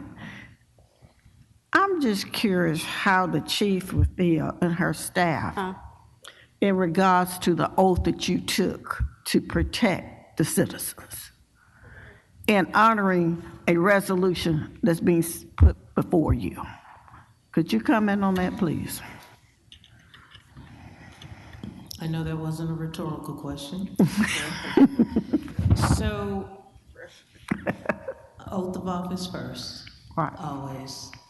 And I know there are a lot of emotions surrounding politics today, but we work really hard to stay true to the blue and true to the citizens and really take under consideration what could happen. We're always thinking about what could happen because it does happen. It does. You know, especially when you have individuals that might create sort of a volatile kind of environment. And I'm not necessarily talking about the former president, I'm just talking about just people in general Supporters. that may have an angst. And we're constantly thinking in terms of what could happen in our jurisdiction and wanting to be where we can respond quickly to whatever threat that might be. So we are certainly laser focused on the threats and not necessarily on the individual. Thank you so much. Thank you. And I will pray, I'm prayerful that whoever comes to this city, that our police force is there to protect the citizens. And we cannot or should not be limiting what they can do because who the individual is. Even more reason why we need somebody there because we have so many different factions. In this particular section, our setting, we have no idea what may happen. So I understand the reason and the thought process, but let's be realistic. You know, we might want to voice an opinion. We don't want individuals to come to our city, is basically what you're saying. But in the meantime, we cannot, in my opinion, prevent our law enforcement to stand up, do their job, and protect us. And I thank you for the job that you do. Thank you. Thank you. Thank you, Chair.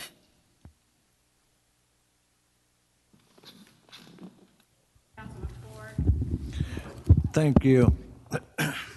Listening to everybody, this goes to the media too. I hate that man with a passion, but he was the President of the United States, okay? His theory is hate. Councilman Jones, Smiley, what you're saying in here is okay. Media is going to put it on television. That's our problem anyway. We keep building this man up, but he brings these haters out. I don't want them to come through that door when we are having counsel because we're doing something like this. Have y'all seen the news lately? How many places have been shot up? We got children being shot. They're shooting in crowds now. This past weekend, what was it, 13 different places in the United States. This man that we're talking about, he's the one that put it out there. You know, just to say a few things, when I was on the council before, there was some hate. I got a KKK road. They threatened me, okay? I knew who sent it, everything else. Hate to say it, but there's two of my council members. Hello? Hate. We're friends. They don't wear robes no more, okay? They don't care who you see them as. Yeah, this is who I am. But we're bringing hate out if we did this. He's the president. Chief, you haven't heard from them yet, but you should hear from them very soon. Then, hey, if you do, you need to kind of report to us before all of this happens. If he comes in at our airport, he's going to come across the street. You can take him, make him a mile and a half and then get him to South Haven. Okay? I mean, that's what we end up doing. But we don't want to bring this, and I'm talking to the media because y'all gonna put it out there and make this man look like he's somebody, but he's nothing but hate. Leave him off the TV. Don't report none of this today, what we're talking about. Then he won't have no leadway.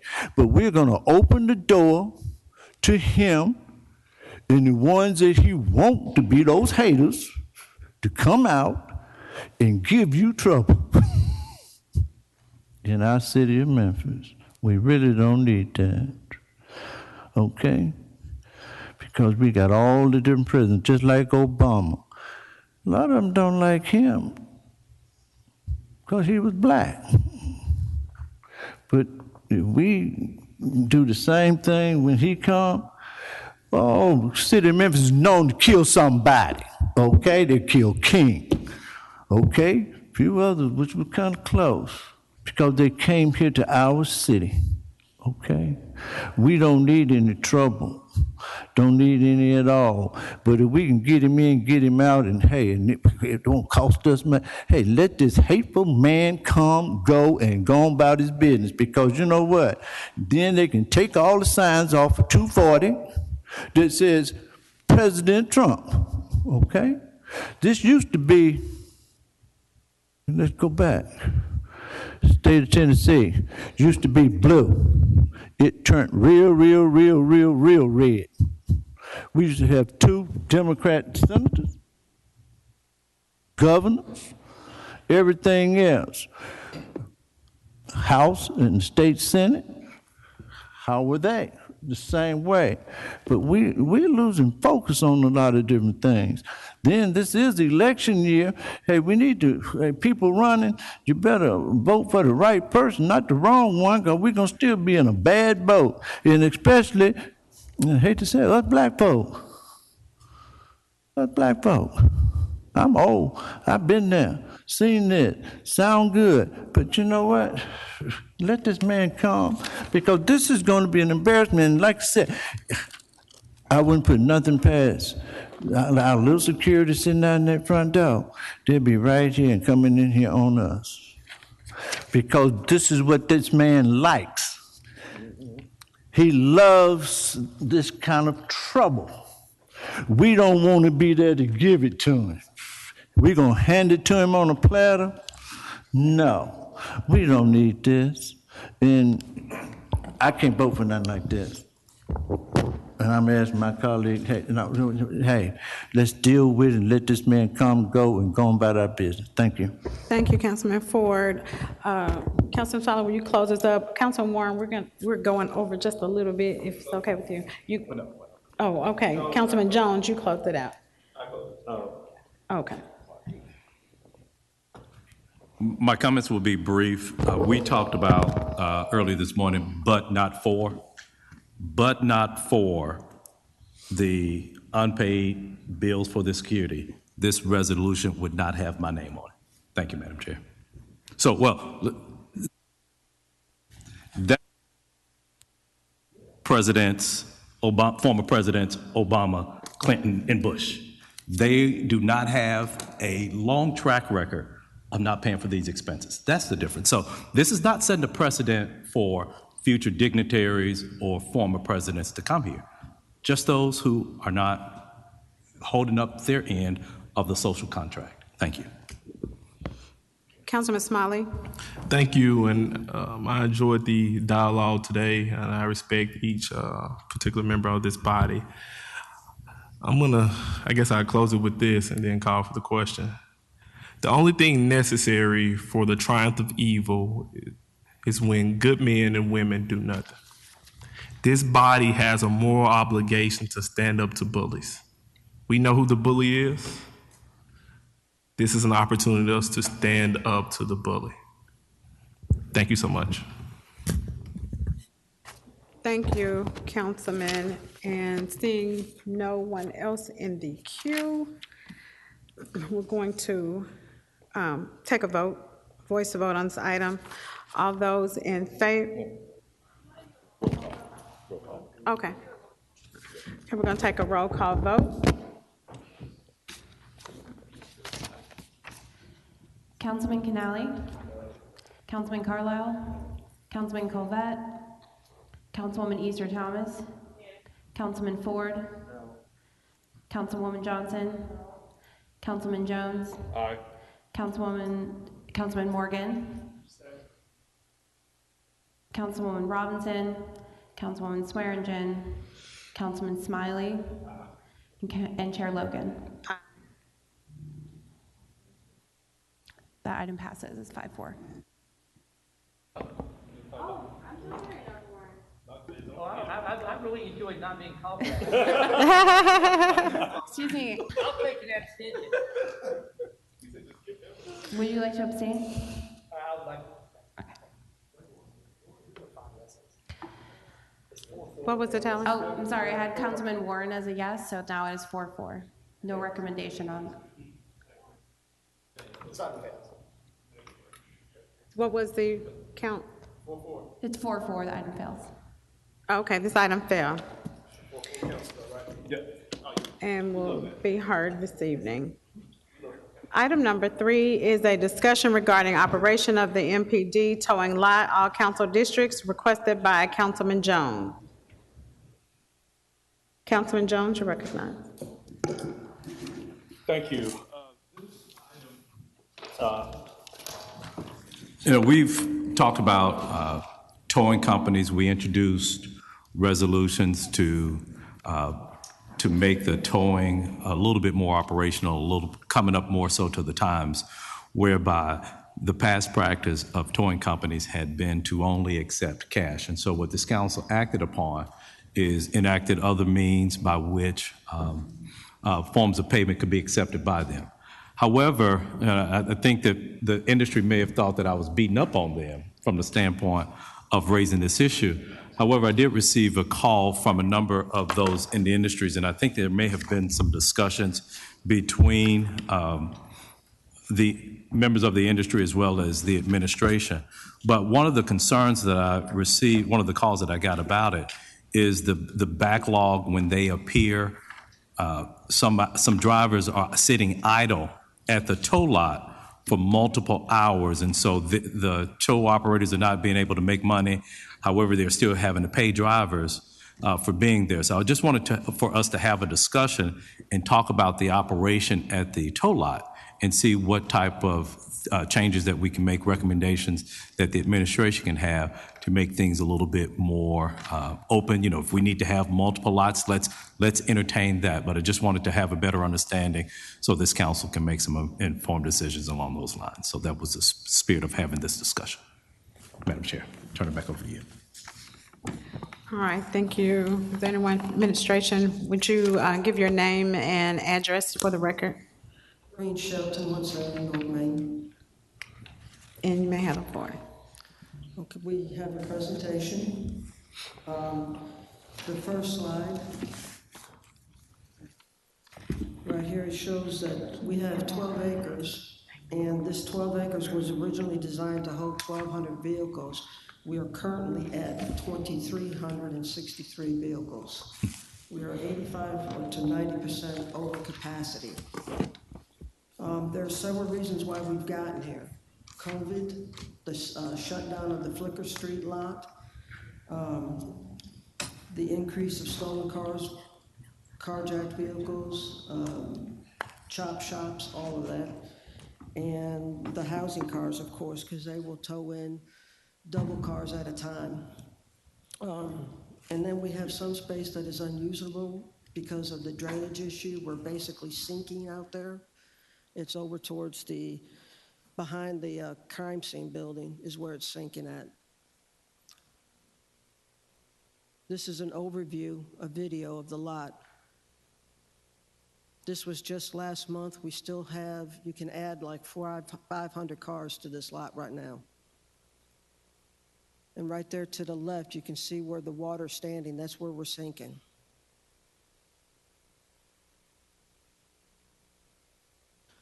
So as you can see, it's very hard to move around in there. It's very hard for the record drivers to move around. We have to use a lot of caution.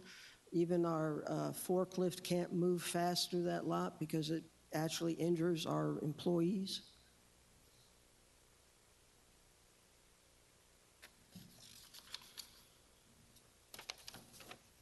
We have had the city come up with a plan to fix the drainage and everything else, but the cost of it is astronomical. It's upwards to $500 million, I think now, just to repair it. This is their plan for phase one. That green area is what they're looking at to repave and fix the drainage area. All of it is backed up. It has erosion, it has all kinds of issues. And to actually repair it, I'm going to have to find another location for 400 to 500 vehicles to repair it. Okay, and the reason why the vehicle takes so long the records take so long to go through, it takes an hour to process them because we have to do the data entry, we have to do the searches, we have to do all of that. This is just a quick timeline of what it all we have responsible to do.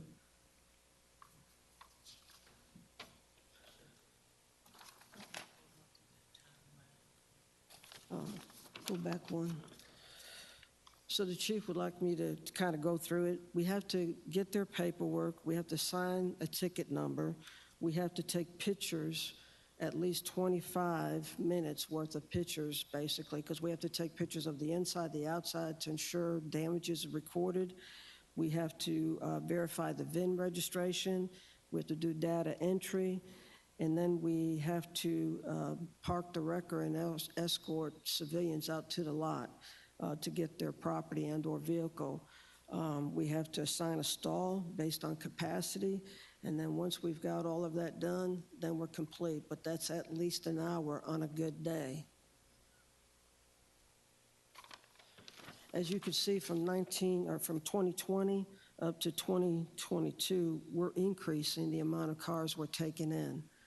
And even though we've increased, our personnel has not. We started off when I was out there in the beginning of 2 years ago with 33 people. We're down to 22. And we're still taking in more vehicles than we did in 2020. The releases come slow. We're not even meeting the amount of cars that we're taking in. The releases we're releasing more, but still not what we're taking in. So here's some other external factors. We only have one forklift. Our inventory with contraband, if we discover contraband in a vehicle, that takes up time because we have to call the officers back out to the lot to have them tag that. That's an exorbitant amount of time because they have to come from Range Station or Ridgeway. We're waiting an hour for them to make the scene. Finding that space to park the new car and to let them retrieve another car, it takes too long, and we have to be careful so we're not damaging people's property. And of course, we always, it feels like our daily intake and release is exceeding the capabilities of our staff, but they're meeting it, and thank God we have 12 police recruits out there right now to assist us. Some of the solutions that we've talked about, and we've talked with the record company, Chief Sharon sat down with them. We have asked for 2 new forklifts in capital improvement. We have considered a separate lot for the housing unit, and we're trying to identify a larger lot to accommodate the capacity that we have.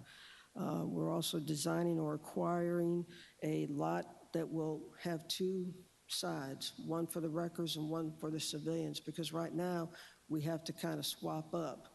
Do a wrecker, do a civilian, do a wrecker, do a civilian. We can't just focus on the wreckers. That's why it takes as long as it does as well. And then we're still filling employee positions that, they have left to go to better jobs within our city. And we're 6 down right now. We're going to have 2 new employees coming on June 20th, but we're still 2 short. We have to hire 2 new supervisors and another super lead for the auction. So we've got a rotating amount of people. And then, of course, the erosion. One of the things that the chief and the record companies did talk about was possibly having the record companies take the housing cars to their lot and holding them there. But these are all still discussions. We're open to any kind of ideas that we can do to make this better. That's all, sir.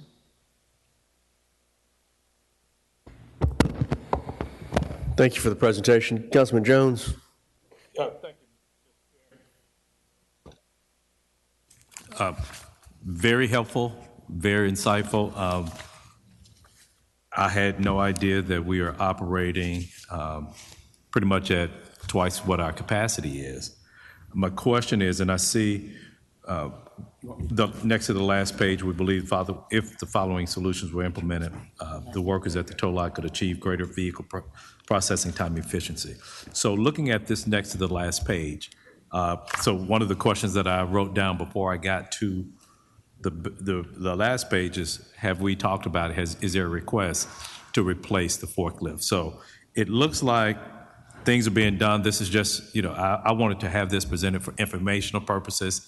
Now I can say to anybody who asks me about it, hey, we may need to, these are some of the steps that we're looking to do. But looking at these 6 bullet points, are all of these achievable in this next fiscal year? I don't know, sir, because we've been trying to look for the property. Mr. Adams and his team have worked with us at great lengths, and we're still searching.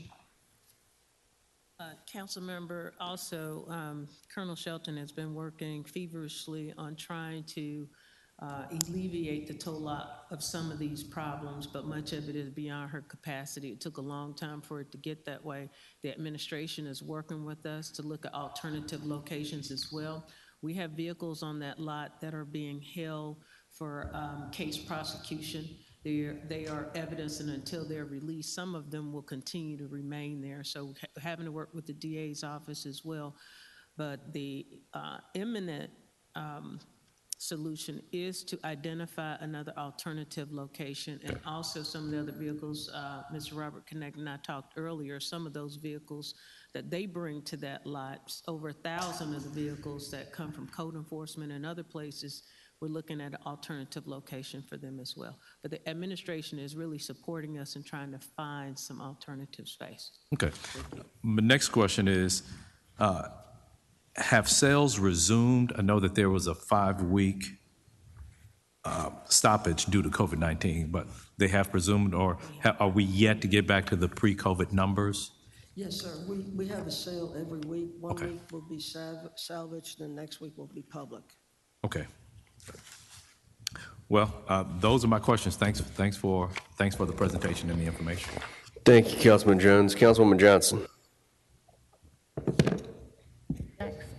Johnson, yes. Okay. Thank you. Thank you for the presentation. I have a couple of questions.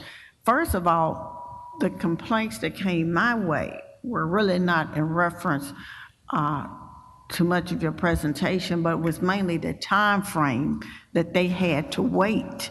Now, in your presentations, you said an hour, but what I'm hearing is 3 and 4 hours in order for this to take place.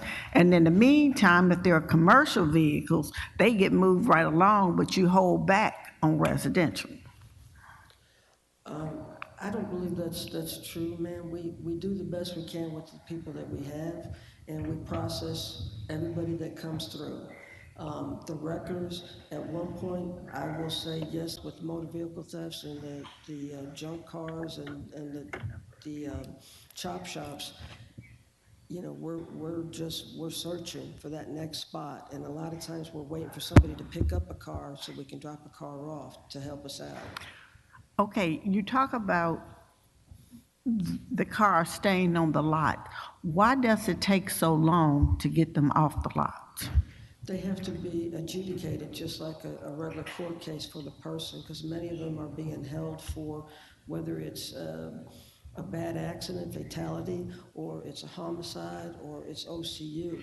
They're carjackings, all of that, because every car that gets processed has to go to crime scene. Well, to get to crime scene, they have to be checked into our lot and then go to crime scene, then come back to us. So it's this revolving situation, and as long as the courts, I think they were almost off for almost 6 months before they were releasing anything. Yeah, I remember that. Everybody is behind, and it affected us. So you said it was approximately, 2,300 cars on that? So all of those 2,300s has that similar type situation? Not all of them, but the majority of them, yes, ma'am.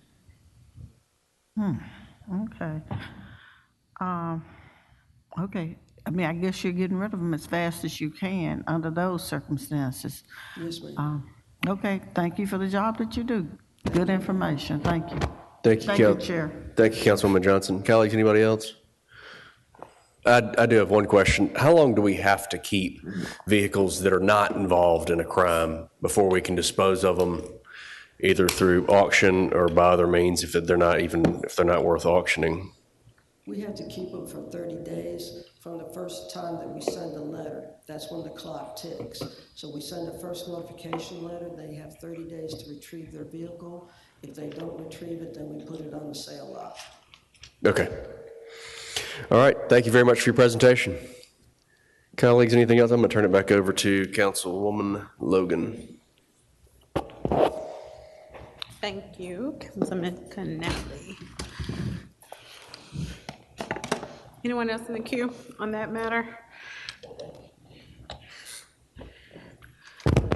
Let's see.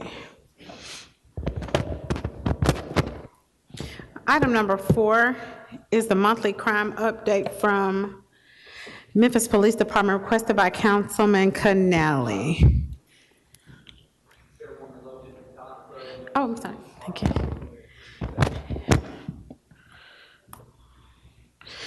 Thank you, Chief Crow. You had the floor. Don Crow, Memphis Police Department, 170 North Main. Thank you for letting us be here. We always enjoy coming and giving an update on crime and the summary of Memphis. And I start by saying this, that we're extremely proud of our Memphis police officers. We're proud of what they're doing. We're proud of what the precinct commanders are doing. They're definitely short-staffed, and they're doing the best they can with the resources that they have. We just want to point out that our officers are encountering more armed people than ever before. They're recovering more firearms than ever before.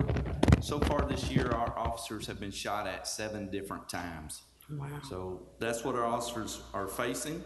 They continue to do their job. It's a difficult job, but they do it with pride, and we're very proud of them.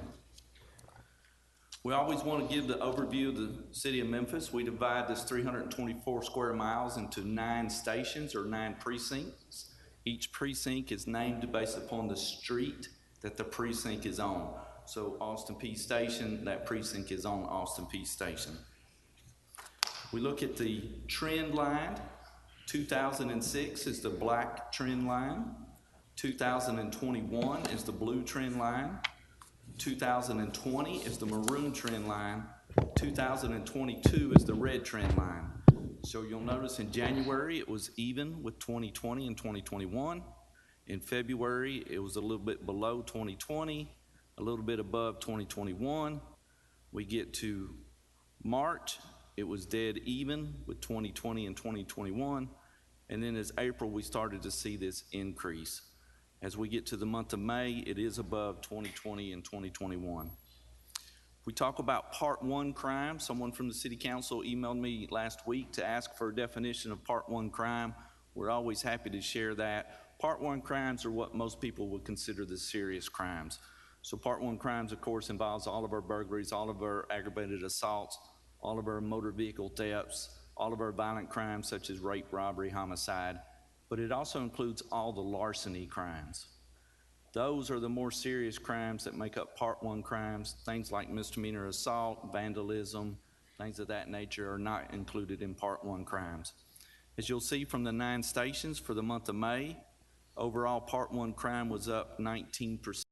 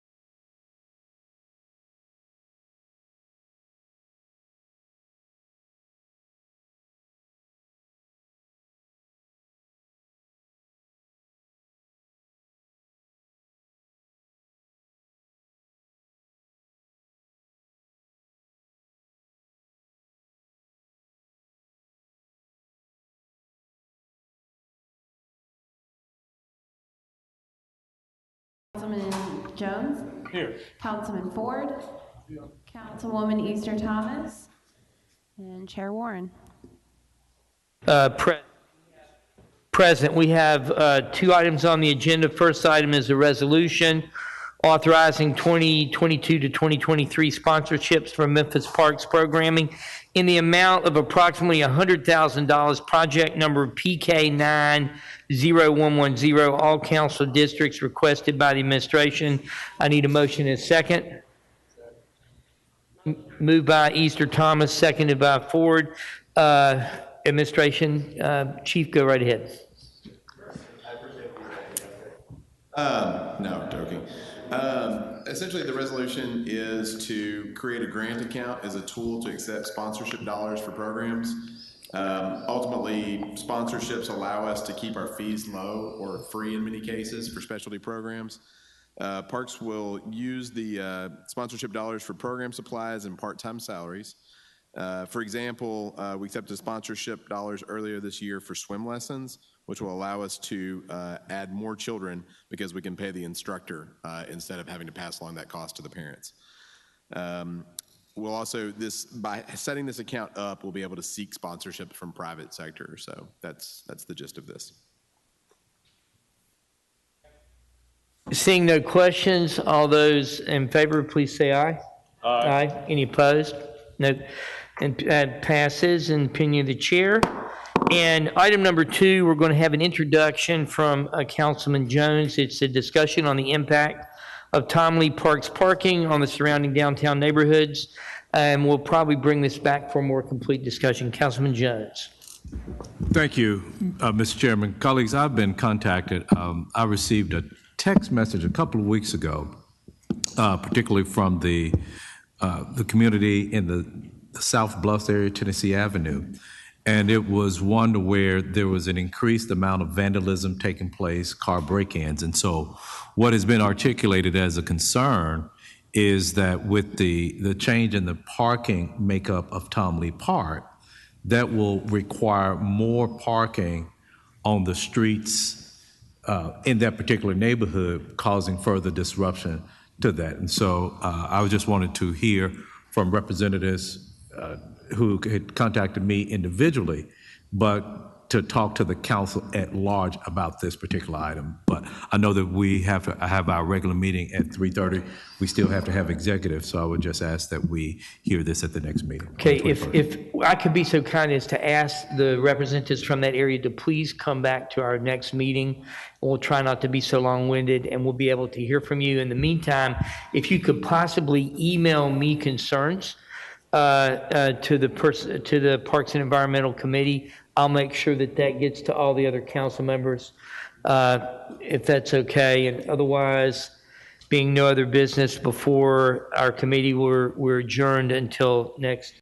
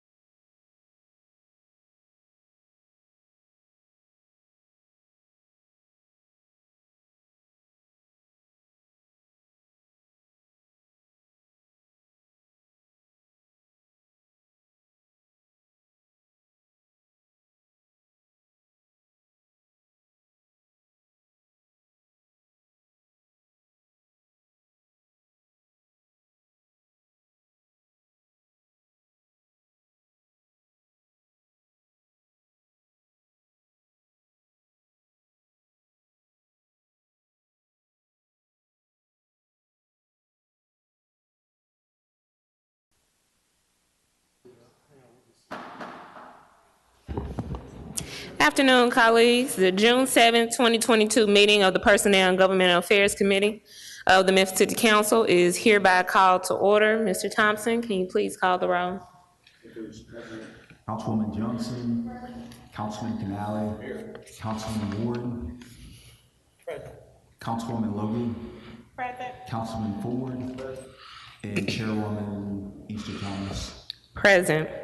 Item number 1 is the appointment of Ms. Amanda Fryer to the Solid Waste Municipal Planning Board, requested by administration.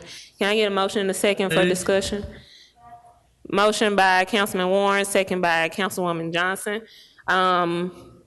Is Ms. Fryer here? Okay, it's hard to see, I'm sorry. Can you please state your name and address for the record and then any words?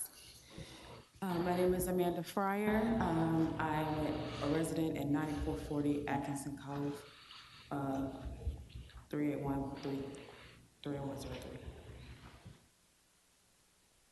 And I'm a recycling administrator for the city of Memphis. I've been with the Solid Waste Division for 7 years now and contribute to planning along with this board for reporting to the state and working on long-term solid waste goals for the region. Ms. Fryer, do you know, and this is just my question, for the Municipal Planning Board, is this a yearly thing or is this a goal you are, and it might be a Chief McGowan question too, is this a goal that's being worked towards or is it just a consistent manner? Pardon me, Philip Davis, Solid Waste Deputy Director. I'm also the Vice Chair of the Regional Solid Waste Planning Board. I guess I'll give you a little background on the board. The board was enacted, I guess the board was created as a mechanism of the Solid Waste Management Act, the State Solid Waste Management Act of 1990. This board is a county board that the city holds five seats on. The seats are, I believe they're all 6-year appointments. There may be a couple of 4-year appointments, but I think they're all 6-year appointments. The purpose of the board is regional solid waste planning. So this really isn't about collection, what the city does, the city's purpose and the Solid Waste Division's purpose in collection. This is more about regional planning. We work with the other municipalities in the county to develop a solid waste management plan, develop recycling goals, and then plan for capacity, approved landfill capacity for future development. And then, thank you, Mr. Davis, for that. That's super helpful. And then that gets taken, that information gets sent where? The information that we gather every year is reported annually to the state of Tennessee. Okay. Thank you, yes, Mr. Davis. That's super helpful. Any colleagues? All right, let's get a voice vote. All those in favor, say aye. Aye. Any opposed? All right. Thank you, Ms. Fryer. This will be on the agenda in 2 weeks. Item number 2 is the appointment of Ms. Chandel Ryan to the Solid Waste Municipal Planning Board, requested by administration. Can I get a motion in a second? Motion by Warren, second by Canale. Ms. Ryan, your name and address and any words. Name is Chandel Ryan, 57 West Georgia Avenue, Memphis, Tennessee, 38103. I have been a 45-year or more resident of the city of Memphis. I have over 17 years working with the city of Memphis in various capacities, including ops, human resources, and solid waste, and legal roles. Been an attorney for 21 years. I serve on 3 other boards. I would love the opportunity to serve. Thank you, Ms. Ryan. And now that we actually understand what the municipal, Solid Waste Municipal Planning Board is, I would think that you would be a best fit on there. Any colleagues? All right, voice vote. All those in favor, say aye. Aye. Aye. Thank you. Any opposed? All right, thank you, Ms. Ryan. And item number 3, also Solid Waste Municipal Planning Board, reappointment of Ms. Carrie Roy. Motion in a second. Motion by Johnson, second by Canale. Ms. Roy, can you please state your name and address? Hello, my name is Carrie Roy, and I reside at 401 North Avalon Street in Memphis. I've been an employee with Memphis Light Gas and Water for 15 years. I've been a licensed professional engineer in the state of Tennessee for over 20 years. and my focus is hazardous waste and solid waste management and regulatory compliance. All right, thank you, Ms. Roy. Any colleagues? All right, voice vote. All those in favor say aye. Aye. Any opposed? All right, thank you, Ms. Roy. That'll be down in 2 weeks. All right, 2 more items, colleagues. Item number 4, and this is presented by myself. You should be presented with a copy of reference. Resolution requesting a successor or successors be appointed to the Community Redevelopment Agency or CRA board for a term limited city and county board members per CRA bylaws. All council districts, sponsored by myself, Councilwoman Easter Thomas, request for same night minutes. Can I get a motion and a second for discussion purposes? Motion by Ford, second by Warren. As an introduction into this item, you all, we have a lot of commissions and boards that we are able to enable folks to serve to help the better function of our city. CRA board is nonetheless more important than a lot of the other ones, such as the solid waste municipal planning. However, we want to make sure that our boards are doing that we're doing our due diligence as a body, and then also that the mayors are doing their due diligence as well as with the appointing and just making sure that we're staying in term with our bylaws. Mr. Thompson, please let us see that Councilman Jones is present, as well as Chairwoman Swearingen. And I see you, Councilman Canale. So this is me putting forth a resolution that we just make sure we're staying up to date with the bylaws and the terms for city and county. This should also be coming to county this week as well, seeing as though half of them are appointed by that side of the street. But for discussion purposes, we can go ahead, Councilman Canale. Thank you, Madam Chair. I just had a question. Does this mean that these members can be reappointed, or are you saying it's limiting them to one term?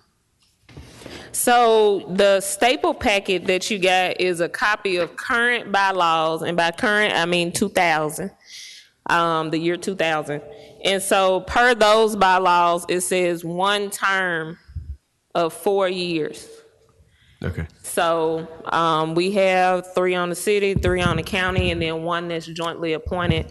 So we want to either make sure that our CRA members are duly appointed, or that the bylaws get updated if we so see fit. So. Okay.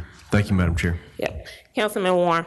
Yes. I was under the impression that you appointed them for a 4-year term, but there's nothing in the bylaw that said they could not be reappointed. Is that not the case? That is not the case, Councilman Warren. If you're looking, and that's why I gave everybody a copy of the bylaws, so that we're able to see that. But it says reappointment. Where does it say the reappointment part?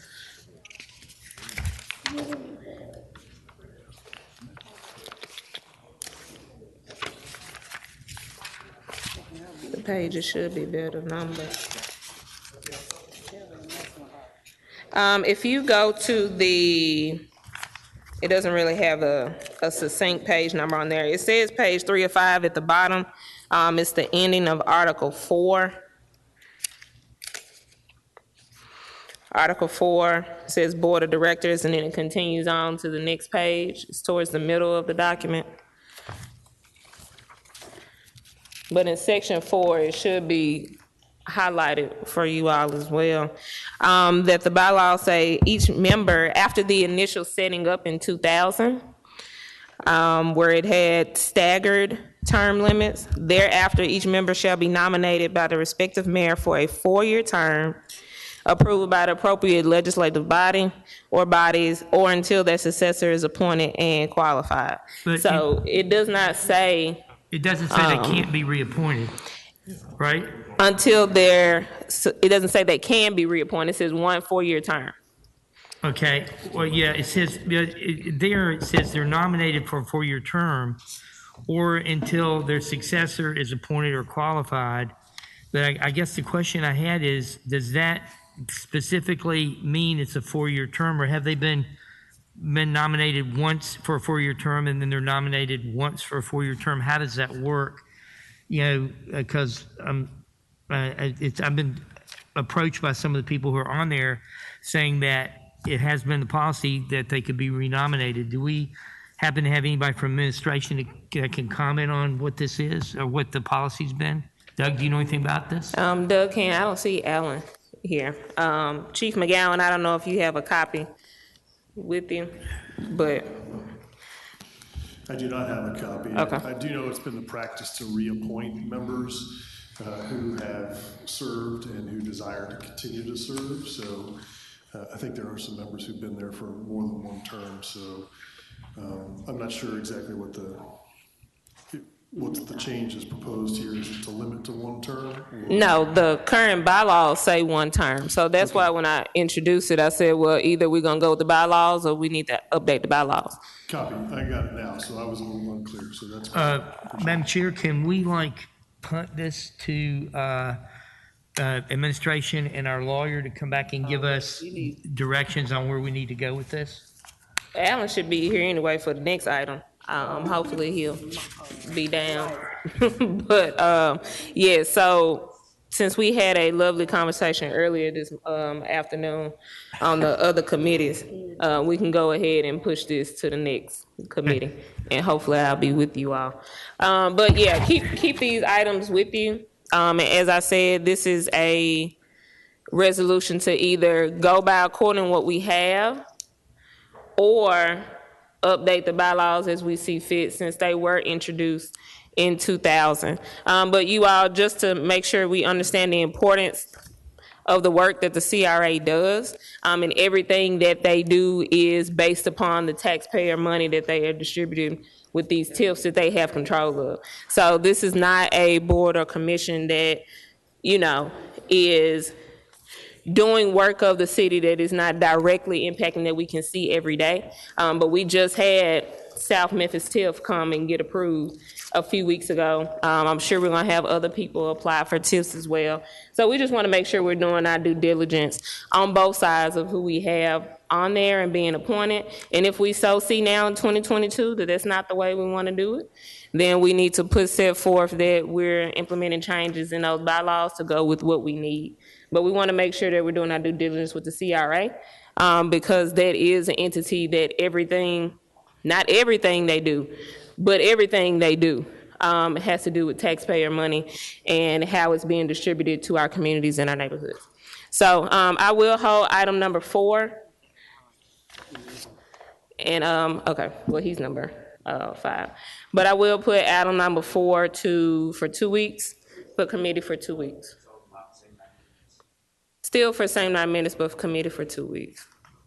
Any objection to holding that? So we can have a more robust discussion after any administration and Allen and attorneys on that? No? No objection. Yeah. All right.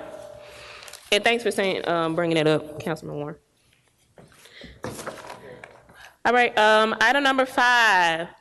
Afternoon, Attorney Alan Wade. Update from Council Attorney Alan Wade on Memphis City Council redistricting. All council districts were requested by myself. All right. Whenever you're ready, Attorney Wade.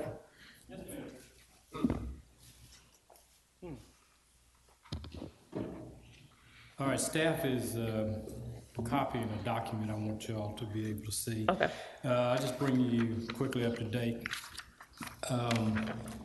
As many of you know, the Election Commission reconfigured all of the existing voting districts, assigned them new numbers, combined some, split some, and this was primarily due to the state's redistricting of the Senate and state House districts.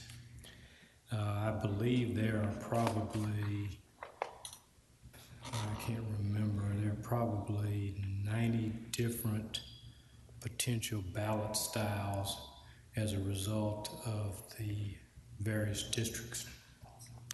What we found is that we have to convert all of our existing or our prior district numbers into the current district numbers. Thank you.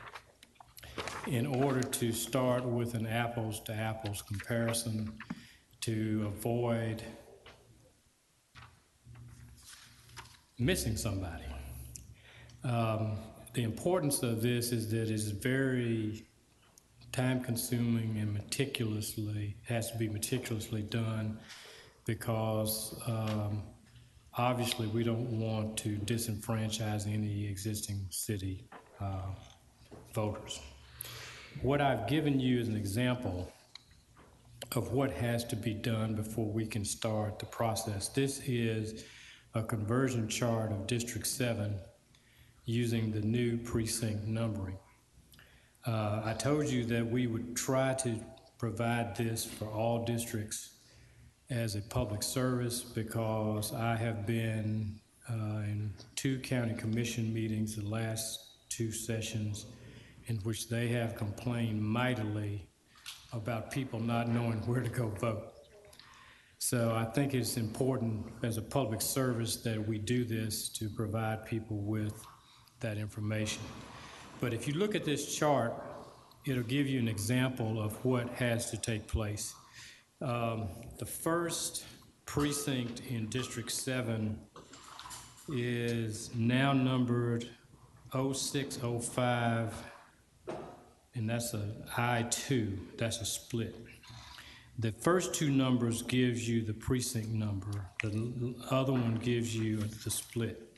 The split pertains to who that person may vote for in the General Assembly, in the Congress. They may not vote for the same people as someone in District 1, for example. So if you look at that number, it is composed of former districts 90-3 and 84-2. Those 2 prior districts were combined into this one primarily because they indicate that in 8402 only 54 of 1,050 voters turned out in the 2018 election. If you look at the next one, the same thing was done in order to combine those. The others all provide for, you can see the conversion of the old districts into the new districts. The last one is 0806, and that is also I1. This also illustrates the other problem that in between District 7 and District 5, those precincts, and it's 0807, 0806, 0807, share a common voting district, which means there are some precincts that are split between 2 districts, 7 and 5. So you have to, the process is to go around the boundary of the city to make sure that we have not cut off any district within our boundary, and then we have to go around the boundary of each single district to make sure that we don't reassign someone to the wrong district. Once we get that playing field, then we can start to do the work of redistricting, but that's what's taken place so far. And that you wanted an update, and I'm giving you the update. Thank you, Attorney Wade. I know you said that that's meticulous work. Do you have a timeline on that for all the districts? I mean, I'm working on it now. I've done 7. I'm probably in the middle of 1. Then what I have to do is get with our mapping people to make sure that their maps coincide with the Election Commission's maps. So it may be another month before I can do that, and then the process can start in earnest from there. Okay. Councilwoman Johnson. How you doing, Mr. Wade? Yes, ma'am. How many of these do you have to go in and do before you get with the mapping department? You mentioned you may have done. There are 114 precincts in the city. So you gotta go through 114. Every last one of them. Every last one of them. Okay. All right. Well, it depends what your attorney says. Huh? You can do it. Well, Talk up if you need some help now. Let me explain the importance of this. Yeah, so it's the bylaw.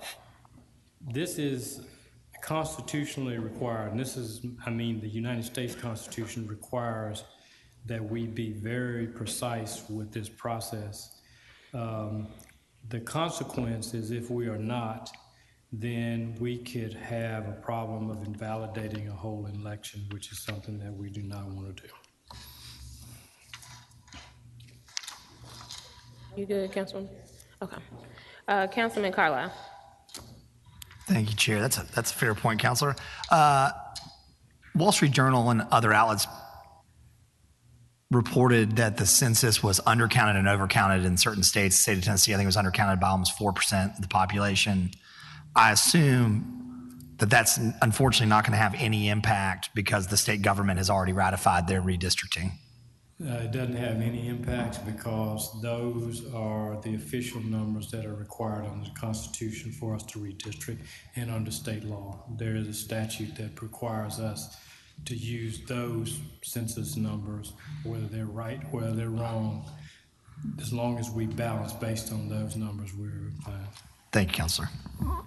Also, there is a provision that talks about splitting districts, which means that we've got to make sure we don't inappropriately split districts and precincts. They have to be split along census tracts, which is a larger number of census blocks, or along census blocks. I believe all of ours do that. I think the Election Commission has done that and its General Assembly has done that. Obviously, there have been some glitches, as you may have read about the Mills case. So we are very mindful of those problems and are trying to make sure we don't have them here. Any other council members? All right, thank you so much, Attorney Wade. We'll see you next month. Right. I think, I want to make sure that we complete this, and every district council member has this document. You can use it however you want to, but you may want to use it to educate your constituents as to where they may want to vote. I think there's been some problems in District 6, and I want to make sure Councilman Ford gets that information. Are you able to send this electronically as well? Yeah, I can. Okay. Thank you, Attorney Wade. Sure. Yep, if you early vote, if those locations are open. So are there any other council members, any other business? All right, the meeting is adjourned.